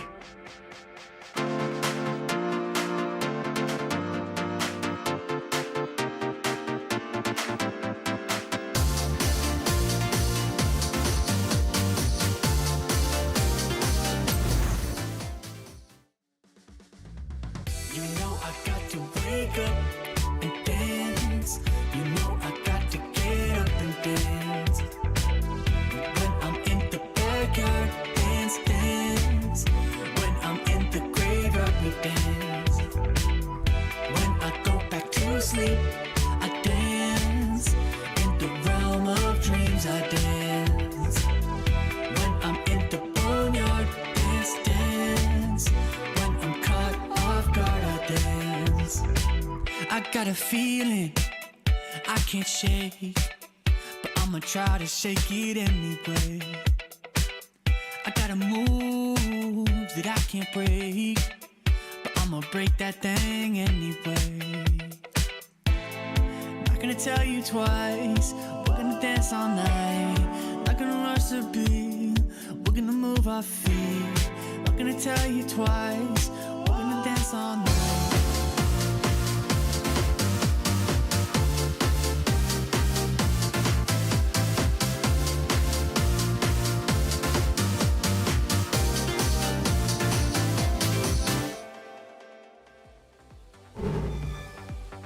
We've already had one returning legend win a game in the studio. It's time to welcome back a couple of more. First is Minnie and Billy. But then if we talk about the new players and the returning players, in this matchup, we've got Natank coming in, we got Batty G Monster, and we have got Trex. And now, are you surprised, Minnie, that Vitality would let a player like Trex go so soon and go to a rival of theirs in this league too? Yeah, I mean, I think on Vitality, Trex was one of the reasons why they were so good at the start of this year, to be honest with you. Like, I'm going to be glazing for the next 5 minutes, however long we got, about Trex, because this is a hell of a pickup.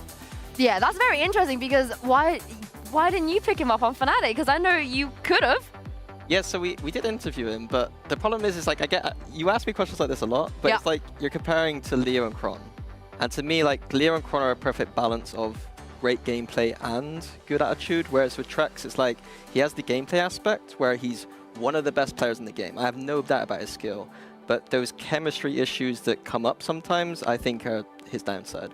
I want to quickly glance over the expectations that we have for these teams now that they're making roster changes. Of course, for Team Liquid, they have made each global event so far this year, and Champs could be the third of the year for them. And let's not forget that they didn't make any global events last year, so it's been quite a turnaround. So I think Trex is a really nice addition to this roster. I think when I look at Movistar Koi, the last match that they played in VCT EMEA was their first win this year so far. So I think that it's been a complete overhaul of this Movistar Koi roster, and I'm looking forward to seeing how quickly they've been able to build up that synergy with this rebuild. Yeah, expectations very different for both these teams. I think for Koi, this is a tough match to come in first, but one for them to just prove that they can hang with a good team. I like all the changes they've made. I think all the changes they made are the kind of changes where all these three players should have been in the partnership era, in my opinion. I think they're good enough for it. So I'm excited to see what they can bring today. I mean, you heard it from Yuta, right? CNED is so hungry. He wants to prove himself so badly. And you have to expect the same from Trex, because, I mean, elephant in the room, there was a bit of a, back and forth. That happened. But that kind of, probably gives you more motivation to prove people wrong. I think that it's both his motivation to prove people wrong and his determination, but also that leadership from Lohan and Nats. Coach Lohan and IGL Nats this year, I think that has been the best thing about Team Liquid, to be honest with you. They seem to have built around that, and adding someone in at this stage, I have no problems with Trex joining this team. Like, I think this is a beautiful move. I do think it's a big upgrade to the roster in the sense that Cyril is having to drop out now for Trex coming in. And when we think about in terms of agent pool flexibility, that's what I'm thinking of here.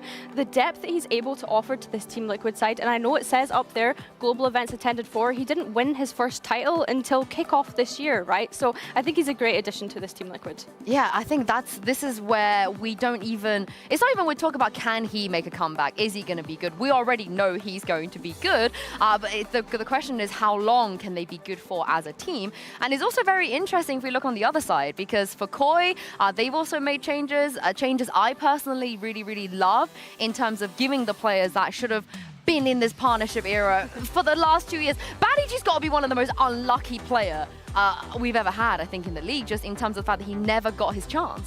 Yeah, BaddyG's been one of those, he's a kryptonite. I think he's got the only player with a really good positive win rate against me. So You've never beat him. Yeah, he gives me a bit of He's always PTSD. beaten So you. he's got something going there for sure. And he's got good energy, good aura. That's what I've been looking for this week. And I think he will give that for Koi. I think for BaddyG, he's been on so many notable rosters throughout the years, and this feels like he's got a shot at finding a home, right, by joining this Movistar Koi. So I'm excited to see him performing on the stage today. I'm glad you mentioned the word home, because Natank is back home, baby, stuck in Americas. And I managed to get a catch up with him a little bit earlier, so take a look at this. Well, it's been a while since we've seen this man in the building here in VCT EMEA. Welcome back, Natank. We missed you. How are you doing? I'm fine. Back in business, you know. Happy to be here in EMEA and looking forward to start the match, you know. Have you missed us? Yes. Have you really? Yeah. I mean, America was great, like overall, like Los Angeles in general and America. But yeah, it was short. Like, I don't see it like as a good experience. And I mean, you can always, like, how do you say, have some, you will always learn from this experience, you know, but of course I would have preferred to be longer, you know. This is more like home, right? Does that give you that feeling? I know you're with a different team, but is it a homey sort of feeling?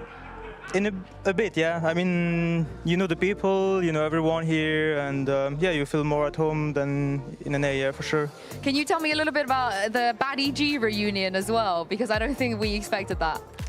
I mean, I'm really happy to be with Baddy. It's been a while we didn't play together, and it's someone I always play ranked with. Like, I really like to stay in touch with him. We do some stuff. Like, he was even coming at my place when I was in Berlin with mates. So yeah, I enjoy being with Baddy, and it's really cool to be reunited. I think a lot of people look at Baddy and Monster as well, to a degree, as the players that should have been at Tier 1 a long time ago. You know, they should have been here since partnership started. So how hungry are them and you as well as a team to prove yourselves? I'm pretty sure they're gonna be wild. They're gonna be wild. Yeah. On stage, the energy, they're gonna bring the energy? I think also in the stats. Like, oh, okay. I think Baddy is like really.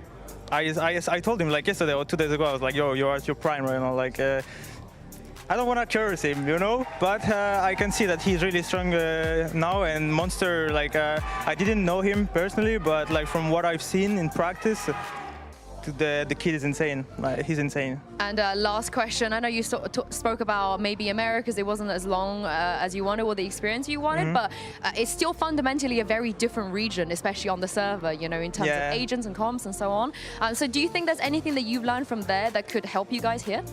Yeah, I think I learned, how do you say, I feel in EMEA, the players are more like they want to pick everything, they want to take duels every time, and I think in NA, they, how do you say, they have more this knowledge of like, okay, when I should not pick and when I should not repick. Like they get one and they leave. In Europe, we are more like, okay, we get one, we want to take 3 more, you know. So they have better discipline individually, I would say.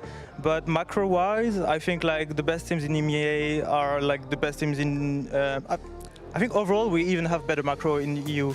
But for example, the best teams like G2, Sentinels, they also have good macro. So that's why they're the best teams in America. We're still the best region. Yeah, EMEA is the best region. But thank you very much, Natank. We're so happy you're back home with us, and I can't wait to see you on the server. Yeah. He's obviously not going to say anything negative about his teammates, but BaddyG in his prime, him and Monster are going to be wild, energy off the server, on the server. That gets you a bit excited, doesn't it? Yeah, and he looks so like he was just chill in that interview too. I mean, like all 3 of them coming in. I'm buying into this vibe on the team. Yeah. Like, we'll see how they shoot today. They should be good, but if the vibes are good, then surely. Yeah, I mean, you know BaddyG will get his bicep out. He will not hesitate. If he doesn't, then we have to ask him. He might have the biggest bicep in our league, to be fair. Yeah. funny. No, to add on to that, I mean, I think the positive vibes are good, right? It seems promising from what we're hearing from that interview. I think one of your lessons from Master Toronto was teams need to have fun to be able to win as well, just to reflect back to that. But I think a big part of that is going to be Baddy G and Monster joining this team, right? It feels like they kind of finally got their moment to step up. Of course, you've got Monster getting that call up from the academy team of Koi, finally getting to make his name for himself on the stage, so I can't wait to see that. And then you have Baddy G as well being able to come up. And I think we're talking about like players reuniting as well. These two players were together at Ascension 2023, playing under Ascend, and ended up getting beat by Natank, by the way. So yeah, I think it's really nice to see all of these players kind of reuniting and coming together. Yeah, and I refuse to retire until I see Baddy G play Phoenix again. Just one more time, just one more time. And then for me, I think like in the start of this split, like Magnum was my player that I was kind of rooting for a little bit. I think it's now Monster. Like Monster, I've not seen in. You ditched Magnum. That's all it takes. He's done good enough now. I don't need to root for him anymore. Like, he's hit the highs. Now it's Monster's turn. Like this guy is much like Magnum, like a traditional Sentinel player. He knows his role very well. He's good at fragging. Should have been in partnership, I think, 3 years ago. And so I'm going to be rooting for him. He's less silly though. He's never given himself a concussion. Silly, but you could tell there's a little bit there. Yeah, I think but if you combine them, you get, you know, all of the silliness, the fragging, and so on and so forth. But this is the thing with Koi. I mean, I like that you spoke about expectations, because realistically, they don't need to make champions. You know, we're not expecting them to make champs. But if they make playoffs, though, that's a nice place to start. That gives us some hope. And since you're rooting for them, and also Billy, they're your tier 2 boys, we want to see them make playoffs. We want that to happen for them. I do want to see them make playoffs, and especially when we think about Natank never making playoffs either when he was with Gentlemate. So I think that this is really their kind of shot to prove themselves, to show to everyone that this could be the new version of Koi that we have been praying for. We've been asking for it for the longest time. So I'm optimistic. Yeah, they need to just give us something to work with. It's a track-by-track situation here. Here we go. Let's not think about Are they champs paying yet. you? Are you on the payroll with Koi? No. So you know it's real this time. Oh, okay. Oh, damn, Minnie. Okay. I'm sort of with you, but that is all going to start by the possibility of them taking down Team Liquid. And how high or low do you think that is? I mean, going back to Team Liquid, it's like, to me, it's not whether they make champs, it's about how far they go at champs. Like, I know that seems weird to just already call this team a champs team, but they've proved this year enough that it should be a no-brainer they go. And by upgrading the roster with someone like Trex, who is world-class, it's now about how deep can they go globally, not domestically, in my opinion. And I think that's something that we would ask of Trex as well, right? Because every global event he has made, he's not been able to make a deep run either. So I think him coming into this team, they will be well aware of what the expectations kind of are from them. Yes, make champs. How far can they go, like you're saying? And I think like all of that is coming together really nicely for them. Yeah, I think the structure Team Liquid has just means that Trek's never been on a team with this kind of structure, in my opinion. I think that there's always been some kind of issue. Whereas with Team Liquid, I see the structure there, the leadership there. They can go very far. You're going to do guild like that? I can't believe you. The audacity. I'm sorry, Bob. Again, I was going to say, they beat you quite a few times as well, while we're on the topic of that. But this is the problem with Liquid, right? The expectations are almost too high, because you can't... It gets to a point where in the beginning of this year, it's like, okay, we see the pieces, we see what you're trying to do, Kiko's moving roles, you still have one of the greatest player IGLs we have in the league, and after they made a couple of global events, you know, we're happy with the way they are right now. But if they don't make champs, or at this point listening to the two, if you don't at least make a top 4 or something at champs, it feels almost like a letdown. Yeah, it's almost like, because at the start of the year, honestly, I had them like mid-table. I didn't think they were going to go this far. I think Kiko playing as well as what he is on Smokes, and Nats looking as good as what he is on the IGL role, and the structure that probably Coach Lohan and Nats have is all being great. And so they have set those expectations for themselves. It's too high, I feel like. It is pretty high. Yeah. But unfortunately, that's all we got to work with. So I'm at the let's see them at champs phase of this. So what would you, what if they lose a map today? Would you be worried? I'm off the train. No. I would have to see why. Okay. Like why? and we'll come back to that next week. Okay, okay. Yeah, I think for me, like the stars of the show for Team Liquid this year very much have been Kiko and Nats. It very much has been Cats Nation. Like we love them, right? So I'm looking to see what they've done in preparation for coming back to stage 2. Because of course they were at Masters Toronto. They've had a bit of time off since bombing out so early to actually consider the new maps that are coming in. We have Corrode now. We have Bind back. Bind was an okayish map for them at the very start of the year. I think of, you know, Nats and no access to site, right? So like, yeah, I'm looking forward to seeing what that looks like. Yeah, and they have an identity, right? They have a very real identity on the server, the things they like to play, the maps they like to play, and so on. How excited are we at the prospect of the double Senti when it comes to having Trex now on the roster alongside Nats? I feel like we pray for days like this. Double Senti? Yeah, I mean, someone's got to play the Deadlock Vice stuff if that's the kind of direction they want to continue going down. I think they'd just put Trex on solo, fade, keep it boring. Oh, okay. Yeah.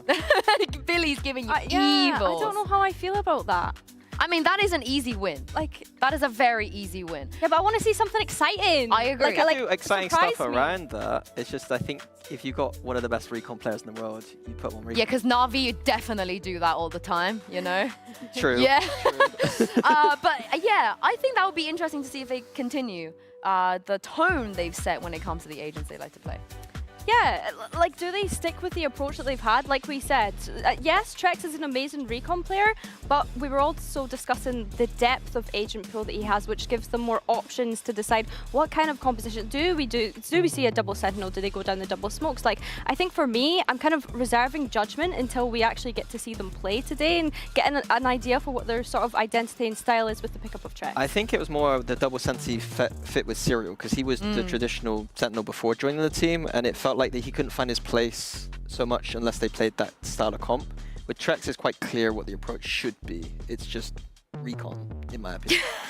You've been wrong so many times in the last 2 days. Every single time I've said anything today. Yeah. CNED. I'm happy to be wrong. Double again. initiator, you know. I feel like Team Liquid have more layers to them than that, though. Like, surely it's not just that easy. You're not gonna make a deep run at champs if we're playing that safe, in my opinion. It's not.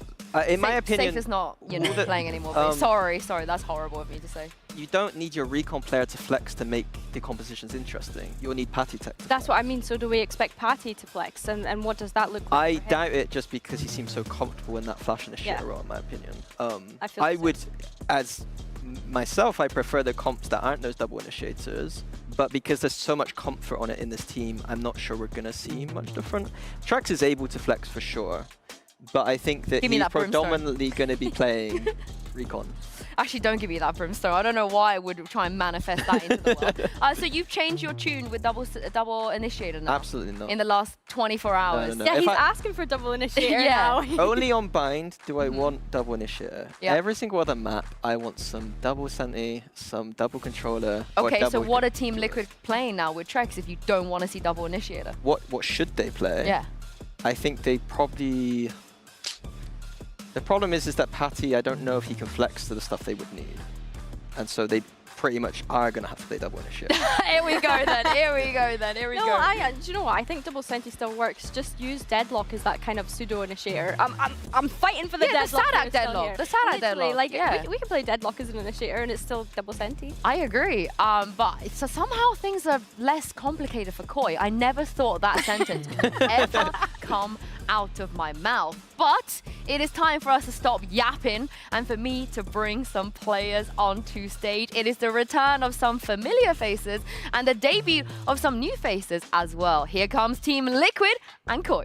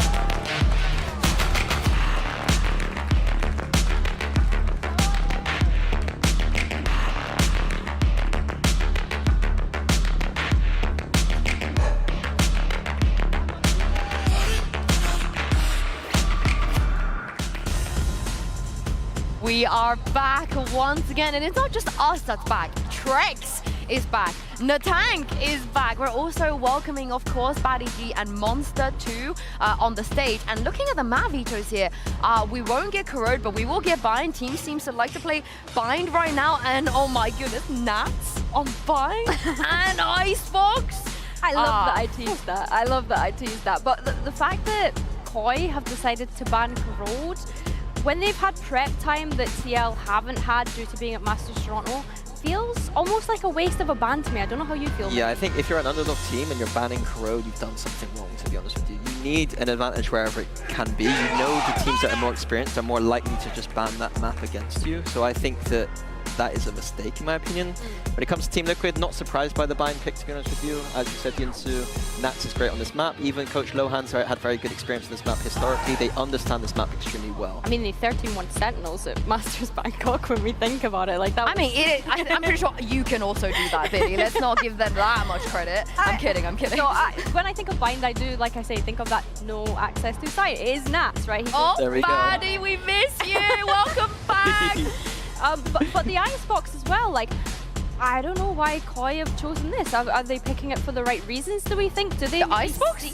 Yeah, they've always been good on Icebox. When they weren't winning anything, they were kind of being able to at least take an Icebox But like, I don't know if they see that as a strength for them or a weakness. I think it's a weakness for TL. But also, Simo's the new coach, I believe, was Sage believer. Yes, and I'm on that hype train. So I'll be interested to see if they're still running stuff they did with the previous team or switching ahead. And let me add Natank into that mix as well. Imagine being a Sage believer and you have Natank as your potential. It's all coming together. It is all coming together. But honestly, like I said, I know it's a different roster, different coaches, but back in the days when Koi weren't winning anything, they were at least being able to bring us some exciting things on there we Icebox. go again. But how could you not root for this man? How could you not? The damage that he does, you know, when the couple of times we've seen him on Tier 1, back on the FPX days, didn't he 13-0 you? Might have done. Yeah, but BaddyG is just, every single day that I get to talk about this man is a good day. But it is a tall task against Team Liquid on Bind. Everybody likes to say, oh, I know what Nats does on Bind, but nobody seems to be able to figure out how to beat him. Yeah, when I think of a player for a map, Nats Bind is like, they just go together. So I think that Koi, they've got a very uphill battle on this first map, and it's going to be second and third that I'd be looking at personally. And it looks like we are getting a Trex Gecko right out of the bat, and Kiko Brim. Like this, as I said, the only map I really like double initiator on is this one. Playing Gecko and Fade, I think that is the best double initiator combo you can have on this map. So I like it. I prefer it to the Sky personally. I think that Fade's just power in general is just slightly better.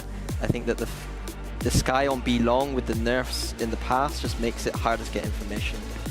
I think interesting from Team Liquid to just completely stick with what they were running at the very start of the year. Completely no changes here. Of course, they have Trex coming in who's going to jump onto that Gecko, but yeah, zero changes, and there's so much footage of them playing this map. It's something they've been comfortable with for ages, and again, I'm going to reference Coach Lohan before he joined Team Liquid. Ran the same composition, very similar ideas. It seems like a map that he and Nats are just very comfortable on and don't need to change too much. Yeah, and Trex, he's played so many agents at this point. We've never had the pleasure of seeing this Gecko, so it's going to be interesting to see how he performs here for Team Liquid.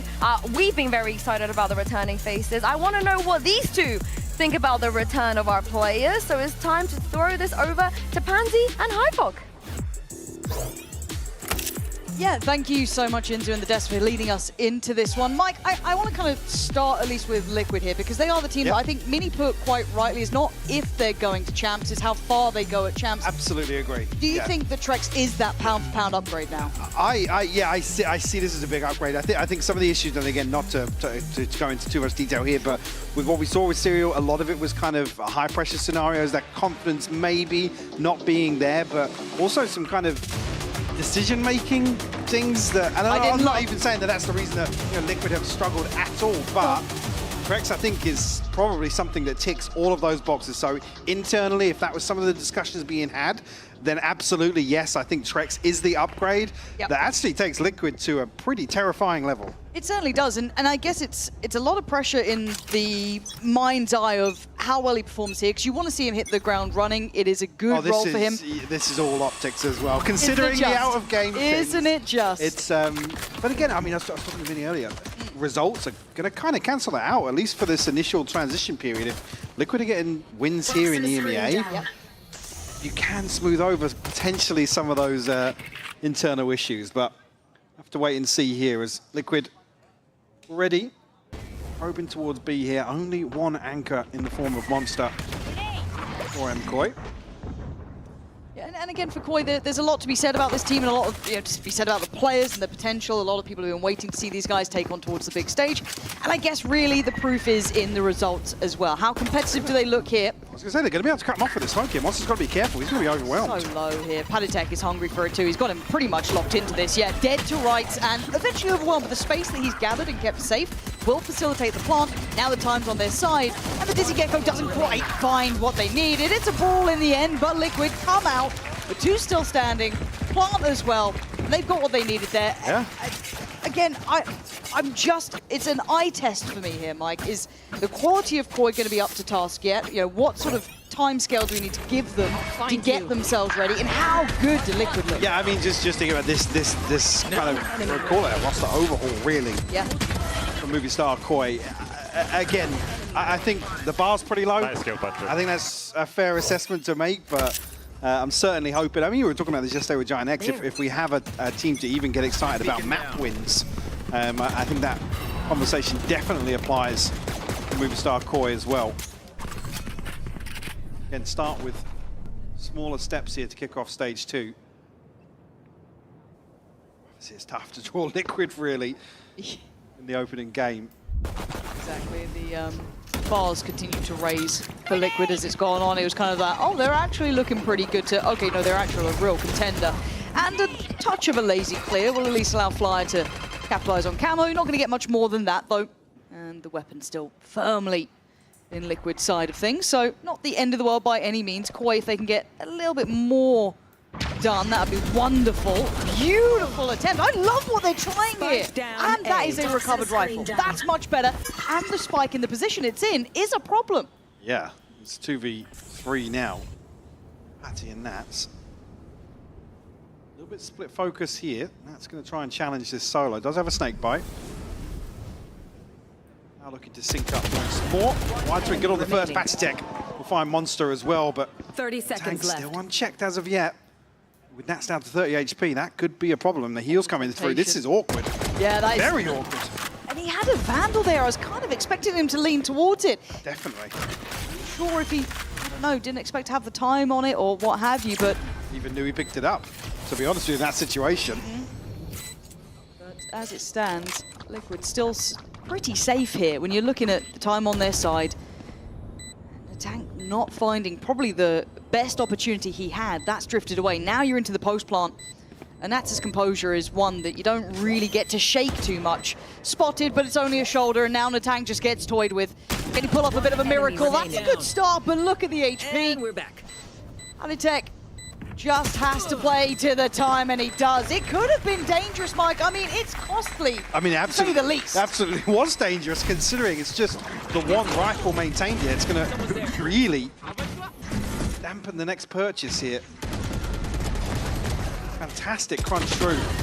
LG finding 2 here. Unfortunately, I did just catch it. I didn't know what the lineup was, but I mean, all things considered, you got to feel pretty happy about yourselves if you move Star Koi. Coming into round 3 now. Just the 2 rifles, 2 stingers, and a sheriff. Liquid to bring forwards. Really tracks with ultimate progress, to be honest. Big info early. Yeah, actually, the pop's going to come straight through. And Camo, look at that absolute shutdown on backside. It's beautiful from Liquid. A very well-rounded site take. Everything cut off there. Very few spaces for Koi to even make anything out of it. Kind of cut off by all accounts. And you're looking at Baddy G and Flyer, who are pretty far away from this. Already Liquid looking comfortable now, getting those upgrades into hand. making up for almost that fumble in the previous hit. Flyer, great damage though. And now into the 2v2, similar scenes, same players in the form of Paddytech and Nats. Full clear, Paddy down to 45 though. Enemy remaining. Brilliant timing for Paddytech there to catch Paddy G on that walk up. Flyer still going to try and make something of Actually, this. 6 HP. He's low. Oh, it's gorgeous from Flyer. After what felt like the perfect side take. I mean, yeah, a beautiful entry, but so sloppy in the post plant here. Again, an overcommitment to that early angle on elbow. Really, you want to see it being Kiko to take first contact, then the swing comes through the trade, but Flyer is able to isolate too with ease. I feel like the job's done by this point, don't you? Yeah, maybe that's a little bit of the issue. It was so clean on the way in. You get the upgrade for the people that didn't have them. It's this here. Kiko's tucked in that deeper angle. I mean, credit where credit's due. Flyer absolutely running away with this one. Wants to bail out round here. Get themselves on the board. Got to be careful he's not isolated with some of this early round utility here. Confidence is a dangerous thing as well. To get that going early, had a really nice round two. Even in the loss, you still did that damage. The conversion off of the back of an individual player like Flyer having nice impact makes it feel doable. Yeah, I don't want to be too overcritical there for Liquid again when you're kind of onto site that quickly. Maybe you're not anticipating somebody just dry swinging onto these angles on elbow. It's all something to consider. Rex does have his ultimate now. Kiko, good progress. Also on the back of that round three. Pretty awkward timing here. Camo could get over the top here. Absolutely will. It's caught both. It's caught both. I think Camo might even get a second reward from this. No, Flyer still managed to release evade for a second longer, but he's been found. Awkward timing on that, wanting that deeper prowler to clear through to confirm contact, but still just caught in that no man's land. Completely rolls out the red carpet, and I want to see this clean now, Mike. We've had a couple of these post plants get a bit shaky. Now we need to look sharp here. Good trades, good spacing. A pick found, but still 2v4. It's unlikely, especially with Trex closing down the account. A little more consideration here in the post plant. 3 rifles carried across. Stark Boy going to be reset in that regard. Pop it. I mean, even here with the C's to slow things down, it's rough, but Flyer eventually falls to the nade. So that even though, considering this early timeline we're looking at, Flyer and the Tank both have their ultimates. Paddy G just going to throw a stinger in the mix here. Get something done potentially. It's actually deep enough to hear a couple of these steps, so expect it for the time being. A real opportunity to contest this early space. All across the camo. Showstopper now in hand. There.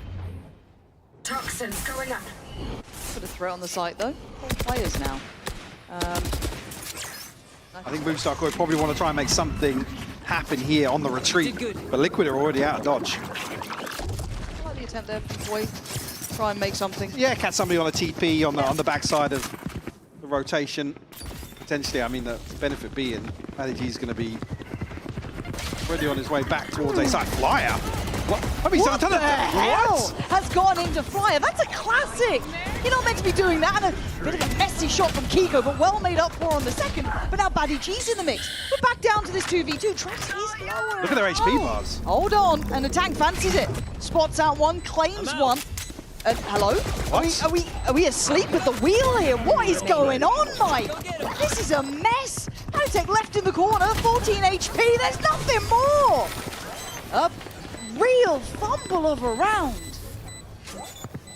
Look, credit to Flyer in this already for being just the thorn in their side. Cool. But everything else, Mike, what the hell just went on with Liquid there? Yeah, and again, this is hard to call from the outside, but Flyer isolated the first year. Camo just kind of gets caught off guard, I guess, from another brazen swing with a classic. Like I said, you get the first there, you almost, I don't know what's gone on there, but yeah, things just spiral out of control here. when you really look towards potentially Nats to tighten the leash a little bit in game. Okay, looking at it back, I guess Flyer's ult removed the sound, but they seem so unresponsive to this, but a very pacey beginning Flyer, and everyone's trying to evacuate down long. The tank's already been caught, but this pace is just unforgiving. Filu trying to slow down the roll a little bit, get himself out of danger. There is still Flyer here. Liquid looking a bit shaky. Oh, for sure. Certainly an allowance to be made, but in the course of this half, you want to see some of this cleaned up. Monster swinging out here. Commitment to the second. Nats going to shut that down. Full strike invested. Actually going to isolate Trex here. Opting to go forwards. That puts Nats and Kiko at 2v3. And that's where he started late now on the molly, but Nats just found it. That's Did the half ridiculous come from through? Nats. I don't know if the half even came through there. It doesn't look like it did, no. So now Kiko gets to swing in. Saved in the end. That got so deadly. Look, as much as Liquid are winning out these rounds, this is so close from a team that no one knows where to place with Koi yet. You know, there's too many changes to really be able to guess. And Liquid now, as said, being expected higher end. You're looking at them doing deeper runs. This has been a scary game. I mean, for Movistar Koi, this might actually just be the game plan to kind of throw them off, play unorthodox, and stubborn to die. I guess make what's jump scare for Kiko there. That's a brilliant replay. But yeah, maybe you just throw them off a little bit, make things chaotic, and I guess play towards what you would argue is the, I don't want to say the weakness, but the, I guess the chink in the armor of having a new player come in, which would be the internal communications, right? And players understanding their comfort positions in certain executions. For me, I do think we have to be very critical of Liquid to an extent, and that feels almost harsh to say, but you know, we're holding them to higher standards now. Rightfully so. They've been making it to these internationals, and they're not just the underdog team that does well and everyone loves a bit, you know, seeing Nats having a good game. No, this team is showing they can hang. Exactly, right? So I also think there is something to be said about playing to your own level, being able to control a game like this and trying to keep a team who's being pretty feisty, right? You look at Koi, they are absolutely willing to brawl out. They're willing to take high risk, high rewards. I like what they're trying to do, because maybe in a more standardized affair, you won't get a good game from it, right? Liquid should run away with that, so why not try and find that little bit of space to work with? I want to see if Liquid can continue to control it, though. As it stands, yeah, they are winning out more than they're losing. It is 4-2, we can see the score. But keep in mind the pistol is involved in that, right? The first 2 rounds did go their side. So now we have to see if that tempo can continue, and if Koi can keep nipping at the heels. Can they continue to be this bit of an unknown quantity? Now the purchase is going to hinder most of that resilience, but that hasn't really hindered them up until this point either. Well, the timeout, that's what is discussed. Wider spread default here. In pressure, or at least presence, shown by Koi on both sides. But yet to make moves. Spike now in hand for Nats. Their sights set towards B once more. If they get nervous about this and they can't quite identify, maybe if they're worrying about a stack, so you've still got those Seekers there, you've still got Nats as well with his ult in case again, it gets sketchy. How this has started, you're not going to be too upset throwing that into an anti-eco. In terms of security. First tag came through there from Camo. Poison's off. Isolate Monster here on long. Still very conscious of a trap play set up. As elsewhere, 30 Pat's seconds found left. Baddy G. Now we'll hear Monster repositioning. Toxins going up. Monster's one of the danger players now. Phantom in hand, Filu the other. It's a cautious approach, really. Wingman going in to get the plant. Monster caught. Oh, beautiful from Camo, real quick. Just making sure no threat came through. Yeah, this is solid as a rock. That's better. I want to see a really firm control coming out of this. An in-zone flawless from Liquid. More of those. Navigate these threats. Take your time. Clear this map. More of that, please, going forwards from Liquid. Again, for Movistar Koi, like I said, if this is something they want to try and test Liquid almost and force them into recovery mode in some of these rounds. It's always easier to be the team to create the chaos than the one to handle it from the opposing side. Liquid set up outside A. Flash will catch on Flyer. Oh, some deep presence towards Showers initially. We need to see Filu activate too. Currently 0-7, not really finding the impact the rest of his team is. And well, that'll do the job. Padizek goes down, Camo soon to follow, but Nat is still in this, still trying to control the site. You can see the temptation from Baddy to try and play that forward, but Plant's not in just yet. There's a bit of a gap. It's rough now. Smokes have expired. They only have this pit covering just a slice of default. Go. Plug the gap. He comes through with the flash here. Two players playing inside. Baddy G caught on the outside. The tank decayed up. Back forwards. He's in a whole lot of trouble here. Trex feeling the pressure from the back too. Rightly so, Monster is on the way, but Trex Monster just tucking towards the corner, make sure no one walked the wall, but still Flash gonna connect, and that's the shot. Monster now starts to constrict towards the side, but the pit keeping Liquid safe here. Kiko trying to play out of it, lovely, can't get the follow-up, and the defuse is going on. Wingman doing his duty, and there's nothing more to be said. Another good round from Koi. They are pressuring Liquid, Mike. Yeah, and Liquid forced to make some pretty awkward decisions here on backside. Nat's pondering the outcome. They said that pit doesn't really give you an awful lot of security in terms of holding the site. Lamps, sure, but you almost need a second player outside with Trex. Trex has so much to worry about here on the outside of the pit. Rough situation to be put into. Gamble's wrong in this scenario. Already pretty impressed with what Star Koi are bringing to the table here on Bind, at least. Almost a refreshed approach to the game in general. See a couple stats there for you guys to kind of have a little look through while we take a second. Koi wanting to touch base here. It was Liquid's timeout before, but again, this is one of the players that people were waiting to see how well he'd do once he gets back into this. Certainly is. Certainly is. And again, not having the biggest highlight performance yet, but doing what he needs to. 5-7, sitting safe. I mean, Flyer kind of set everything in motion, it felt like, but again, my eyes still will travel to Filu. I'm going to try and keep a close eye on him. It's the first half in the first map. It's, you know, not all the be-all and end-all, but I'd love to see them all activate, see that potential in play on the other side. Kiko, I mean, he's having a lovely performance so far. Nat's a bit iconic on this map too, but again, beyond that, 3-5, it's still competitive. As much as we, you know, take into account that pistol, once we go into these rifle rounds, it's been a better game between these two. Liquid need to make sure this doesn't get too close. Feels weird to even say it, but now in round 9, you almost expect some of the early chaos to dust to settle in that regard. Monster on the loose. Normal seat to follow. That's it, finally open here. Monster lining him up in the snake bite.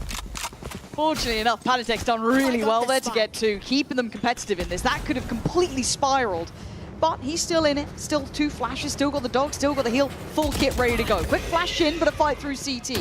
Trying to get some stability before the plant. That's going to be coming in next. Paint Shell as well. Prowler, almost indicative of a quick backside take, but no, they take their time here. 3v3 here. MKoi given space on site. Now going to read into the fact Liquid are playing a little deeper in the post. One shot there from Octagon, so maybe they don't know about the second. That's why you see Filu drifting across, maybe a little lazy, but you can't be lazy against a team like this. Trex and Nat, well established, good post-plant protocols, solid as a rock. Nice clean up here. Said maybe a little misread on the way in from Koi, but Flyer is landing shots today, Lauren. Number of situations looking so sharp. You're absolutely right, Pastek did really well to find the second here. I thought Nat's found the second on top side for a second, the way he snapped on, but it was Trex applying a little pressure from elsewhere. Poison orb emitting. Just pistols a sting up once more for Baddy G. Much else, really, in terms of inventory. Ultimates, yes, but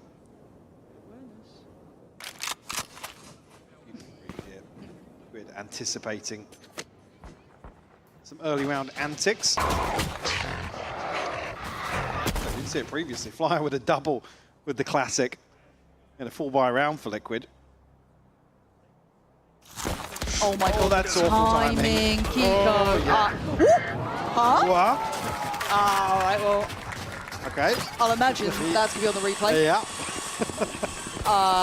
Okay, Nats. Love that You know, gun. what are you going Love to do? that gun.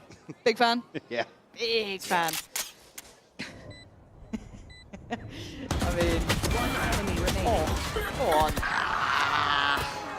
Hoping for an ace. It's, Well, yeah. it's fine. Did his job. You never want to see an anti-eco ace, but 7-3 now. Liquid, you need to pull ahead a little bit. Here we go. Seems good. I mean, it's rough there, FC Monster. You see the first two appear in the kill feed. Sleep well. Oh, but Kiko's face there, just eyebrows fully raised. All right.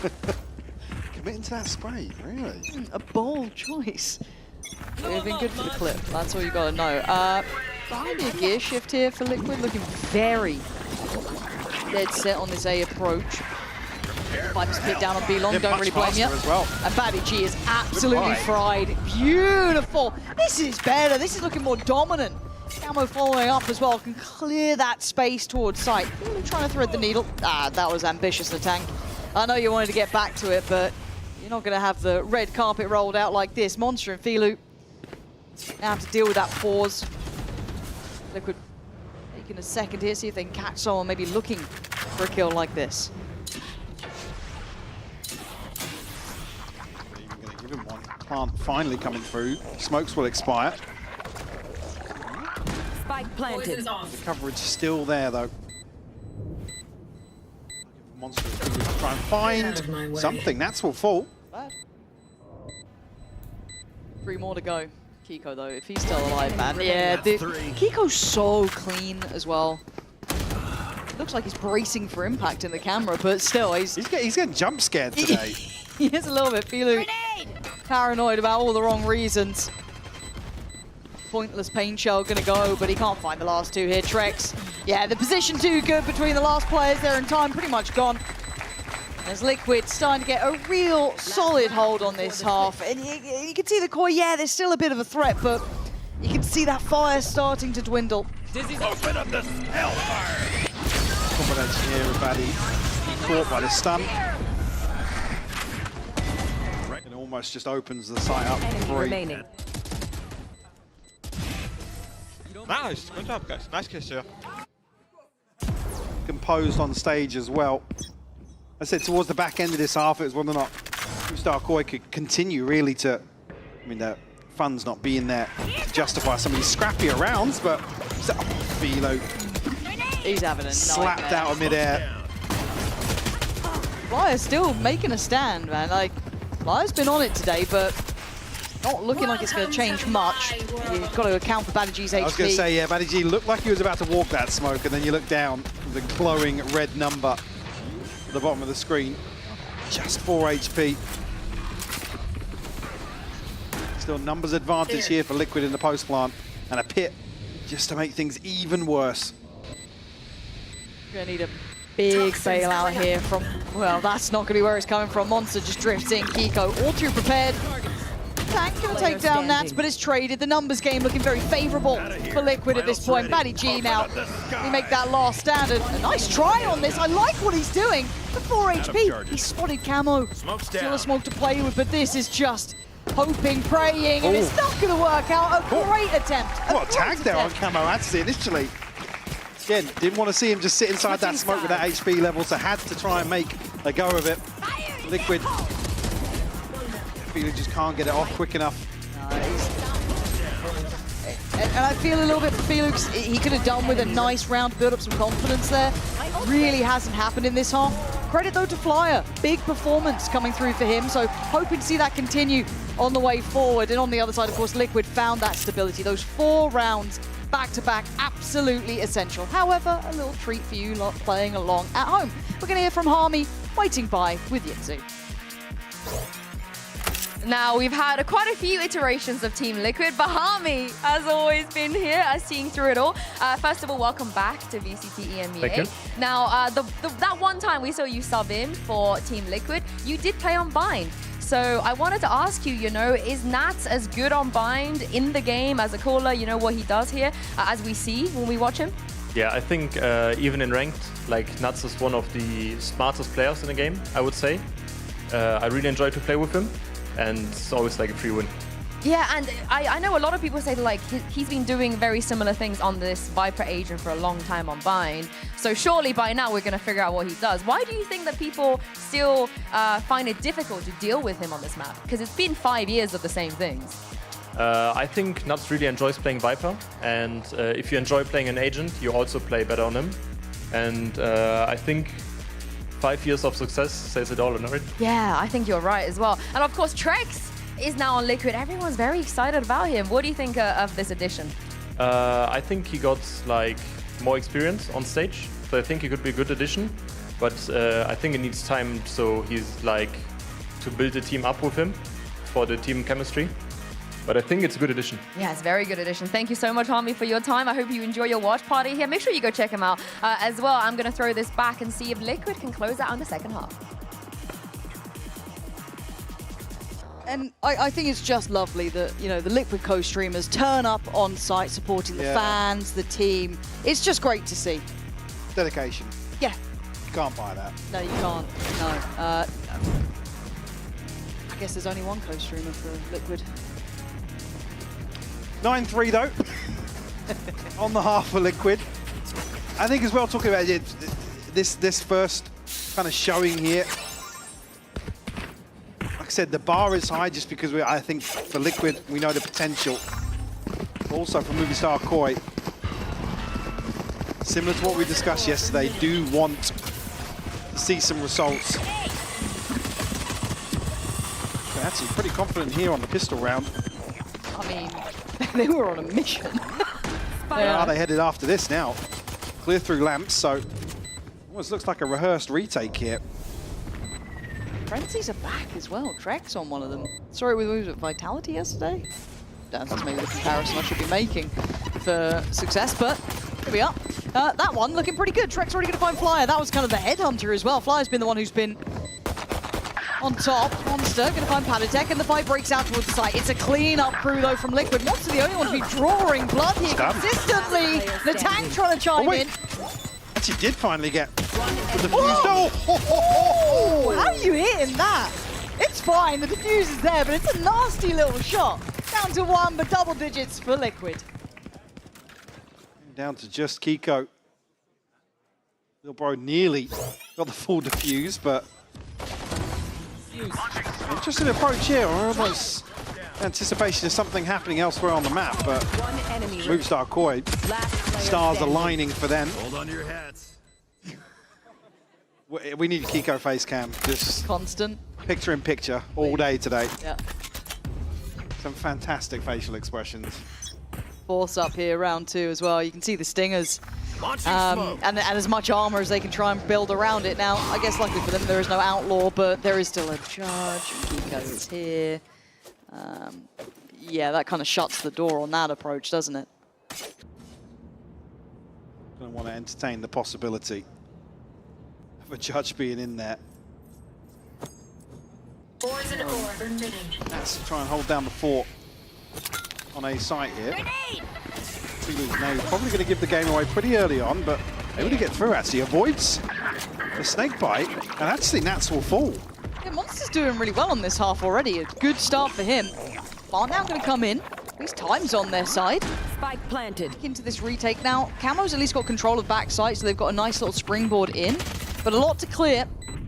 They don't manage to catch. I think that's Fire tucked on the corner. Kiko's still going to connect though. Judge removes Monster. Playing these smokes, but the drop of the smoke reveals the problem there. These Bulldogs going to find the bite as Natank and Fly. The last two alive. Trying to maybe play off the Dizzy if he can, but it's dealt with swiftly. And yeah, numbers game there, better weaponry there. Yeah. And as much as it's been close in a couple of rounds, Mike, I think we're going to make it up to 11. I mean, after Nats falls there, you almost want to see Movistar Koi over-commit towards backside, because once Liquid can flood back through from heaven, the range really becomes an issue for them. Kiko forcing the issue. We're back into lamps here. Movistar Koi though. Let's go. Focus up. Nice. Let's go. We're chilling. We're chilling. Everything is fine. Okay, everything's fine, sure. Everything's fine.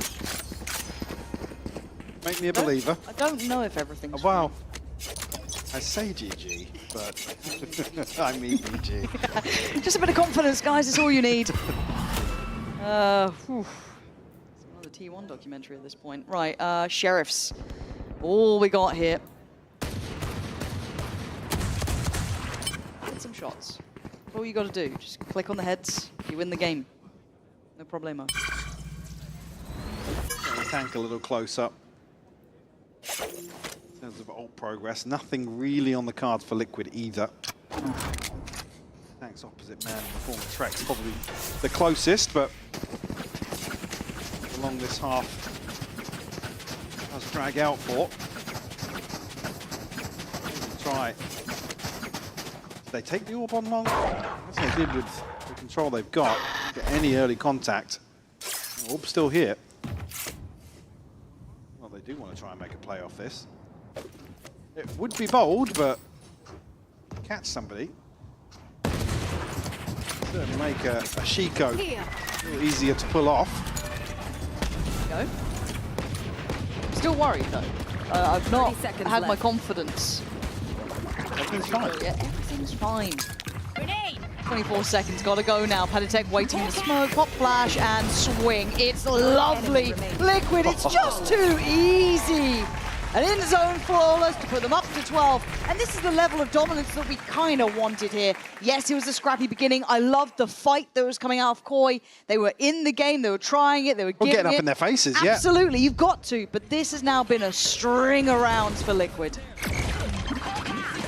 Course correction. One enemy. Freebies found by Kiko. Nice kills, dude. Sliggy there, confused, couldn't spot him, not in the building. But everything's fine. Everything's fine. They were just playing for this round, playing for OT. Yeah. That's belief. Now you got to try and stick the landing though, don't you? And it looks like Liquid ready to take the stand. Camo already denies Filo any space to find that next layer forward. And look at them backfilling this too. Trex willing to fight for it. Oh my god, I thought Trex just got that kill. I was about to take my headset off. I was taking a walk, but okay. Paditech, let them have fun. I would like you to allow for fun. Kiko, same thing. Can't ignore Wingman. Paditech. First, but down to 70 HP now. Get a connection on the flash either, so there'll be some question marks as to the whereabouts. Remnants here from Movistar Coin and Tank. Showing respect, doesn't want to swing onto this. Flyer got the deeper angle, so yeah. 2v1 like that, all good. Okay. Look. Well, the issue being Liquid still got the funds here, and now a couple of the ultimates coming online for them. Orbital strike here, 2 away for Camo, 1 for Patitech. Plenty of big tools, and Sarkoi going to be walking the tightrope in terms of the finances.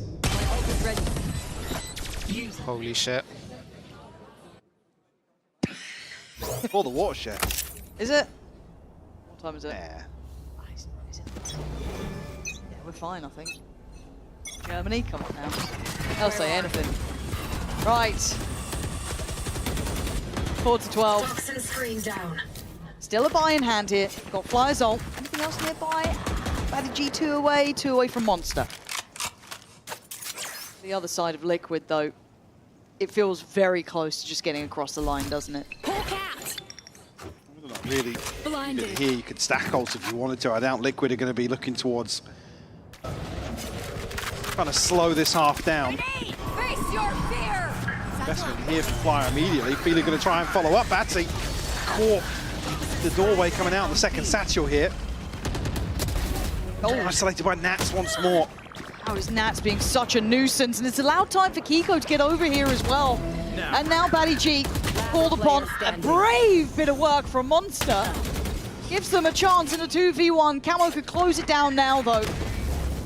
Felt like Camo's chance there, though, to try and get a kill. Awkward placement of the smoke, almost begging Camo to swing out on the edge. 30 seconds left. Plant in. What does Camo do here? He almost has to wait the smoke out. 56 HP. An isolated fight to be had, and he's trying to bait it. He knows what this post-plant setup is, but very oh my... Oh! Like a fiddle! You're so damn smart. That was beautiful. Reading them like a book. 13-4. We wanted dominance. We got it closed out with a Red Bull clutch. Fantastic work here from Camo in the end. Actually overall stabilized throughout the course of Bind. Big tick in the box for Liquid here on map 1 to see if MKOI can bounce back.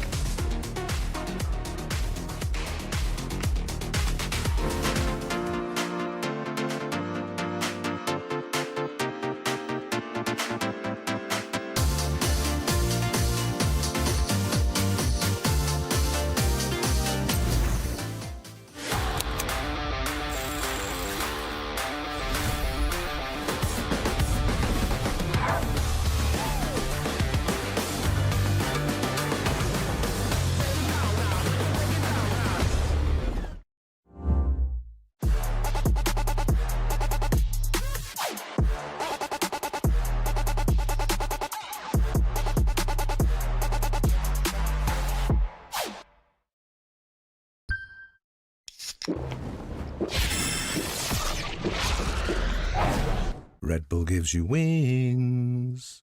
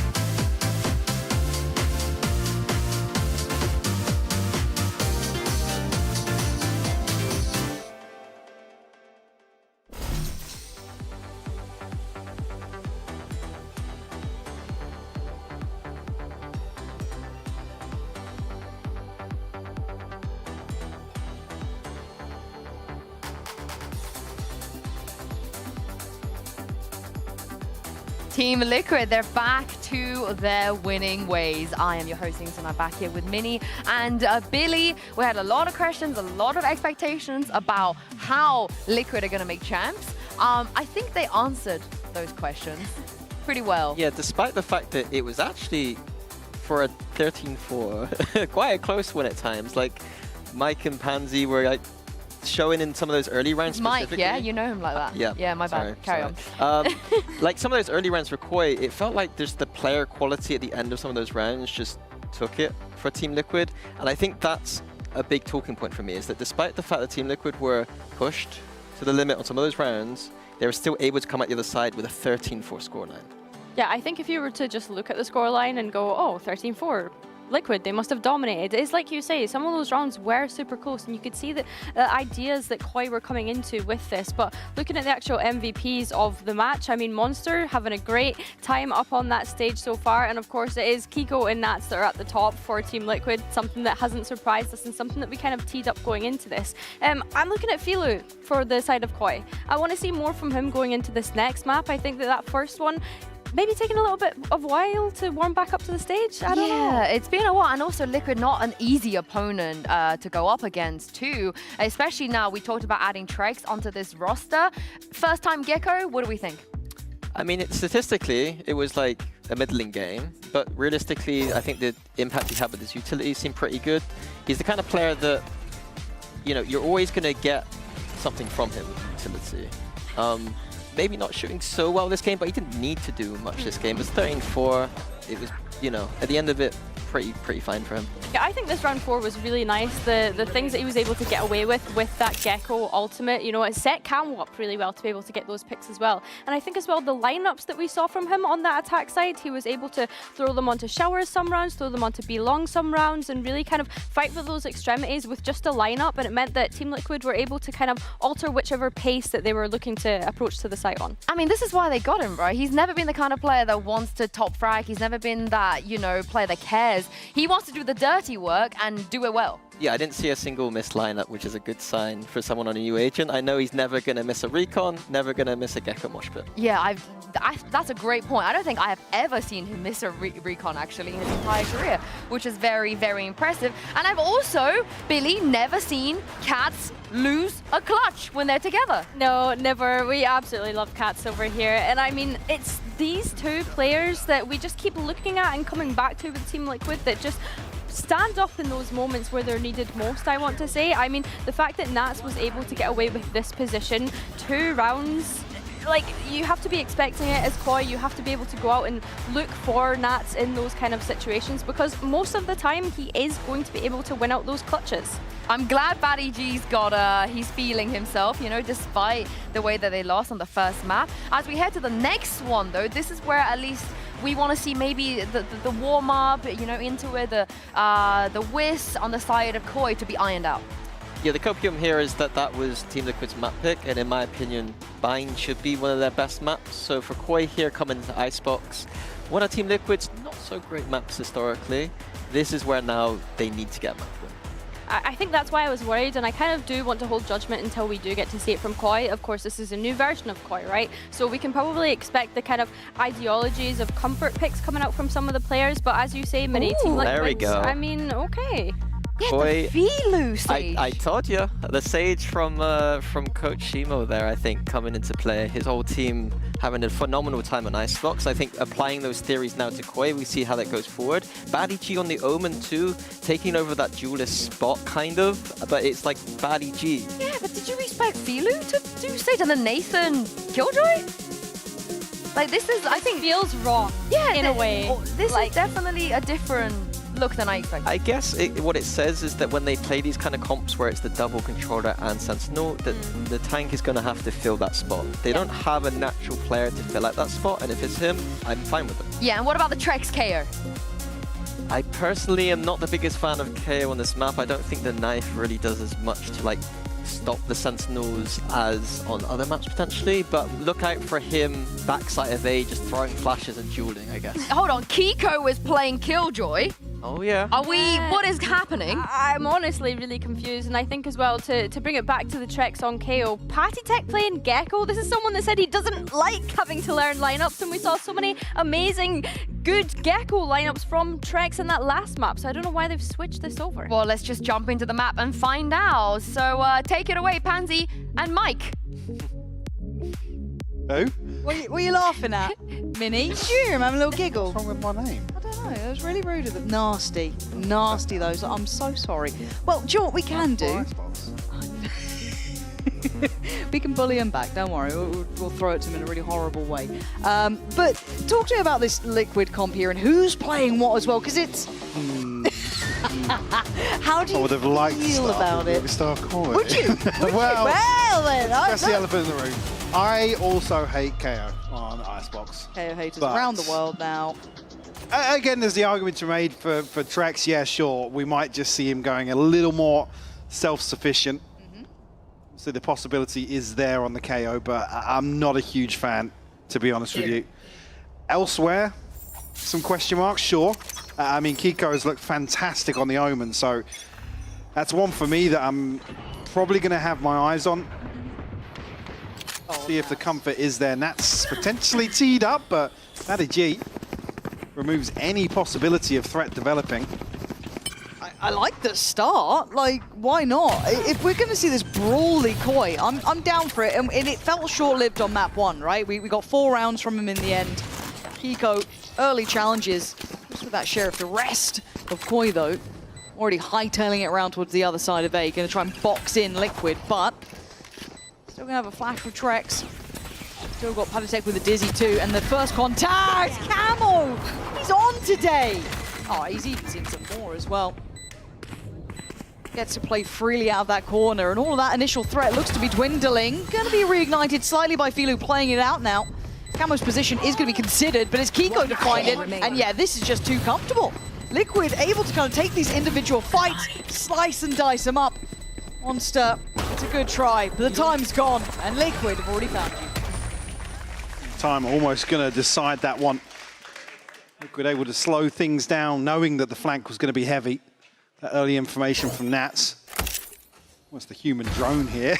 But like I said, it created enough of a window here that Liquid knew they were going to have arguably a 4v1 worst. One on the board here, and I think you're right, whether or not Koi are going to continue with this early kind of call it pace, call it aggression. Have to wait and see. Trex looking to potentially set something in motion with the flash, but Liquid swinging onto these close angles. Here. 3 rifles brought into this. Scope for Nats as well. Okay, there was Flyer before who made the classic actually look pretty lethal on map 1. Don't know if he's going to have the same opportunities now, though, as the plant's already going to be in play. We're looking at the post plant. I don't want to see security. I don't want to see a messy anti-eco. There is that Sheriff with Filu, and again for Koi, not much to lose here. You want to look for here with the classic. Yeah, he got 2, was it, on map 1 with that classic, I'm pretty sure, but let's see. Flyer trying to set something in, maybe just the dart off the back. The Camo, he's looking to farm. Monster trying to just cut the gap, see if he can get towards the back line. It's not going to happen. 5 alive, and in zone flawless. And Liquid looking pretty locked in now. Yeah, I think bigger picture-wise, coming out with a confident performance in map 1, now maybe feeling as if they have a better read on Koi's approach. They can now, across the map change, bring that ethos across. I think I was feeling it, I like reaction from it. See how it does progress. That's it, yeah, interesting actually. Liquid having the fastest attack speed. Icebox in stage 1. It's going to be I was going to say a brawl here for Batty G. Standing tall. But Batty G's on for it. 2 already, spiked down. Wall's kind of there, it's weird, and we're having the weirdest fight in the world. You can't really see much, but there we go. Finally the reveal, and Nats is going to strike. He doesn't like this sort of business. He wants that composure, that calm start. And Monster has to respect it now. Trying to fall away. Liquid regaining control, at least of B long, but not the rest of the map.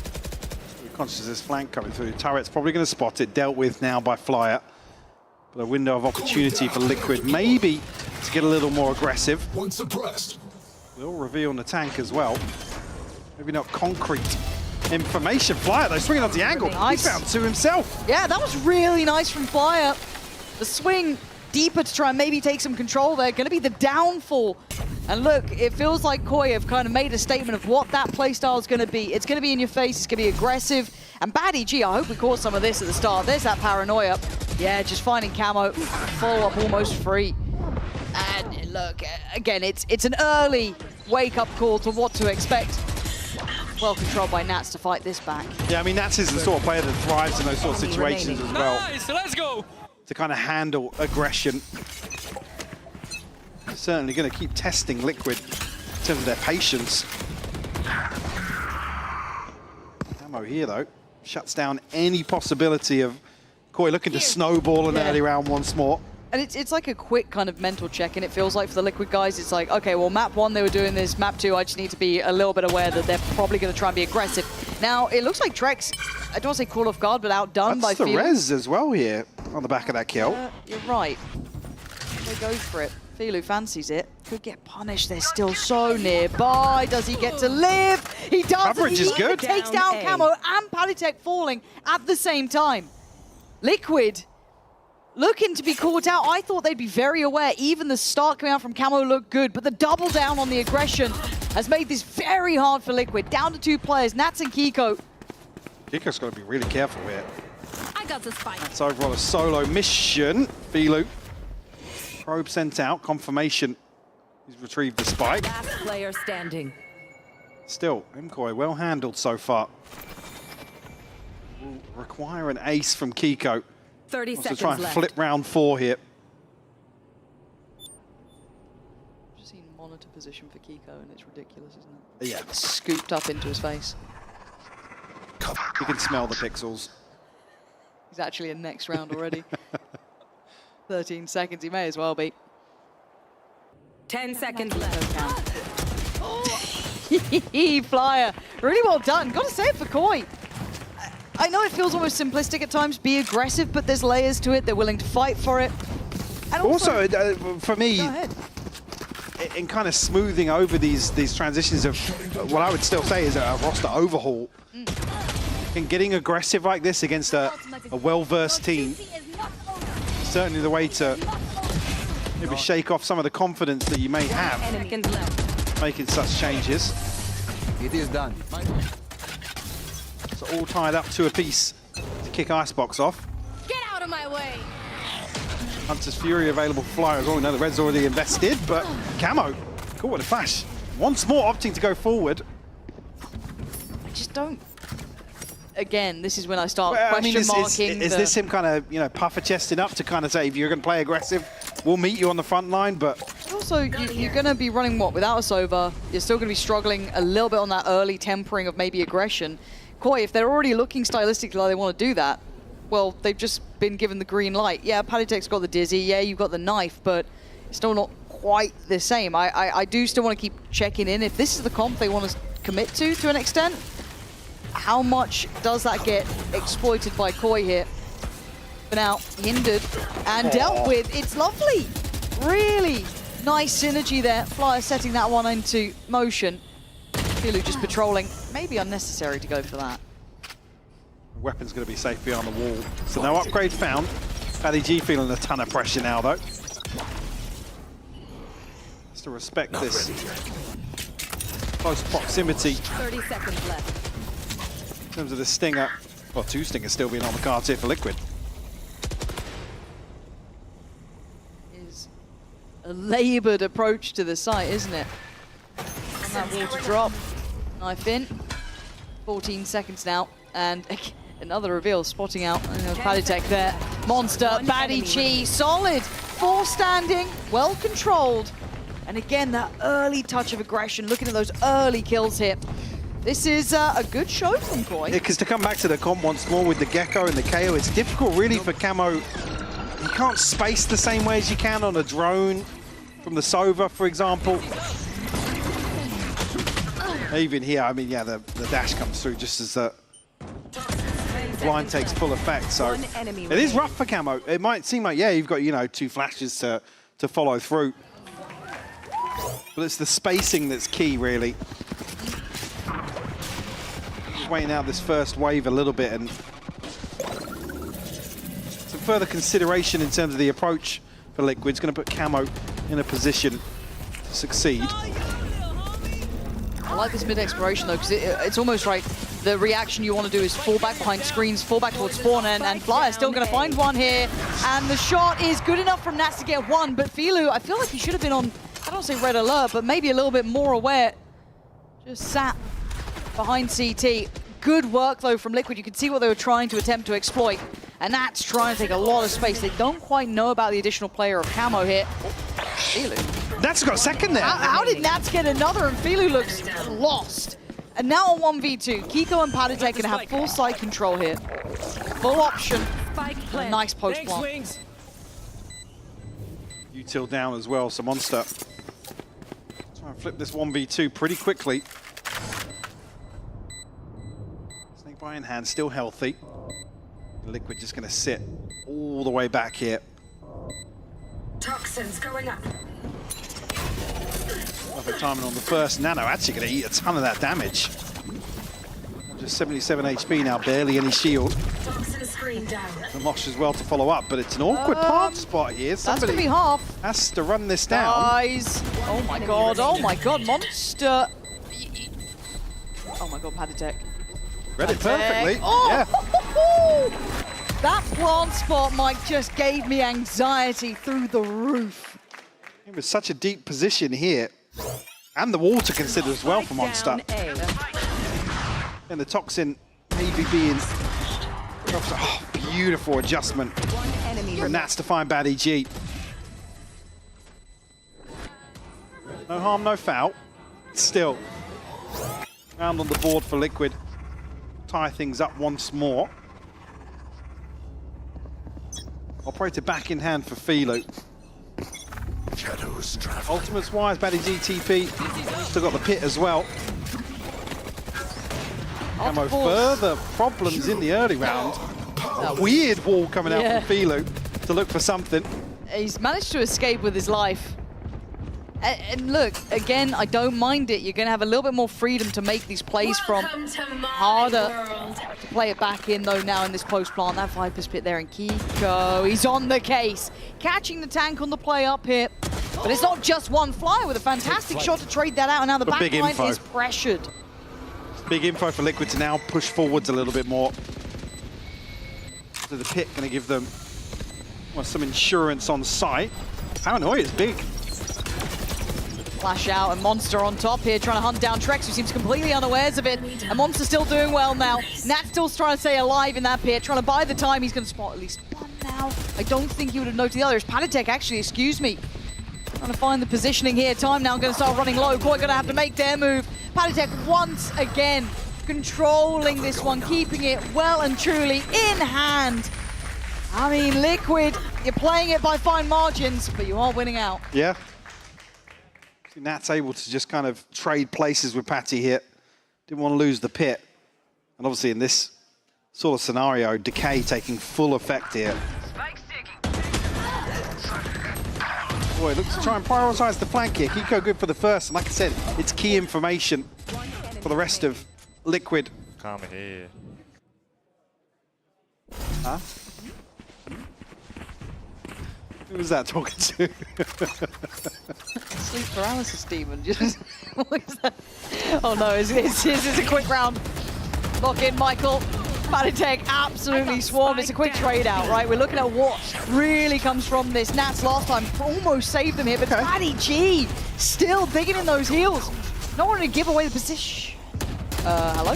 Wakey, wakey! Flyer there to save him. One enemy Trex drifting forward, and what is going on here? This tempo of this game has not settled in at all. Yeah, this doesn't feel like Liquid really learned much from the first map, even though the adjustment looked perfect.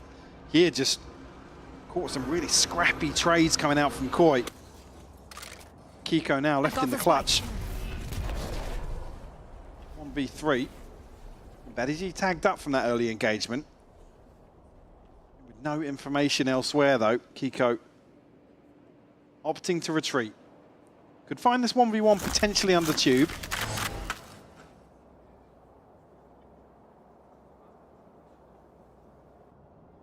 Not much time left to play with. 30 seconds left. Finish. Oh! My ultimate is Okay. placing sentry. You're not going to get any more, right? Nah, the tank playing safe in the end, but I got a little excited by it. A shot like that, I'm paying attention.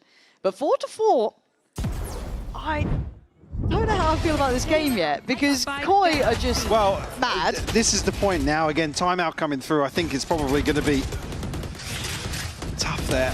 No chance. Again, it's the second swing from Nats here, prioritizing the swing onto the site. One down. My ultimate. What you like on screams, no? Exit, frags, ace. Yeah. So yeah, now looking towards Liquid to make a similar assessment they did on Bind. It was 4 rounds. Well, it wasn't even 4, but again, Well, I it was mean, it held was on 4. yeah, it was a string of rounds to follow.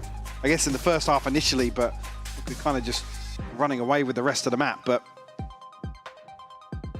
it's clear that Koi are trying to make Liquid sweat a little bit, I mean, and probably find themselves as well. Yeah, I quite like the idea, though, that if we're looking at what a test could look like here, this is good for Liquid as well as a learning experience. If teams are going to be trying to play this confident play style, get in your faces a little bit, you're not going to have that kind of run of the map.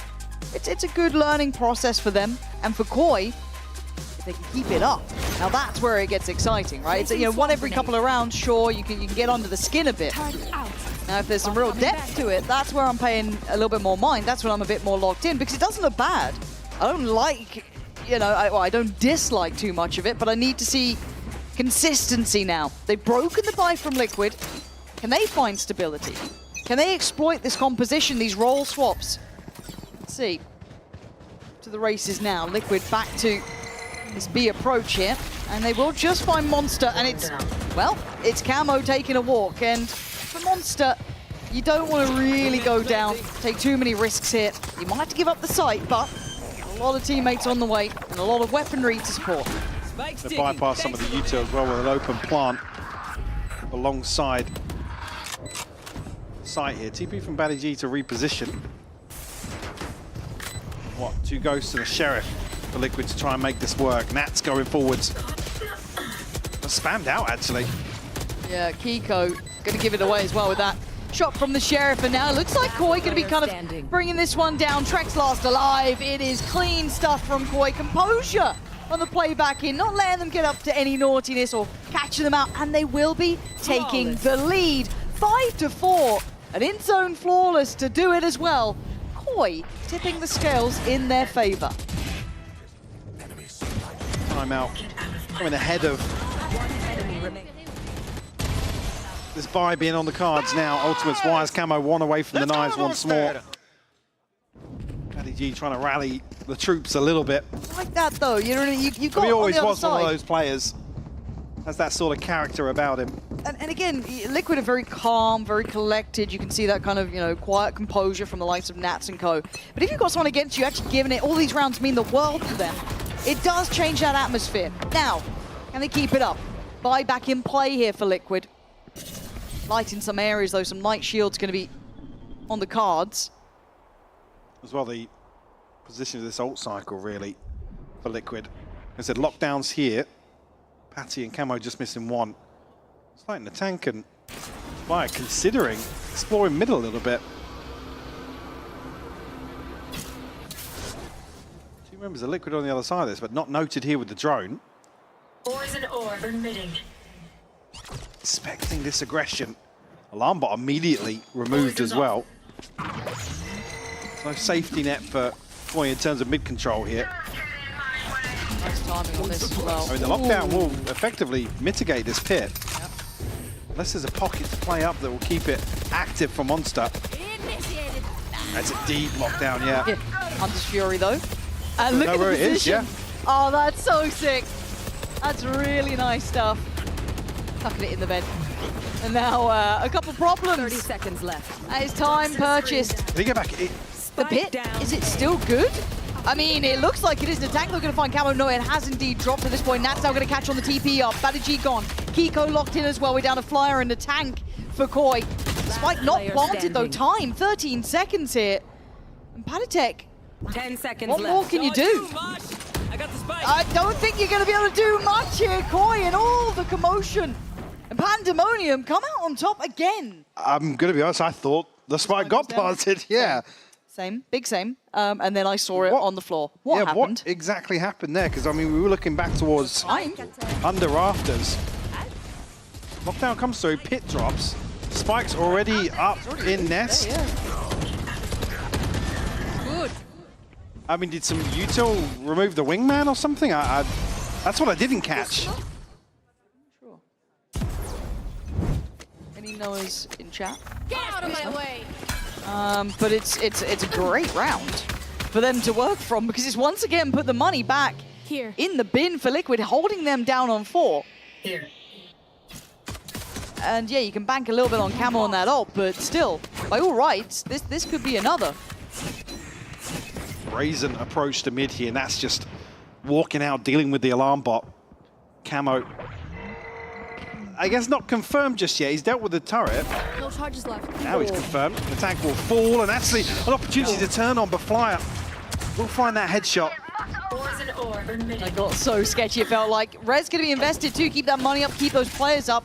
Diminish any of these opportunities beckoning as 3 players try to slowly scale up towards A. They can give up the plant, but as the post plant becomes problematic. Lockdown forcing the hand and forcing the fight. Good flash though. Big respect shown to use the lockdown here. Maybe not a full grasp of the purchase. Trek's gonna give it up to maybe look for a kill, but doesn't find one. Now we're down to Patatek and Kiko. You don't even have a chance. You already got the wall in. There's security here. Yeah, Kiko, you can put on a show. You can put on... It doesn't matter. Koi walking on the tightrope and keeping the scoreline. So good for them. I'm impressed. I'm a little bit frustrated at some of the looks from Liquid, if I'm honest. I don't love the comp coming out from them. No charges being played. I think there's a little bit of a desk question marking towards it here. But credit I want to put towards Koi. That aggression's still in play. The pressure still in play. And Monster's having a great game. Flyers up there again. Batty G on the aggression. I'm liking what we're seeing. Natty going to have his ult going into the final round here. Trex 2 away from his as well, so potentially some tools to invest. It's Batty G now donning the operator.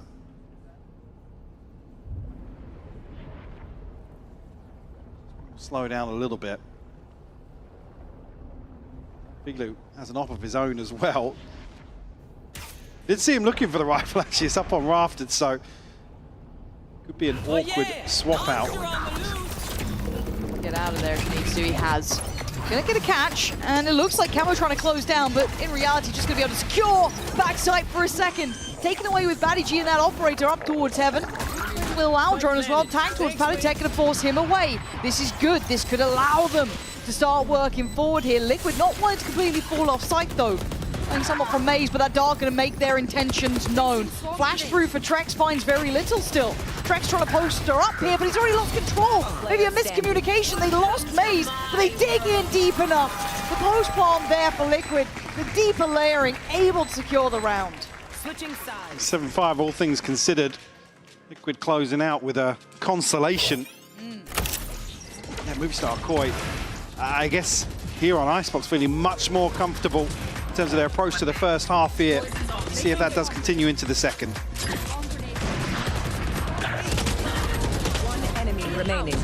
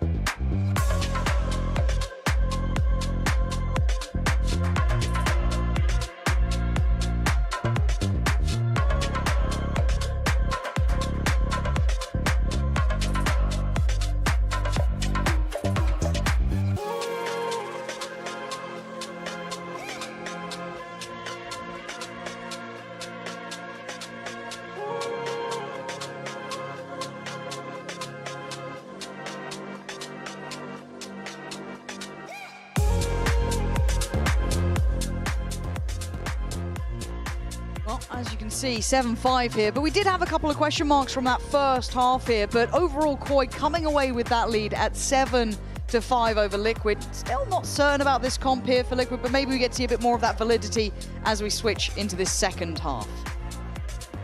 We're going to have a chance at one of the question marks we did have. What exactly went wrong here? 30 seconds left. Climbing up on the box.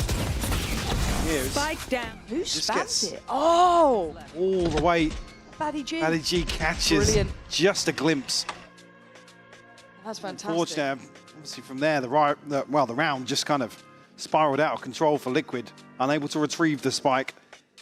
So the window created off the lockdown to remove the pit, but the flood comes through quick enough from Koi. I do like that. Let's have a little look back on those moments. Quite hard to see it in all the chaos, but good stuff there. And very heads up from Batty G to be aware of it. Again, you know, Wingman being dealt with and just trying to play peak on his own, make it up towards that summit. Doesn't get to have fun. So we go back in, Frenzy back out for Trex, who's having a rough performance. 1-11, not looking that comfortable yet on this KO. I don't know if the defending half will make it much different. Maybe a couple of those flashes from backside could be pushing it forward, but we digress as Batty G off to the races and instantly going to find Panitek. That was so pacey. And now they look to just speed up. Pressure through mid. Trex actually does find Monster. 22 HP though, going to try and flash himself out. Spike planted. The double dip here. Definitely doesn't want to back away even with the HP bar. Last player standing. Kills going in favour of Liquid. Actually, Tag finally finds a response. Camo to shut it down. Yeah, nice work in the end from the rest of the team coming through. I thought that tempo coming out from Batty G was just going to be enough to get amongst them. Here we go, we have a little look back. Look how quickly he's there. 128, I think it was. He's right amongst them. Must have been. Must have been. Make it that fast. But still, great recovery. Kiko coming in, catching those two. Just enough to keep that scoreline within touching distance now. 7-6. A likely conversion here. How we look now. There we go. Bring himself on top of this, and this is the look back. I'm pretty sure this was the start of it at the very least, but yeah, just instantly up through middle. But again, let's see how this one goes down. Any plans in mind for Koi here? They've been pretty aggressive, very assertive, even with just the classics, but this is tough. The Flyer classic alarm sounding. Camo. Ooh. Queen on the first two. Well, look, we had Comeback playing today. I'm kind of surprised we didn't see more of him on the Outlaw. He was one of the players that made it look so good in that Tier 2 when he was running around here, but now, obviously firmly within Tier 1. Quite slowed down. Camo, it's like a gut punch during that thing. One enemy and now remaining. just fly up. And once again, that's just keeping this clean with an end zone for us. We are tied up at 7 apiece. I guess just to come back to a point made in the first half, obviously with the KO and the Gecko, the timing's a little awkward potentially for Camo on the attack. Now Liquid, I guess, have the advantage to kind of dictate the pace on some of these set pieces if Camo wants to get a little more aggressive.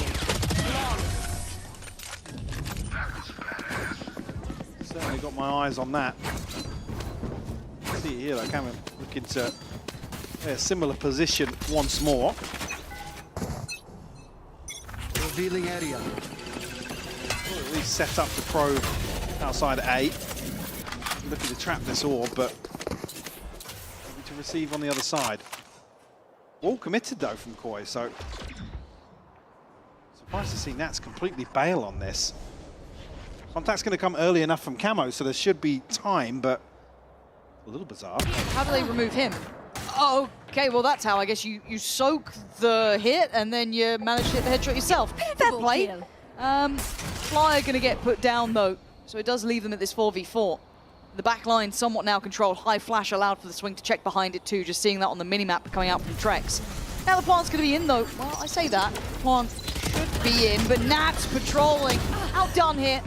Those slightly better weapons going to find their position to do well, but it's still a 3v3. Deep Trex plant here. has the Phantom 2, so a bit more to play into with it. 10 seconds away from the heal, so we'll try and buy some time. Got a ton of pressure towards Snowman here though.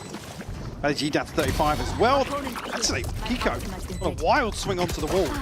I mean, I guess it allows Trex then to play into it, but Palitek needs to find his and he can't. Trex does it all though. Quietly building up after a very lackluster first half here, looking much, much better. Certainly want to see that from his perspective. Picking up the last 3 here. Beautiful open onto Camo. That's unlucky not to find this, but commit to that spray potentially. Actually, so yeah, the sightline's just nice! Chopped up perfectly for Trex. Oh! Nice, Nikita. He's back. First half, but Nikita's back. Crucial. 3K to convert a third here in the second for Liquid.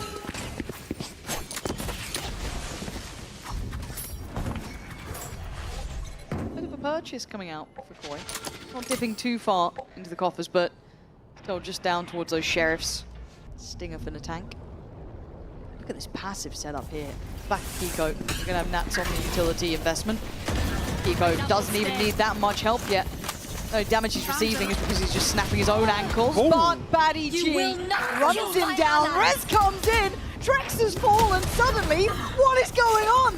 They've taken the perfect fight and Nats, overwhelmed, put himself in an unfavorable spot near on. Palitek and Camo. It's a long road back now, a 2v4. Still one player up towards Rafters as well. Keep your eyes on Batty G. Here. Potentially shut down Padstick on the way out here once the smoke drops, and he absolutely does. Oh, you love to see it. This team looks so nasty with just pistols.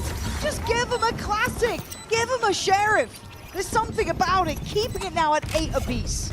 The issue being now, even with the bonus converted, it's only Trex to survive, so funds not necessarily flush for Liquid just yet. I mean, Camo's early progress will give him a Blade Storm. Might just about muster a purchase together. Camo, what did he go with? That's the end here, but This is going to be the fun. tank to shut down any hope of recovery. No command here as well for Trex, so. Actually, yeah, but baiting it away from Nats. No, it didn't. It didn't. Tried to turn, but I think even with his own utility, kept himself a little bit hidden here. Oh no, they saw it. Cleared, yeah. They were very aware of this, it felt like.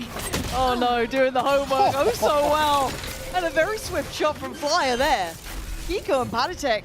I mean, that's a nice little start for Kiko, but he couldn't quite shut down on the shot there fast enough. And now Palitek's got his work cut out, full util, but oh, real easy start to this. Wall still in. Awful angle to play up against. Nice on the first, but good trade there from Flyer. Lovely work. Look, Koi, they're a gritty team, Mike. They're digging into this one. They are with the purchase. They almost sends Liquid back to the Stone Ages. To muster something together. Taken out. Beautiful shot. Enemy remaining. Flyer there. Staff don't like that one. Instant timeout now, knowing that the financial situation is going to be brought in as well. Yeah, and whether or not there's any notable mistakes to really discuss here or to take stock of their approach overall to the defense, but boy, I mean, the resilience is there, absolutely. You cannot doubt that. And I do want to highlight as well, Flyer, there was a couple of question marks about his, I guess, sticking with the team and staying in this roster and compared to some of the other changes that were made, but he is having a fantastic start here. I don't want to over-deliver and say, he's going to have a great run, this, brilliant split coming in, but by all rights, he looks sharp today. If this is the level he's going to bring out for the rest of this, I can't wait to see it. Flyer's looking very, very good here, and he received a lot of criticism. So I want to see if that continues, if he can keep this level up. I think as well the expectations coming into EMEA in general for Flyer were actually quite high. Yes. Certainly probably seeing him a little closer to where we would have placed him. Here with a rejuvenated team. Could be the catalyst for him to start delivering on a weekly basis. Yeah. One round to the good here on Icebox. Said still a purchase here for Liquid. Shutting them down. All of that. It's not pretty. No. Kiko does at least have a Vandal, but that's about it, right? Small takeaway. We're going for a Wander mid, are we? Koi come up with the maddest stuff on the back of the timeout, trying to get a little bit weird, trying to get in their face, and I don't mind it. It's generally a really good idea, completely turn the script. And how often do we talk about how badly it goes when we try and split through A using middle, but this time, going for the brawl, completely nullifying what Liquid were maybe trying to consider. They'll take the tour, get that old orb as well. Plant now coming in, really strengthening the likelihood that's going to be found. It is lovely, great call into that one after the timeout here. Maybe shaking Liquid a little bit further than they'd like. Yeah, really good read and crucial kill being Kiko in the back lines here. Shut down, can't get anything going. I have one enemy. It's another unfortunate Spectre moment for Nax. Liquid come back in. Operator in hand for Camo, so Keep up. to slow things down a little bit early on. Lockdown still here, no command still. Alarm bot down. Back pocket. Well, actually, look at the ult cycle for Star Coin. It's looking really healthy. Just 2 more orbs will be the pit and the res for Filu. Placing swarm grenade. Sent through to deal with the turret. Operator now noted. Actually just that little decapitates Camo. That's so nasty.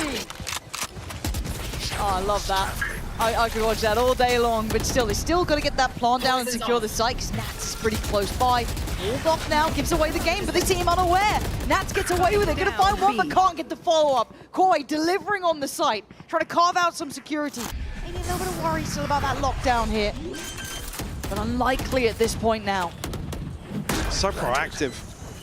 Again, the sort of play you'd expect after the plant comes through, but it's just to secure. Beautiful stuff from Koi. Liquid, Fatstek and Kiko try and recover. Two very squishy members of Koi though. And there's the first attack down, but Monster finds a response. Yeah, what a try, but trying is not enough. We're at 11 now, and that confidence has to be building.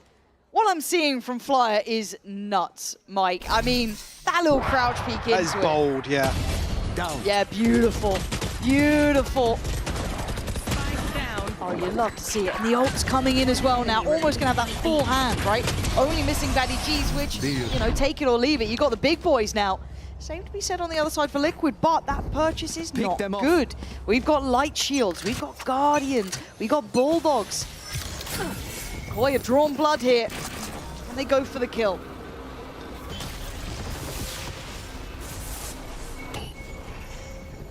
Space created here towards B main, but a pump of a fake, to be honest. Camo will actually figure it out early on. Well, I say figure it out, at least note presence here. Will draw Trex back this direction. The swing comes through. Fatstek good for 2, actually. Camo remove once more. Luckily able to slow things down on the way in. For Liquid to stabilize now with a second member in the form of Trex. Further info. Playing into Liquid's hands now. Placing swarm grenade. Shotgun.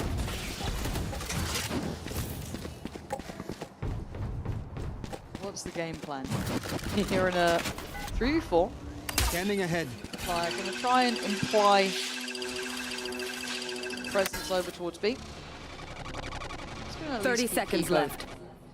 Interested, but they can play the numbers game. Cover going Make out. this one work now.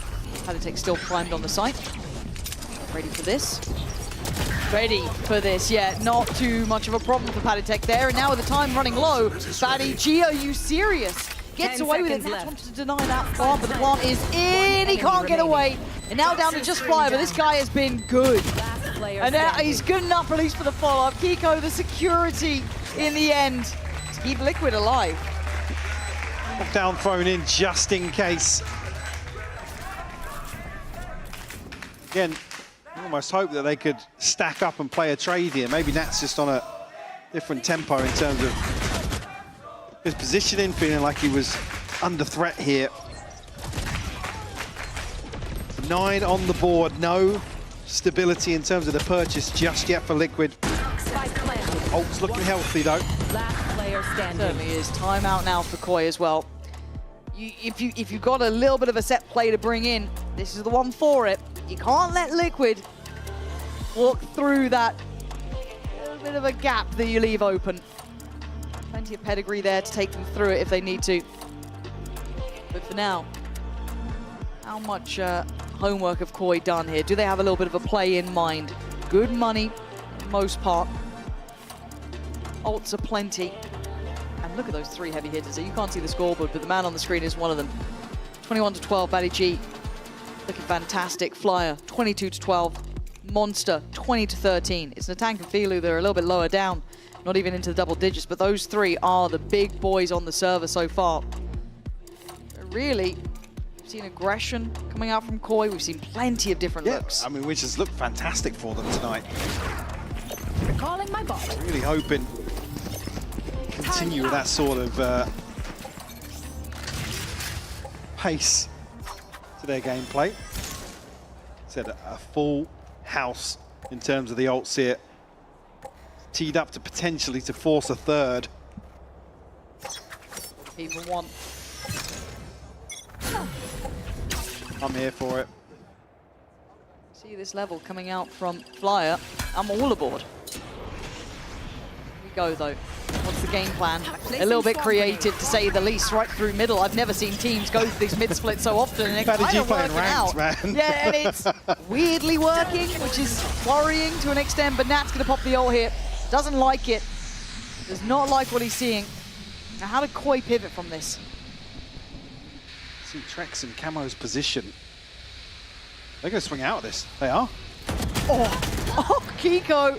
I don't know if one's going to really be enough, but I guess information is also the name of the game. Feeling a little bit lost here. TP taken, Batty G. Getting back with the boys over towards B long. Poison's off. The ult on top, trying to clear back through middle, clear out Kitching, make sure that is actually now free of player, but you're going to see what Monster's up to. I quite like this idea. Have they considered that this could still be happening? They are. On the other side, Paditech checking for it. Timing is everything. It's Monster to win that one out. And now there's a backline issue here. Do they try and play it forward? Do they have to ignore the problem building behind them? As 12 looking more and more likely. The flash is going to blind one, forcing the way, allowing Camo to close it down. Nats joining in as well. But it's a 2v2 and they know one of the players was on the back lines, but the defuse is already started and it ain't stopping. You got to deal with it. Trex now in the 1v1 up against Monster, who was that mid player. The reposition there. And Koi pushing up to 12. And closer to forcing Lotus. Really finding their stride here on Icebox. Liquid struggling to deal with it. You can see still trying to be decisive and take action in some of these rounds, but execution just slipping through their fingers.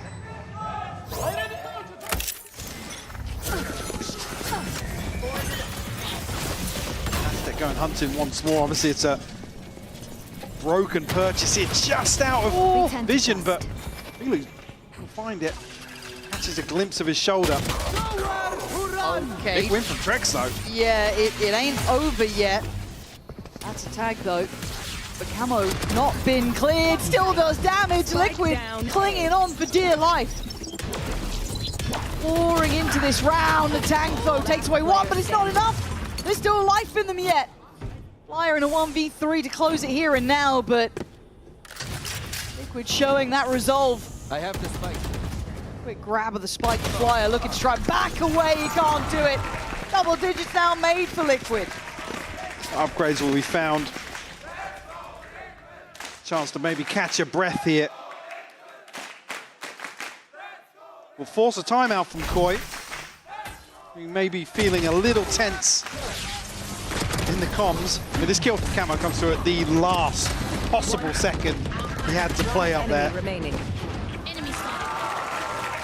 ton of pressure through main, actually onto pipes as well. I think 2 players from Koi stacked up there ready for the trade. So lots to consider for Liquid as well during this timeout. They're not able to invest any ultimates off rip here. Closest being the knives once more for Camo. How far away is he? 1 off? Yeah, just 1 away, but again, when you're up against the ropes, really, it's you almost start it in the round, you get it. The other side, they still have that mic. Yeah, I mean, they're still stacked. Lockdown and res. I mean, the tank and monster can basically just clear through a site here, give them a really comfy post plant. Well, Liquid are going to read into that and continue to maybe posture up a little bit.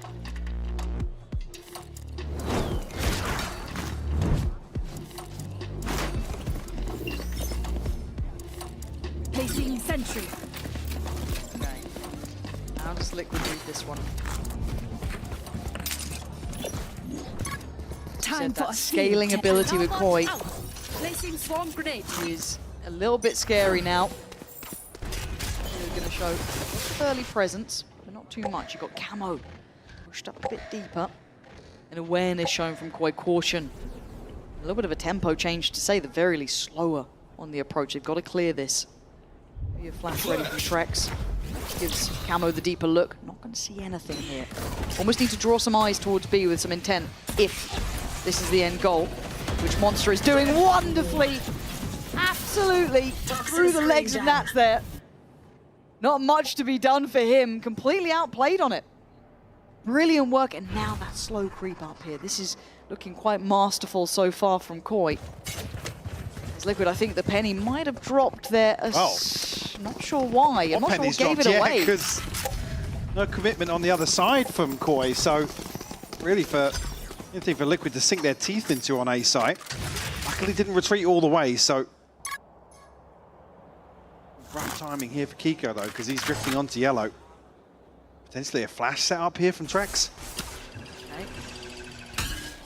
30 seconds left. Turn. Kiko position noted. Flash now in. Swing not on the corner. He's a little bit late to the corner. He can't use it. Now he's stuck. Yeah, now he's dead. The tank there, the timing just right for Koi, and a little bit of a misstep because of that dart almost denying this. And now Trex desperate to try and deny, and he can't. Plants in place. Lockdown. Viper Spit. Everything thrown into this. Well, I might even see a kitchen sink up there, but Camo and Palitek, a 2v5. Res still, if needed for Filu. Camo gonna deny one, and that is gonna be the knives coming out here, but that Viper Spit gonna make it very difficult.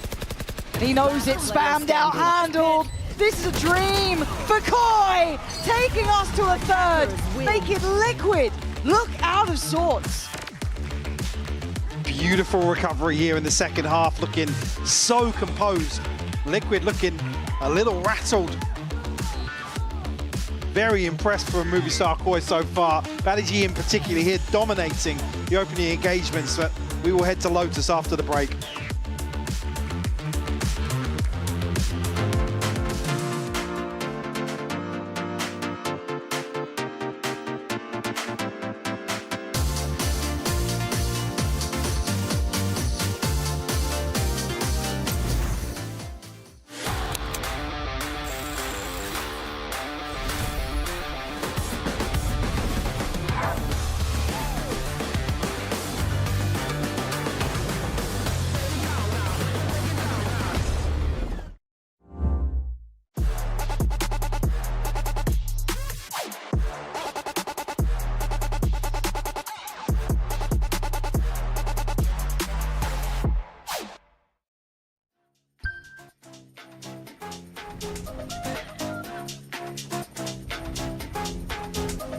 나의 속도가 돈이라면 벤소미 더 세게 괴롭혀봐 나를 rain on me 다가서면 뱅뱅 전부 걸어 게임처럼 너의 고개를 떨굴 때는 댄서니 모두 몸에 걸어 눈이 빛나는 걸로 전부 걸치고 난이 노리는 것들일 거야 발밑에 쫓아와도 너는 절대 못 껴 넘어질 배포도 없는 애들은 no 따라오지 못하는 건 내 알바가 아니지 그래서 the boys not my type 아니 거리동이 틈에 판이 바뀌지 이기는 건 당연하니 cause my type 시시하게 겉으로만 판단하겠지 웃는 얼굴로서 저렇게 잘 봐 날 멍청한 애들이 여기 차고 넘치니 바닥에서 네 몫을 내못 다 짜증나면 질러 I don't like being cool At least not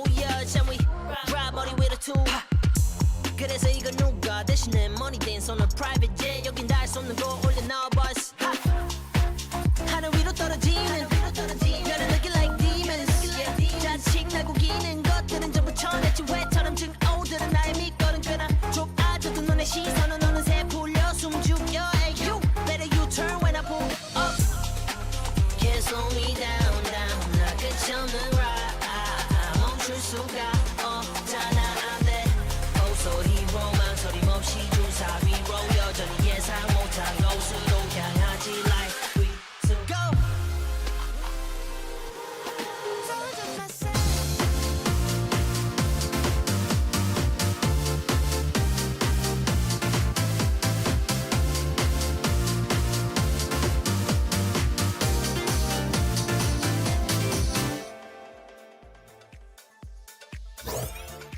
What a response from Koi!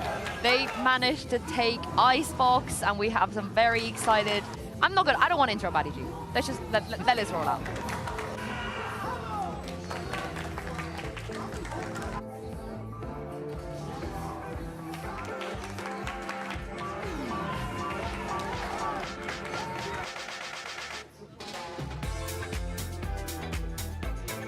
This is the Buddy G we expected to see, right? Full of life, giving it a little bit. He was telling him to sit down at one point as well, but a fantastic performance there from Koi. However, kind of want to feel like there was maybe an easier route with this comp in terms of the allocations of agents with their players. Yeah, so we're talking about it's interesting that they went for Buddy G on smokes and then Monster Viper, like how Monster could have been the Killjoy maybe. The tank could have been the Sage, but honestly, I think Buddy G on the Omen was actually good in the end. Like, he was taking those aggressive plays, getting those picks. Of course, like, he's not as comfortable opping, and Philo looked a little bit weird with the op on the Sage, but if Buddy G's playing as well as that, keep him on the Omen. But I think that you're kind of sacrificing the comfort of Nathan could have easily played the Sage in his sleep, you know? I think it's less about Buddy, but maybe more about the others. How would you envision that working? I don't know how you feel, Billy, if you're with me on this one. I would put Filu Omen, Buddy Viper, Monster Killjoy, and the tank Sage. I think that makes sense for what we know these players as usually playing. In terms of like comfort picks and comfort roles, but I think they showed us exactly why this is a new era of Koi. And I think that the fact that they were able to come out and show such dominance, I know it got a little bit tight towards the end. I think that, yeah, like the creativity that we're having, I think the fact that they were able to prove that they could play this composition is really, really nice. I mean, it is pretty standard composition, as we know. But yeah, I think in terms of creativity, they looked really good. I'm thinking back to like the amount of thrifties that they were able to get as well. I know that's outside of the composition, but yeah, they were just able to innovate throughout the map, I feel. How about the other side? Because again, they have run this comp before, but it was very different roles. Well, they're not running the Sage, so that means they lose. Okay. That's the summary. Yeah, that's me. already. But yeah, Trex not playing Sova again. We've hyped him up as this world-class recon player, and for 2 maps in a row, he's playing not a recon, and he's not looked good.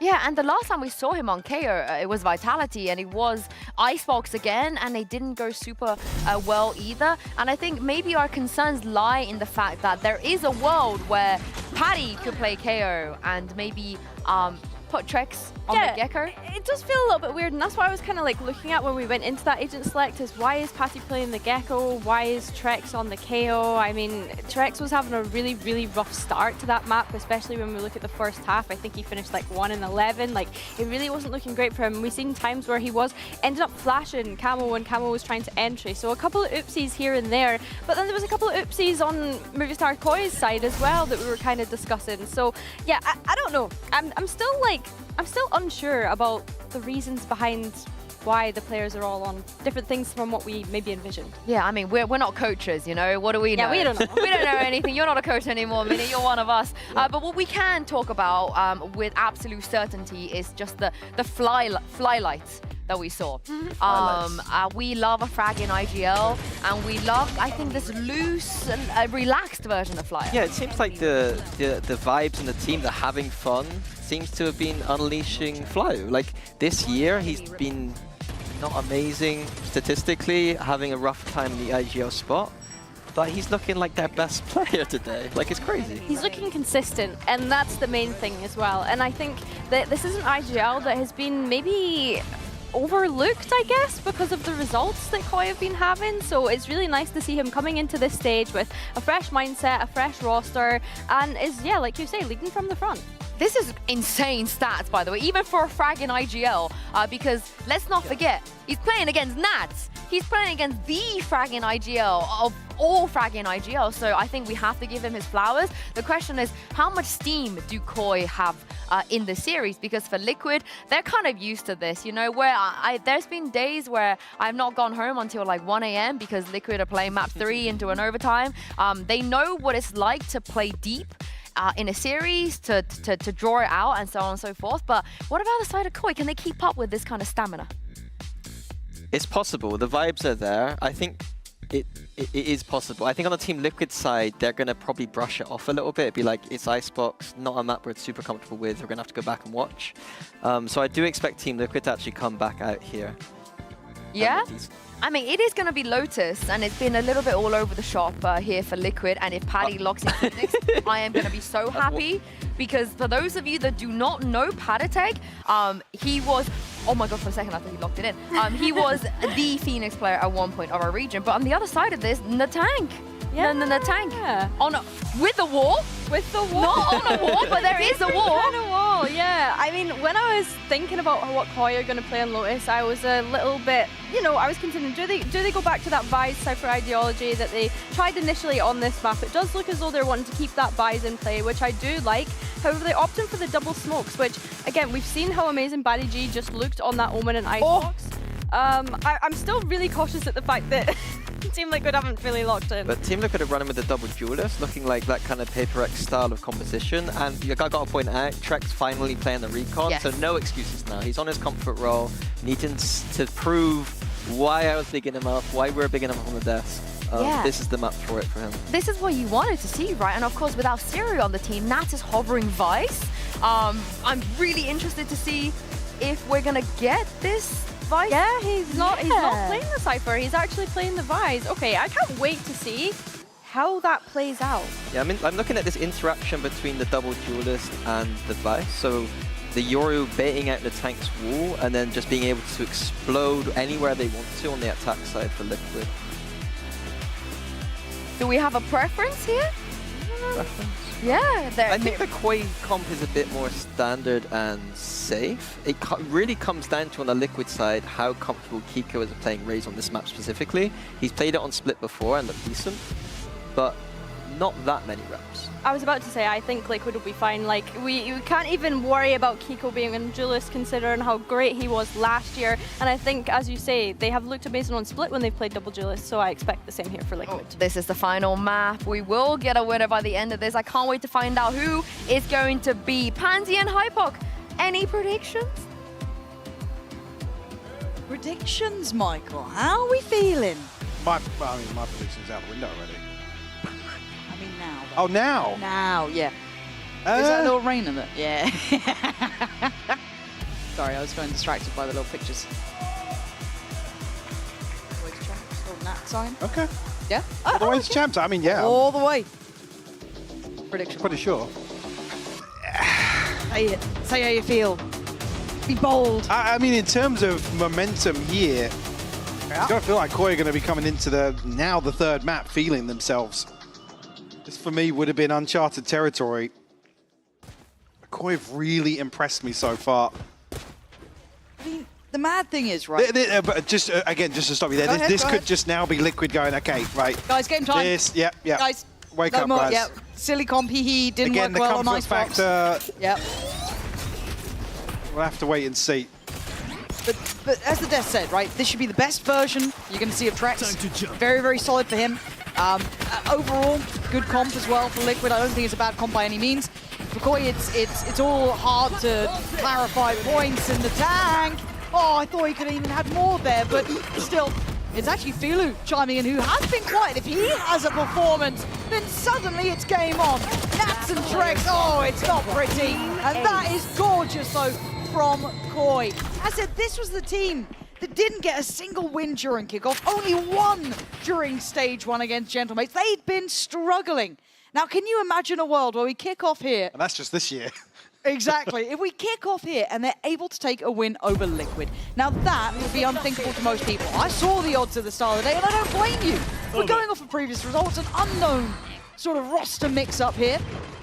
But if they can come out swinging, Mike, we're in for a damn good day. One enemy remaining. Already you can see really high tempo confidence there. Liquid have to really remind them who they are. Irrelevant. I was going to say the reveal pings through, but it's Nats to actually get punished here. Just shouldering Flyer here. Second set of hands. Chance for Liquid to slip through anywhere early on. Camo going to deal with the wall now, but spammed on the way back through. Forced up the early angle here, and performance tonight considering going to back away, respect this for the time being.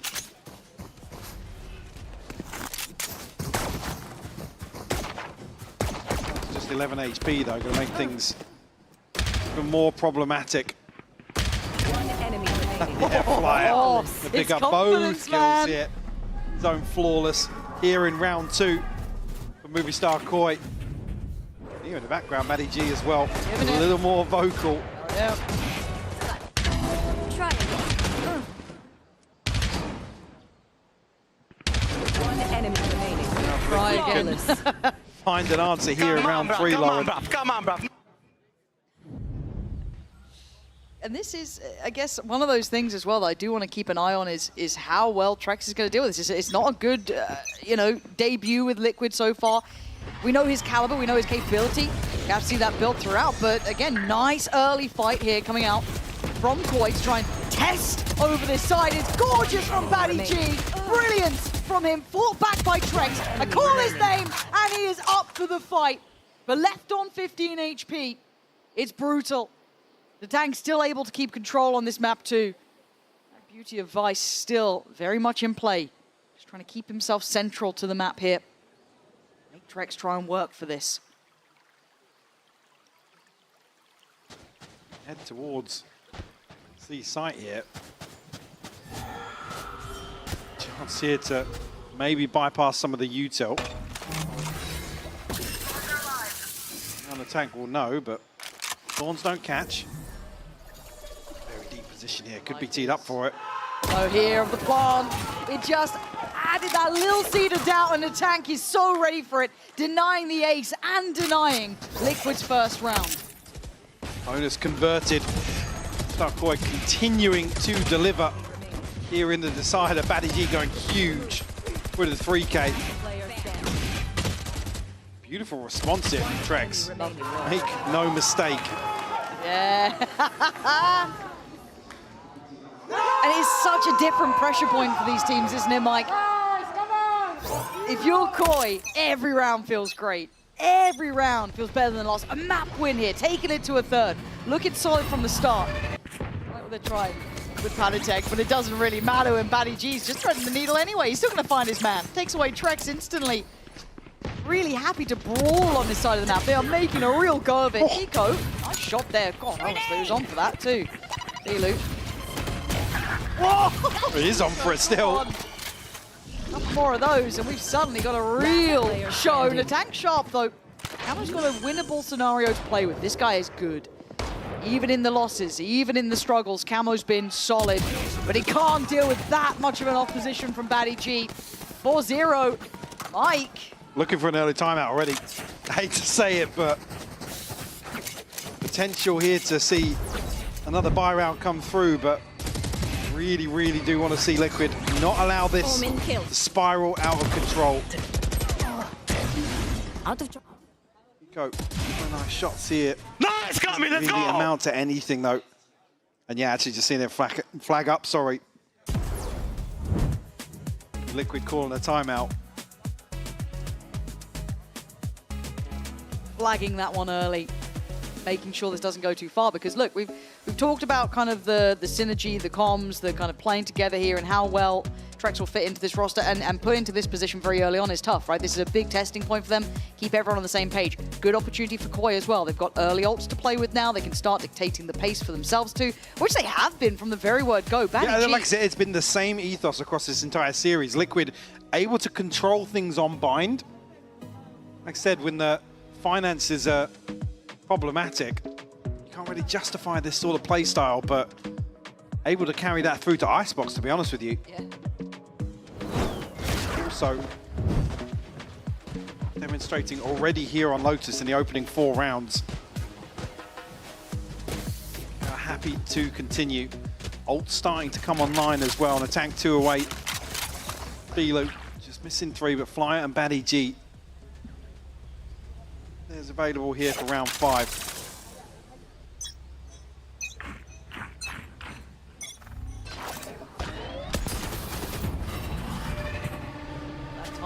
Really provided here. You already see the change up from Koi. 1-2-2 across. Big switch of that Vice utility as well. Maybe just just a little question mark really for Liquid to deal with coming out of the timeout. Big utility commitment, and Pantek nearly caught.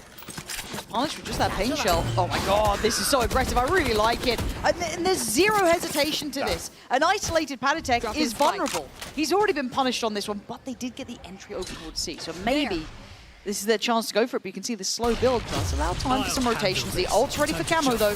He can hopefully give them access now. Be fairly comfortable here. The flash deep here for Camo, but not going to commit on the back of things. Actually, Flyer caught here just after the ult's invested. Didn't know how many are on the site as well. Now, we still have a decent concept for it. You can see now the diligence that they try and approach it with, but counter roll coming in, and a lovely bit of timing on the swing off the back of the ult on the Prowler. Brilliantly handled there from Liquid. The tank quite far away. We already saw that switch up of util, certainly not on that C site anymore. Position over towards Waterfall is given away. Splash, and it's all easy. Simple stuff in the end from Liquid there, after what was a bit dangerous with Palitech falling over towards B. Absolutely. On the board at least now. Not in the discussion of ultimates. Nats have theirs available. Obviously, Trex investing his to respond really to Flyer's investment. Coming out of the timeout now, they can string a few rounds together. And already the finances humbled slightly from Movistar Koi. Still a purchase behind this, but the Bulldog in the hands of Flyer already. That'll be the showstopper for Filu though. Early rubble control. Well played by Paddy G. This is a fake. Keep your eyes on where that spike is. Paddy G. I love this little bit of a step back from the smoke. Oh, it's just brilliant from Paddy G. Does eventually trade his life for it, but that's telling. That's enough scene. Probably it though. Rotation's going to come through early enough that Hiko's not really got anywhere to path into. They require an engagement here, and as the wall drops, that's actually caught. Filu with 2 huge kills here. Puts Camo in the clutch. Yeah, good luck, Camo. You're good. Put a 3-man stack on stairs. Don't fancy the odds. Have to say again, love Baddy G's position on that. Just that little step away from the smoke. Expecting maybe them to kind of face check it as well. Brilliant, brilliant stuff. For Camo, it feels like a full-gone conclusion here, just a formality really to wrap up, but glance, 30 seconds 30 to seconds pretty left. much wait through at this point. I'm so impressed with this look from Koi. The danger. And the commitment to it as well. Yes, and the difference a bit of confidence can make here. Again, this team was struggling for wins. Yeah, even map wins at points. They were not in a position to be threatening someone like Liquid last time around. Not during 10 kickoff, not during that first stage. This is a very different looking side. Rebuilt, what feels like from the bottom up almost. And now, seeing the fruits of that labor. The time now dwindling away. As said, a formality in the end. Camo, let's try and keep hold of that rifle. And I think he'll be given at least that small gift. At 5-1 though. See that silence starting to be a little bit deafening on that Liquid side. And it's also funny to just see Batty G, I guess, after all but deciding this round, to be honest with you. Sat there on the player cam, he's just do the staring things that we are across the being told stage. to do, and we're gonna be fine. Yeah, but that sounds worrying, doesn't it? Nice, He's nice gonna try, give it guys! as well. I said the whole time he's dead there, he's sat just staring at the Liquid players. Grinning. And yeah, I'd hate to think that actually on the side of Liquid, you know, coming into today, there was any element of complacency. Go get him. In that regard. Certainly being punished for it now. 5-1 on the decider. Proactive once more. It's actually Flyer to find that kill. Door opens though in a tank. Fine camo. No rest in this game. Naps has done well to try and equal this out to a 3v3. The tank still has his ult. He's still primed with the paranoia and his TP if it gets to that effect. All there. Trying to find a way to get around it. He's got a deeper angle to look through. And kind of keep these two players posted towards that B and C side. Flash confirming there's still attendance on C, but we can see it maybe not necessarily a misread, but at this point, Batty G surely dead. Yeah, absolutely is. Could have paused there. You see that want for information just too great. Maybe reading into some of these scenarios now, and actually almost now playing into it a little further. Nice. Kiko's forward position on the C site. A rotation coming through. Darkboy gonna probably figure things out. 10 seconds left. Almost unfortunate. Imagining maybe that TP was a little bit further. Well, if they were further away, not able to hear Batty G there, that could have been a different outcome, but... I mean, a kill and the tank could throw his ult in here. Good. Obviously, there's a deeper position to invest it from potentially on the retake, but... Poison's off. Not going to feel good throwing it in blind. Need something. At this point, it almost feels like it would be a fumble to go for it, but Trex is cleared quickly, but Kiko, fast in position, has that pain shell ready to go if needed. Oh my god, the attack, what a shot! Pacey, time, Kiko! Cool under pressure in the end, but that got way too close. The tank just showed his head. At the top of sight here, Kiko maybe not catching it. The demise of his teammate.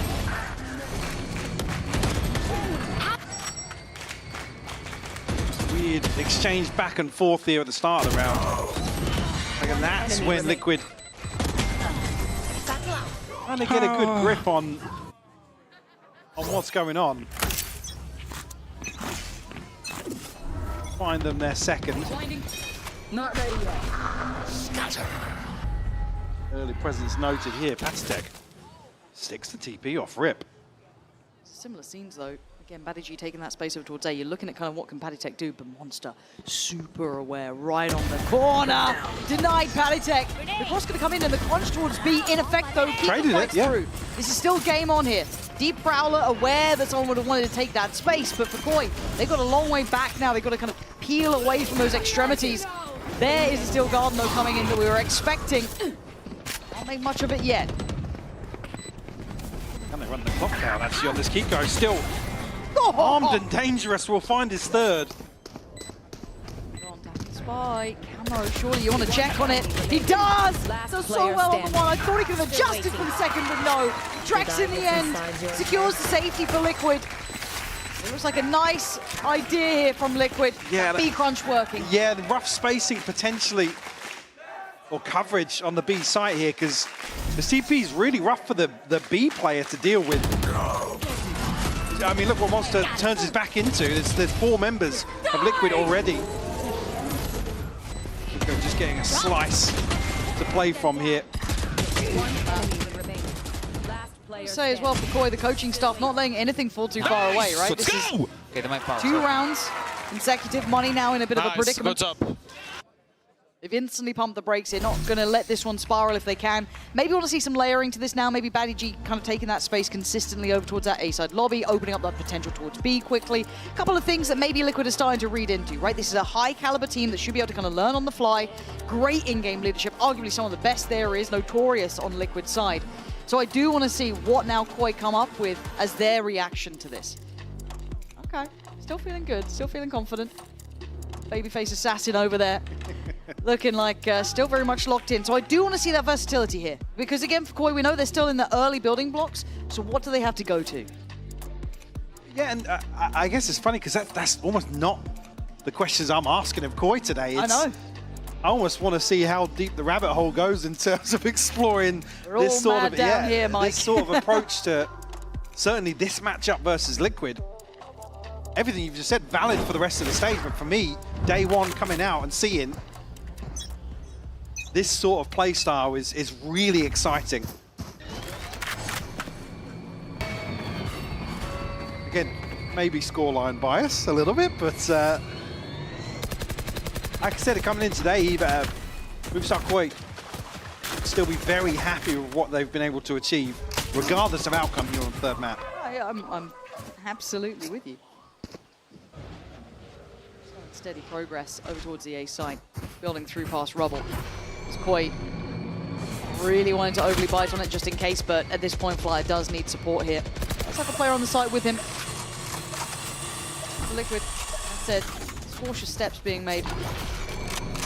Worried about the stack, worried about too many players in too many positions, and that is a problem of not finding someone. Flyer played it, does well, got his one. Can't really ask much more in these sort of rounds here. Filu going to be able to dip away from that, affected, but now you can see that pour on of utility, making it very hard to handle. Filu's still getting one. That is outrageous, considering the util that was invested just to clear that spot. Bringing us to a 3v3, it's not impossible. Yeah, it's a point now where actually you're a little concerned because Liquid don't have many options in the post. An ultimate available here for Trex. Almost don't want to see that invested. Batty G just didn't expect that re-aggress out of tree almost. He kind of had that space earlier on. That flash. Oh, it's nasty. One enemy So remaining. that shot with the classic. It's still a 1v2. The tank, I keep doubting him and they keep doing things that I don't expect, but the time is maybe the defining factor here. The Vandal collected might be the best thing that the tank can really get away with. Oh my god. It's a damn good try here. Gonna make him fight for their way out. Enemy oh, remaining. It's lovely. Yeah, Trex is going to get away, but they've still done so well. Absolutely. Look at the funds available for Liquid behind this. 650, 300 nats at 1600, but that's a ton of damage done in terms of the bigger picture and the economy going forwards.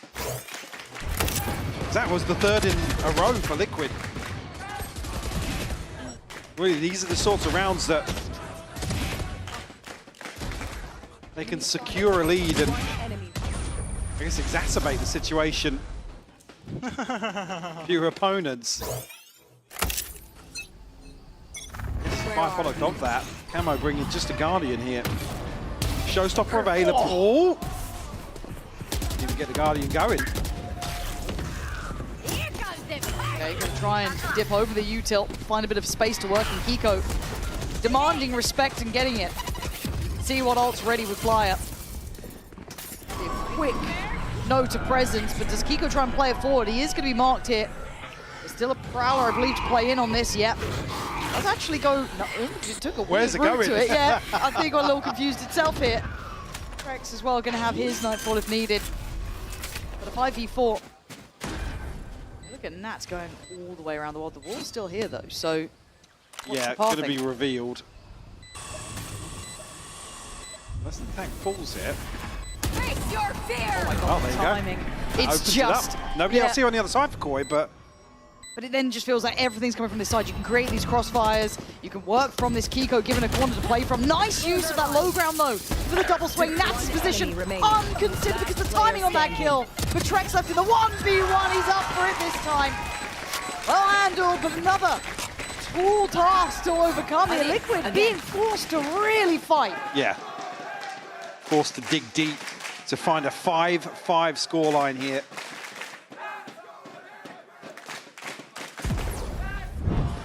4 without an answer from Koi.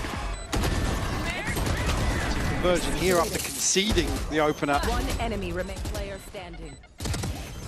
Still see a purchase. Nice! Good job, boys.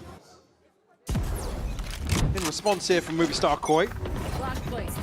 Not ready Still yet. gaps in the purchase for Liquid as well, but the pace change here. Kiko almost catching the tank. Yeah, looking like they were to try and target him there. Gonna be difficult to shut down on him though. Still got that util, still got that wall.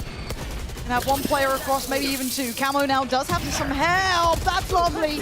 Good trade from Baddy G, who feels like he's just about everywhere. He's trying to get away. So at least gonna be caught by the ult coming out from Nats. So sight secured for Liquid, at least for now. Yeah, heavy utility. Navigate their way past. Slow popped early here. Spike planted. Open plant for Mound. We will retreat back out of sight. Showstopper invested here from Fila. Will catch actually. Kiko falls. Yeah, the little bit of synergy there working well, but the final three are hard to move, right? This is difficult. I don't know that's going to make much of a difference here at this point because Filu's already going to find Paddy Tech. Flyer on the follow-up, but now it's just on Nats. The Viper's been completely removing vision. He's got to get a move on here. And so do they if they want the defuse to be started, but Nat's going to make a go of this one. Oh, he's making a damn good go. Oh, it's brilliant from Nats. Will know my name. A Red Bull clutch. And the lead taken back at 6-5. The leader standing up, delivering for Liquid here. Putting them one round to the good. In the final stretch of this first half. Monster just desperate to find this kill. Good shot. Situation happened and Colin. A rough loss here. Movie Star Koi to swallow, but the purchase still scrappy. Rifles at least. Ultimates to rely on now for Koi. Camo, only one for Liquid. Cutting through. How it is employed here in the 12th. Who's next? He's set up here, so Camo out on a fact finder. Say a moment there where I thought he might try and commit towards that kill, but I'm back. Unconfirmed whereabouts of other players here. Baddy G can have his hands full. Spammed out, Patstek finds it. Where's that Liquid come from? Just bullying their way towards the side. The paranoia sent towards Monster, going to force him off the corner. He's actually come out of it in time to maybe challenge, but they're down to 2. His life rather precious at this point. Liquid finding stability in these final couple of rounds. 30 seconds left. Tank on the Spike Guardian, planted. Monsters from that Bulldog. Okay, good clear there, Camo. Taken away as the front line to this post plant. More commitment really here from Liquid. We'll sit back on this. Spam coming through, but not finding anything just yet.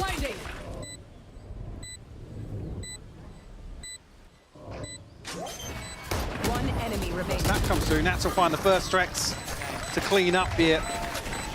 7-5 on the half. Liquid able to stabilize, Lauren. Yeah, those 6 rounds, right? Round 7 onwards, they suddenly found what they needed. It felt like it was a drought. I was wonderfully impressed with this turnaround, but let's see if it continues in the second half, or a coin not out of it yet.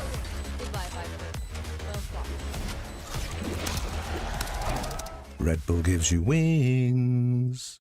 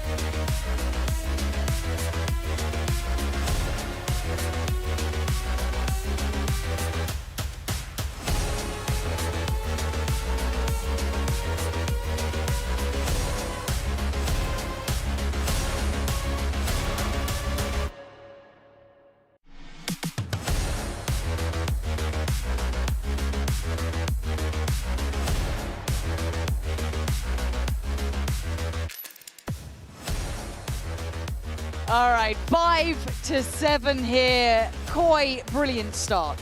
But that pedigree kicked in for Liquid. It suddenly became an all too simple affair, it felt like, on that 7th round, Mike. And then we saw clutches from Nats coming in. We saw Kiko looking sharp.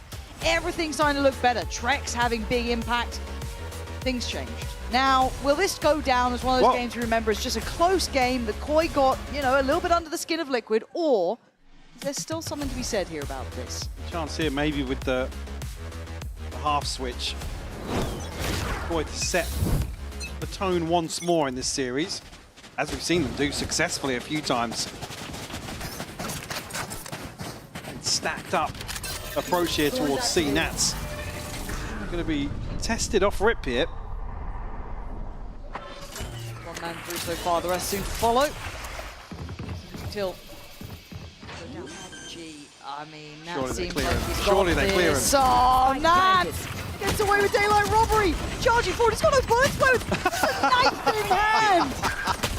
Gotta do what he can, but Koi punching right back.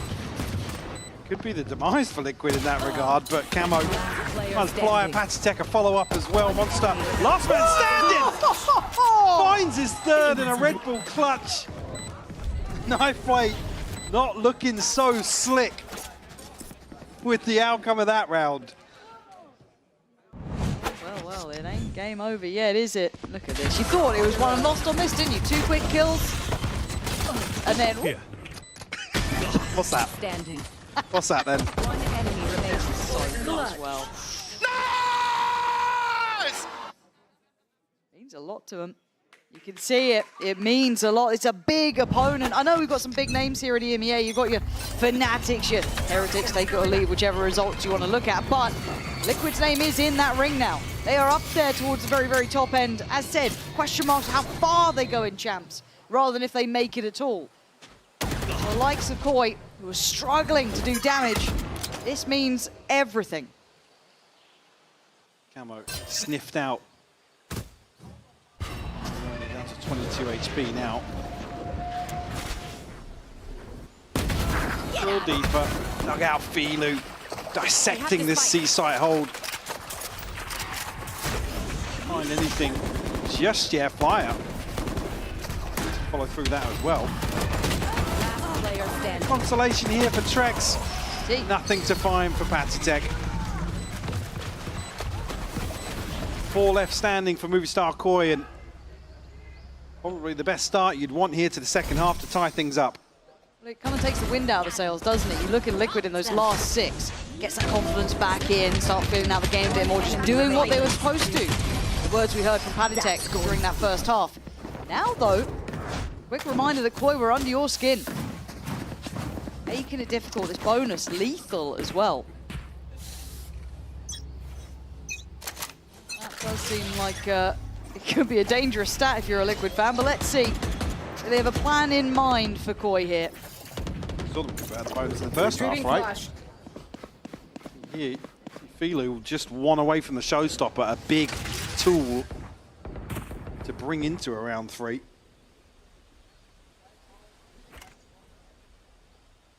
Test onto the orb either, so Liquid be cognizant.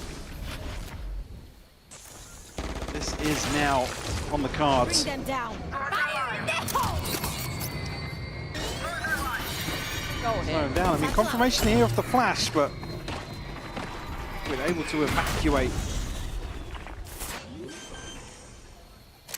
I just want to see that held a little longer, maybe, in the post here. Nice, good stall and great spam. Very aware of those next steps that Liquid would have wanted to take. Good reaction, however, from Kiko, clearing backside. Trex gonna clear close, that's Monster gone. Batty G towards Tree, gets buried, and now you're down to the 2. Last player standing. It's actually pretty nasty, but probably the issue. Can't, beautifully silent, but can't deny the defuse. Valiant attempt.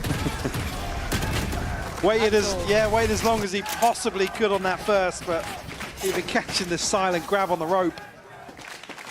Fortunately, with Liquid on the defuse so fast, unwinnable position for him.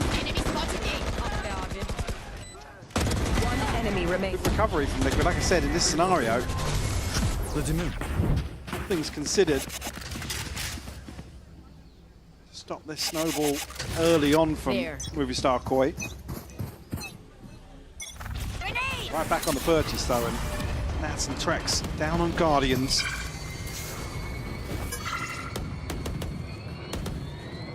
Good bonus round overall, right? If we look at it traditionally, I know statistically they swing pretty high in them, but Camo,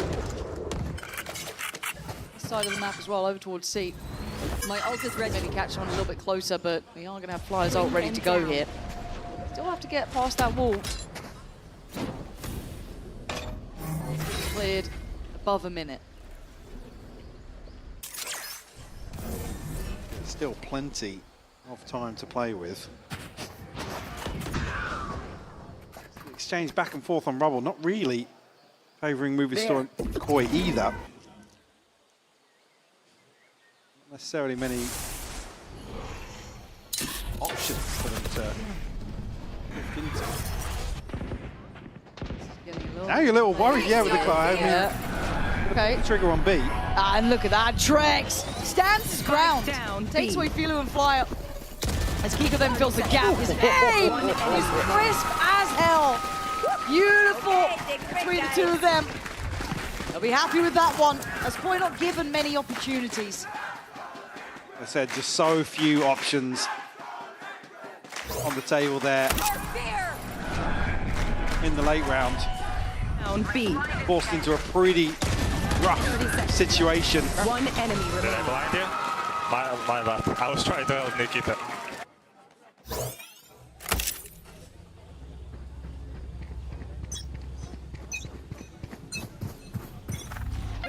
Now here for Kiko and Trex. Kind of headliners from that previous. The attempt here very early. Flame over towards rubble. As with 3 players committed. A lot of faith put in towards Nats, and I mean, I don't really blame you, it is Nats. Yeah, rightfully so, yeah. But for Koi, what's the plan now?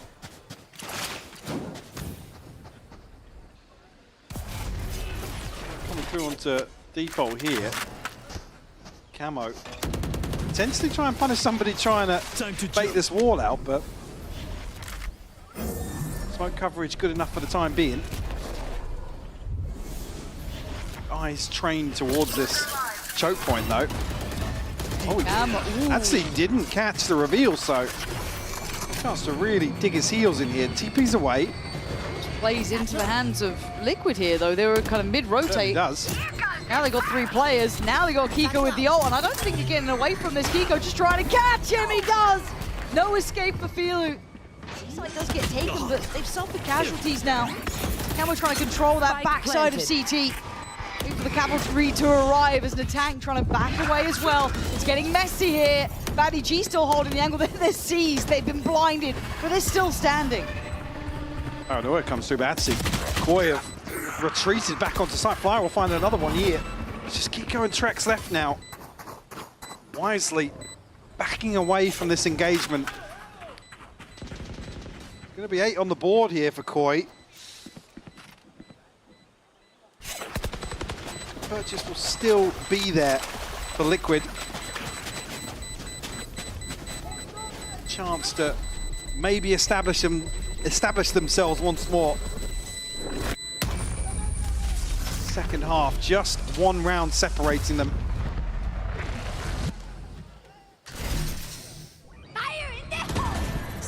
Beautiful opener found here onto Nats as well. It looked like Koi were going to try and, I guess, catch a timing into the door, but a little bit of a nice call, bro. misdirection. Vamos. Vamos. Okay. Remember, everything's fine. Everything's fine. Should have known. Should have known. This was the plan all along. Okay, what we got? What we got?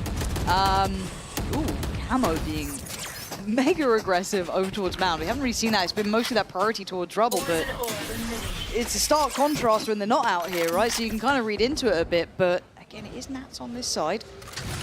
All now over towards that main approach. Looks like Koi fancy going through towards tree and door. Launching thorns. And just Send Thorns over the top here. Activated. That deals with him now. Again, the solo anchor here, so I expect him to really get his toes ahead of this hit coming through.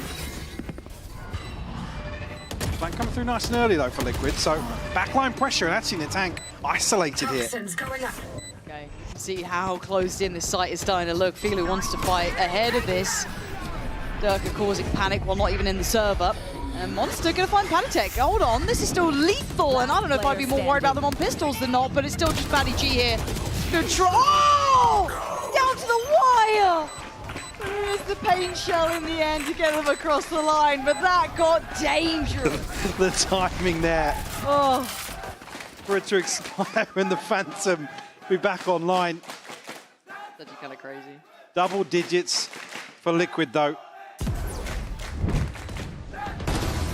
Still somehow Koi able to string together a purchase. One enemy remaining. Tank excluded. But even when he initially pulls it out there, it's still wrapped in thorns, but all under control. All good.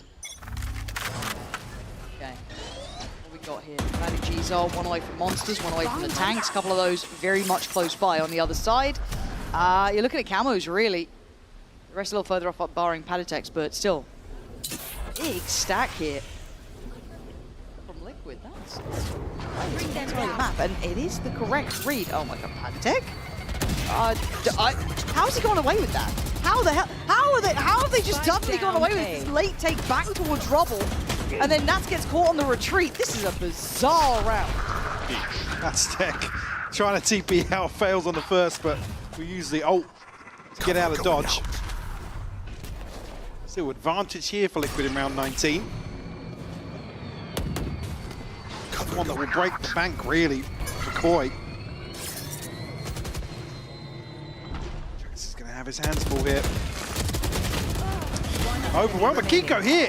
The cleanup crew. The tank down to 14 HP. Has to try and get away, but can't navigate his way to safety. 11 on the board now for Liquid. Plenty of ultimates for Koi, but the purchase just out of reach. Spike down A. And look, when you're looking at someone like Kiko, this guy, 24 to 13, headliner by a long way as well here, leading the pack. And he's been brilliant. He's been getting you know, he's been really taking come into space. his own.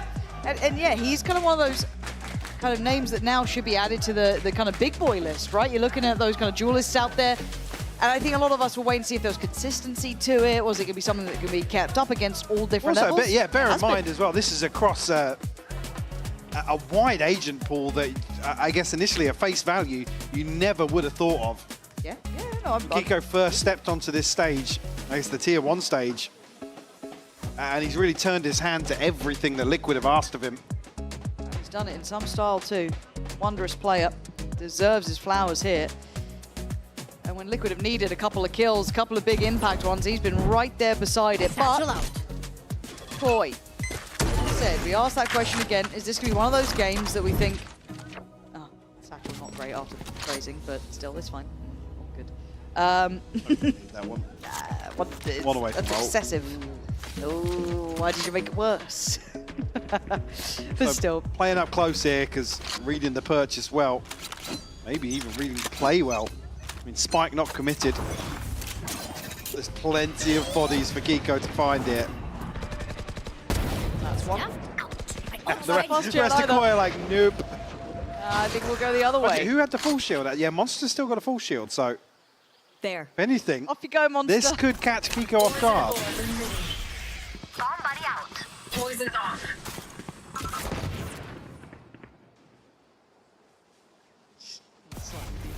Different line now, a little bit deeper. I have the spike. Doesn't feel good to go to B right now, does it? No. Doesn't feel like I want to do that. I'm trying to probably apply further presence here. Quietly build towards 8. Make it look kind of that VC rotation.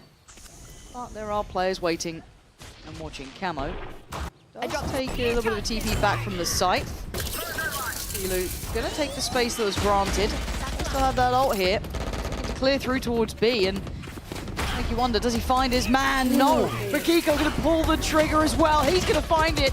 Ball under pressure but finally handled, but the number's still not advantageous. Oh, but Filu, lovely positioning, controlling that top side. Problem being Nats ate that showstopper, so he's down to 6 HP. The pit will come up from Monster, and this purchase here could be a problem for Liquid on the way back in. Unconfirmed damage onto Flyer here. Clear that smoke ease up. Stealing sight. Get called in on this and wait and see. Oh, his Camo's just dived in, found Filu. And this now all becomes too simple. It looks like Monster's being caught off too. Liquid finding all the right answers to every question that Koi put towards them. A slight gap in the pit. Allowing just enough space for Liquid to work with. Of course, the Camo's ultimate then. That's the hard counter really to the pit. Having no sound effects there. One enemy. Well, I was curious if it was the rocket or the jump. Nice! Good shit, boys. Crazy. The ult's still left here for Koi, but it feels like the atmosphere's changing here. Liquid just slow and steady, figuring it out, working it out. Koi, they haven't had that answer back. Camo, insult to injury. Flyer removed, and Trex's position unlikely to be checked diligently enough. Oh, he's just standing his ground for a second as well. Confidence aplenty. And now the rest of Koi, which is Monster, which is Badiji, have to face the music. Close! It's not close enough today. 13-8. Team Liquid proving their capability under pressure. Pressure being the key word here. And like I said, if I'm Koi, I'm coming away from the series feeling pretty damn good about ourselves. Certainly put up a good performance today. Maybe almost really more questions from, well, for Team Liquid coming away from this series. Yeah. Long, drawn-out affair here. Eco, third map performance. Absolutely stellar from him, 26 and 14 on the raise here. Actually, across the series for Kiko. But I do want to say as well, Trex with a big upswing. Seeing him there on a comfort agent looks much different. Yeah, I mean, lot better. it's again, you don't kind of put him in as like the newcomer. There's no real question marks about the capability of Trex, but certainly in terms of, I guess, getting back into the swing of things. Exactly.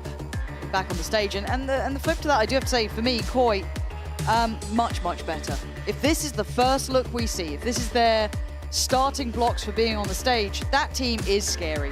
They really do start to shake things up, and it looks like a sigh of relief really for Liquid here. Getting across the line in the end, that 13-8 in map 3. A couple of question marks for sure, a lot more work to go. We've got a good couple of games to figure it all out with. Camo, brilliant series too as well. Yes, towards the end, Kiko kind of took over the main stage, but I've got to say he looked brilliant in the previous two maps. So love to see it, and I hope we see more from Koi. I don't want this to be that one-off where it catches people out and then people kind of learn the systems. But again, seeing the likes of Badiji on stage having a great game. You're seeing a lot of these players. It's so good to see him back. It is, and they look solid. They look dangerous. If they can refine that a little bit more, I'm more than up for seeing it. Absolutely. I think we've got a taste for maybe how Koi want to approach Stage 2 in general. Certainly an exciting prospect. Just waiting for the interview to be ready here. He's being asked now, he's like, nah, I don't want to. Get Lohan instead. Yeah. Actually, mate. Do I have to? Yeah, is this a requirement? Actually, I mean, that's the homework for production. That I do want to see the Kiko jump scare compilation. Yeah. For sure. Across the entire evening. Because there were some bangers. They were brilliant. Okay, let's see how we're getting on. Come on, do the interview. I dare you. Come on. Even Yinzu's like, what's going on? Come on, I dare you. Who's doing it? It's like rock, paper, scissors. Well, they're actually drawing for it. I don't know, wait and see. That is what we're waiting for. If you are wondering, waiting for the coach to be out, so they can do a little interview with the Yinzu down on the stage, see how things go. And it's been good to have the EMEA crowd back as well. Yeah. I see him in the building. I mean, yeah, it was fairly active in here tonight. Oh. I mean, especially in the first series. But fairly vocal in the second. Appreciate him. I missed him. I do see coach and player approaching. And we will get to hear from Trex, it seems like, up for having a chat here. Obviously, the kind of debut with Liquid, so that's going to have a couple of questions around it, see how he's fit into the roster, where they are in their process. And obviously, Lohan, the one leading that from the back line as well for Liquid, getting everyone on the same page. And can't wait to see how far they go, really, and what they have lined up for us here. I do think Yinzu is almost ready. Yeah, she is. She's been locked in the whole time. What am I saying? We're going to hand it over to her. Close out the show for us, Yinzu. I promised the wait was worth it because I'm now joined by Coach Lohan and Trex from Team Liquid. Oh, that feels a little bit strange to say, Trex from Liquid. But congratulations on that win, Trex. What was it like to be back on this stage? I mean, it's good to be back. The game was the game went not as expected, I would say, but it's good to be back anyway, yeah. And for you, Lohan, I'm glad you said that it wasn't as expected because I think we felt a similar way. What were your struggles, you think, in this series in general? I think we're still trying to find our groove, bringing Nikita into the team. We're trying to redefine a bit our system, our values, the way we play the game as well. And I think just give us time and we'll be much more dominant. Now, Mini called this the greatest pickup of the partnership era, you know, an amazing deal that you guys have made here on Team Liquid. So I wanted to ask you, Lohan, what was it about Trex that made you want to take this risk? I mean, he's an amazing player, honestly. The way he sees the game, the way he approaches the game, super methodic, super smart player. And I mean, it's a no-brainer, honestly. And Trex, for you, I hope you don't mind sharing because for you, the beginning of this year was like a dream. You know, you won your first title, you went to a global event, and you kind of showed everybody why you're one of the best players we have in the region. And then you were kind of sidelined. So what was it like for you to have to watch the action from at home, and how was it for you mentally? I mean, I felt like I need to reset a bit in a way. Like I took a break for 2-3 months. And then, yeah, I was waiting for an offer, like for a second stage, and I got what I wanted. Like I wanted to play in Liquid, and yeah, it was good. And what does it mean to you have this second opportunity? Because sometimes, you know, when these things happen, players might not necessarily be able to compete at this level again. I mean, I think I'm proven that I'm like able to play on a tier 1 on like a good level. So. Like, it's good that I got second chance to prove it again, and yeah, we'll see how it goes. How hungry are we right now, Lohan? What's the atmosphere like? Super angry, honestly. We are ready to work, we've been working hard, and I mean, the reason we've made these changes is not to just aim for the VCT EMEA, right? We want to go to champions, we want to be contesting titles, and that's our goal, and that's what we're working for. We've also seen some changes in your identity because I think you kind of carved out this little meta for yourself and the agents you like to play. And obviously with Trex coming in, we're not seeing the double senti anymore. We're seeing some other different things. So what's it been like for you to try and get everybody to adapt to the new game plans? I think, again, like we always try to have an approach that we play to our strengths, right? It's going to take time with Nikita because it's a different playstyle, right? But in terms of compositions, playstyle, whatever, it's always towards our strengths. It's what we've been doing all year, and it's going to be keep doing what we've been doing all year. Just adjust and play to our best. That's it. And Trex, do you like Gecko? Did you have fun? Yeah. I mean, it's good to have different roles on the different maps. So yeah.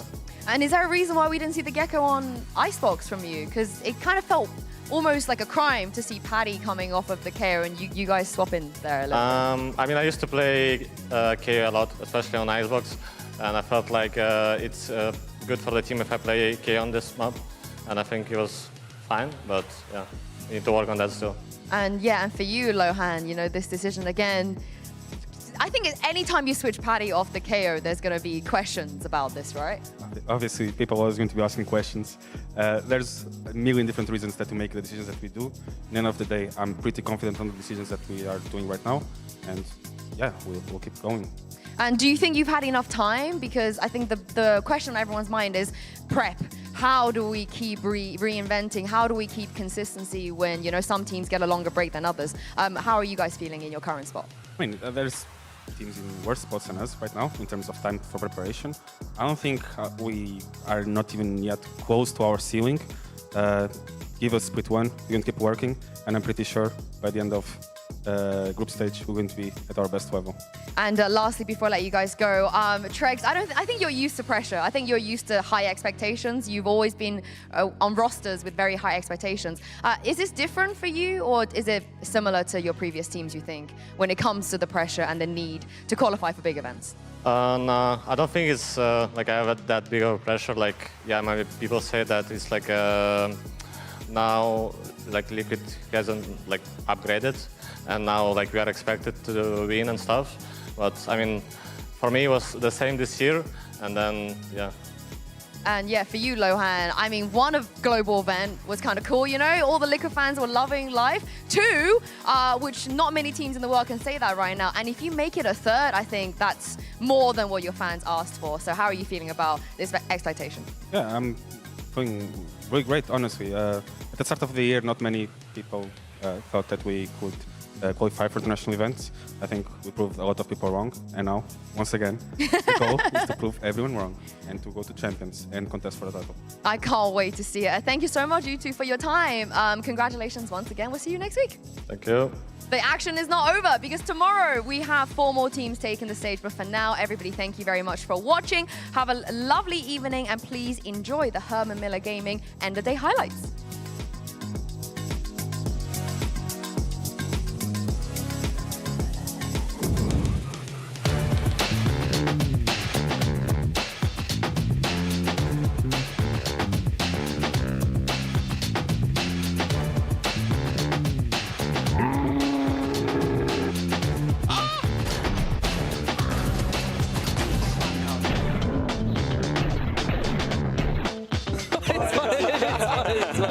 It's fine. No!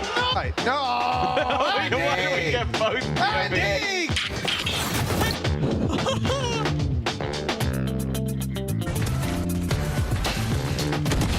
They're dead.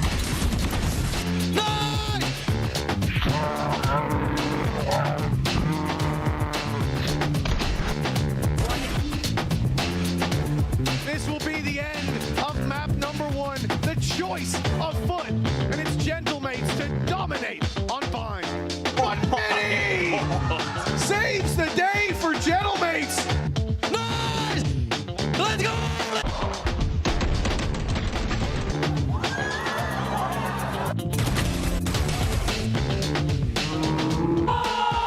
It's fine. We don't need a slow-mo replay, but we might need one of this.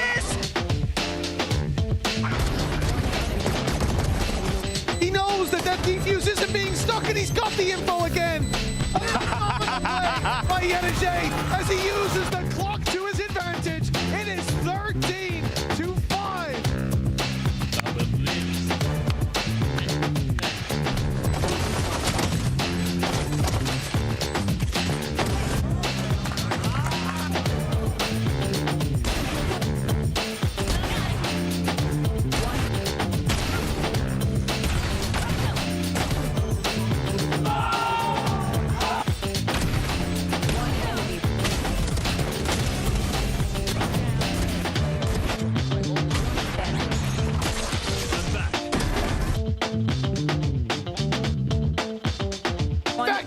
Stands in their way.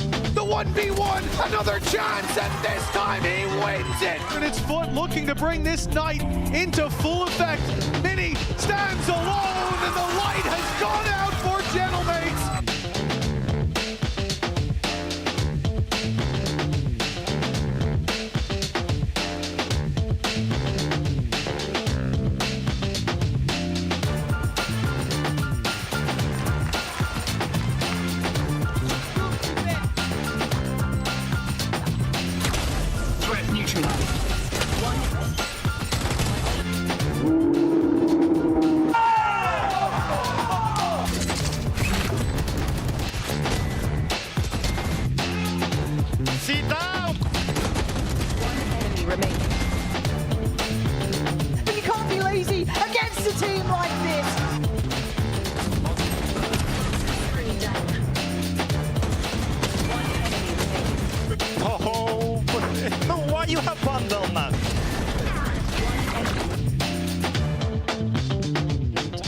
debate it. He knows what this post-plant setup is, but very different. Oh my!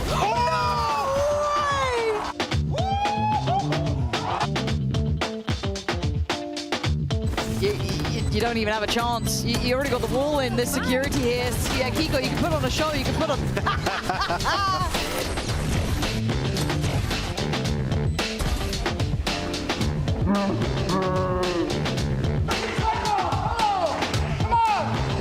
This is a dream for Koi, taking us to a third, making Liquid look out of sorts.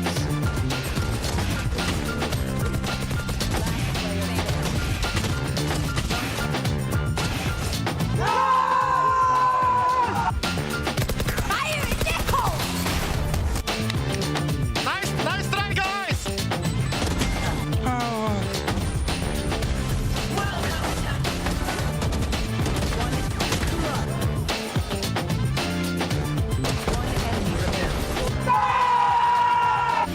As Kiko then fills the gap, his aim is crisp as hell. Now the rest of Koi, which is Monster, which is Batty G, have to face the music. Close! It's not close enough today. 13-8. Team Liquid proving their capability under pressure.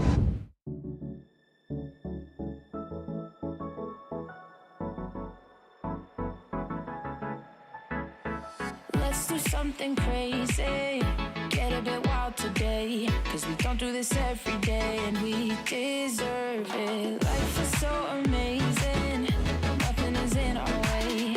Baby, let's fly away. Do you feel it? Is your heart rushing the way my heart's rushing when you take it all in?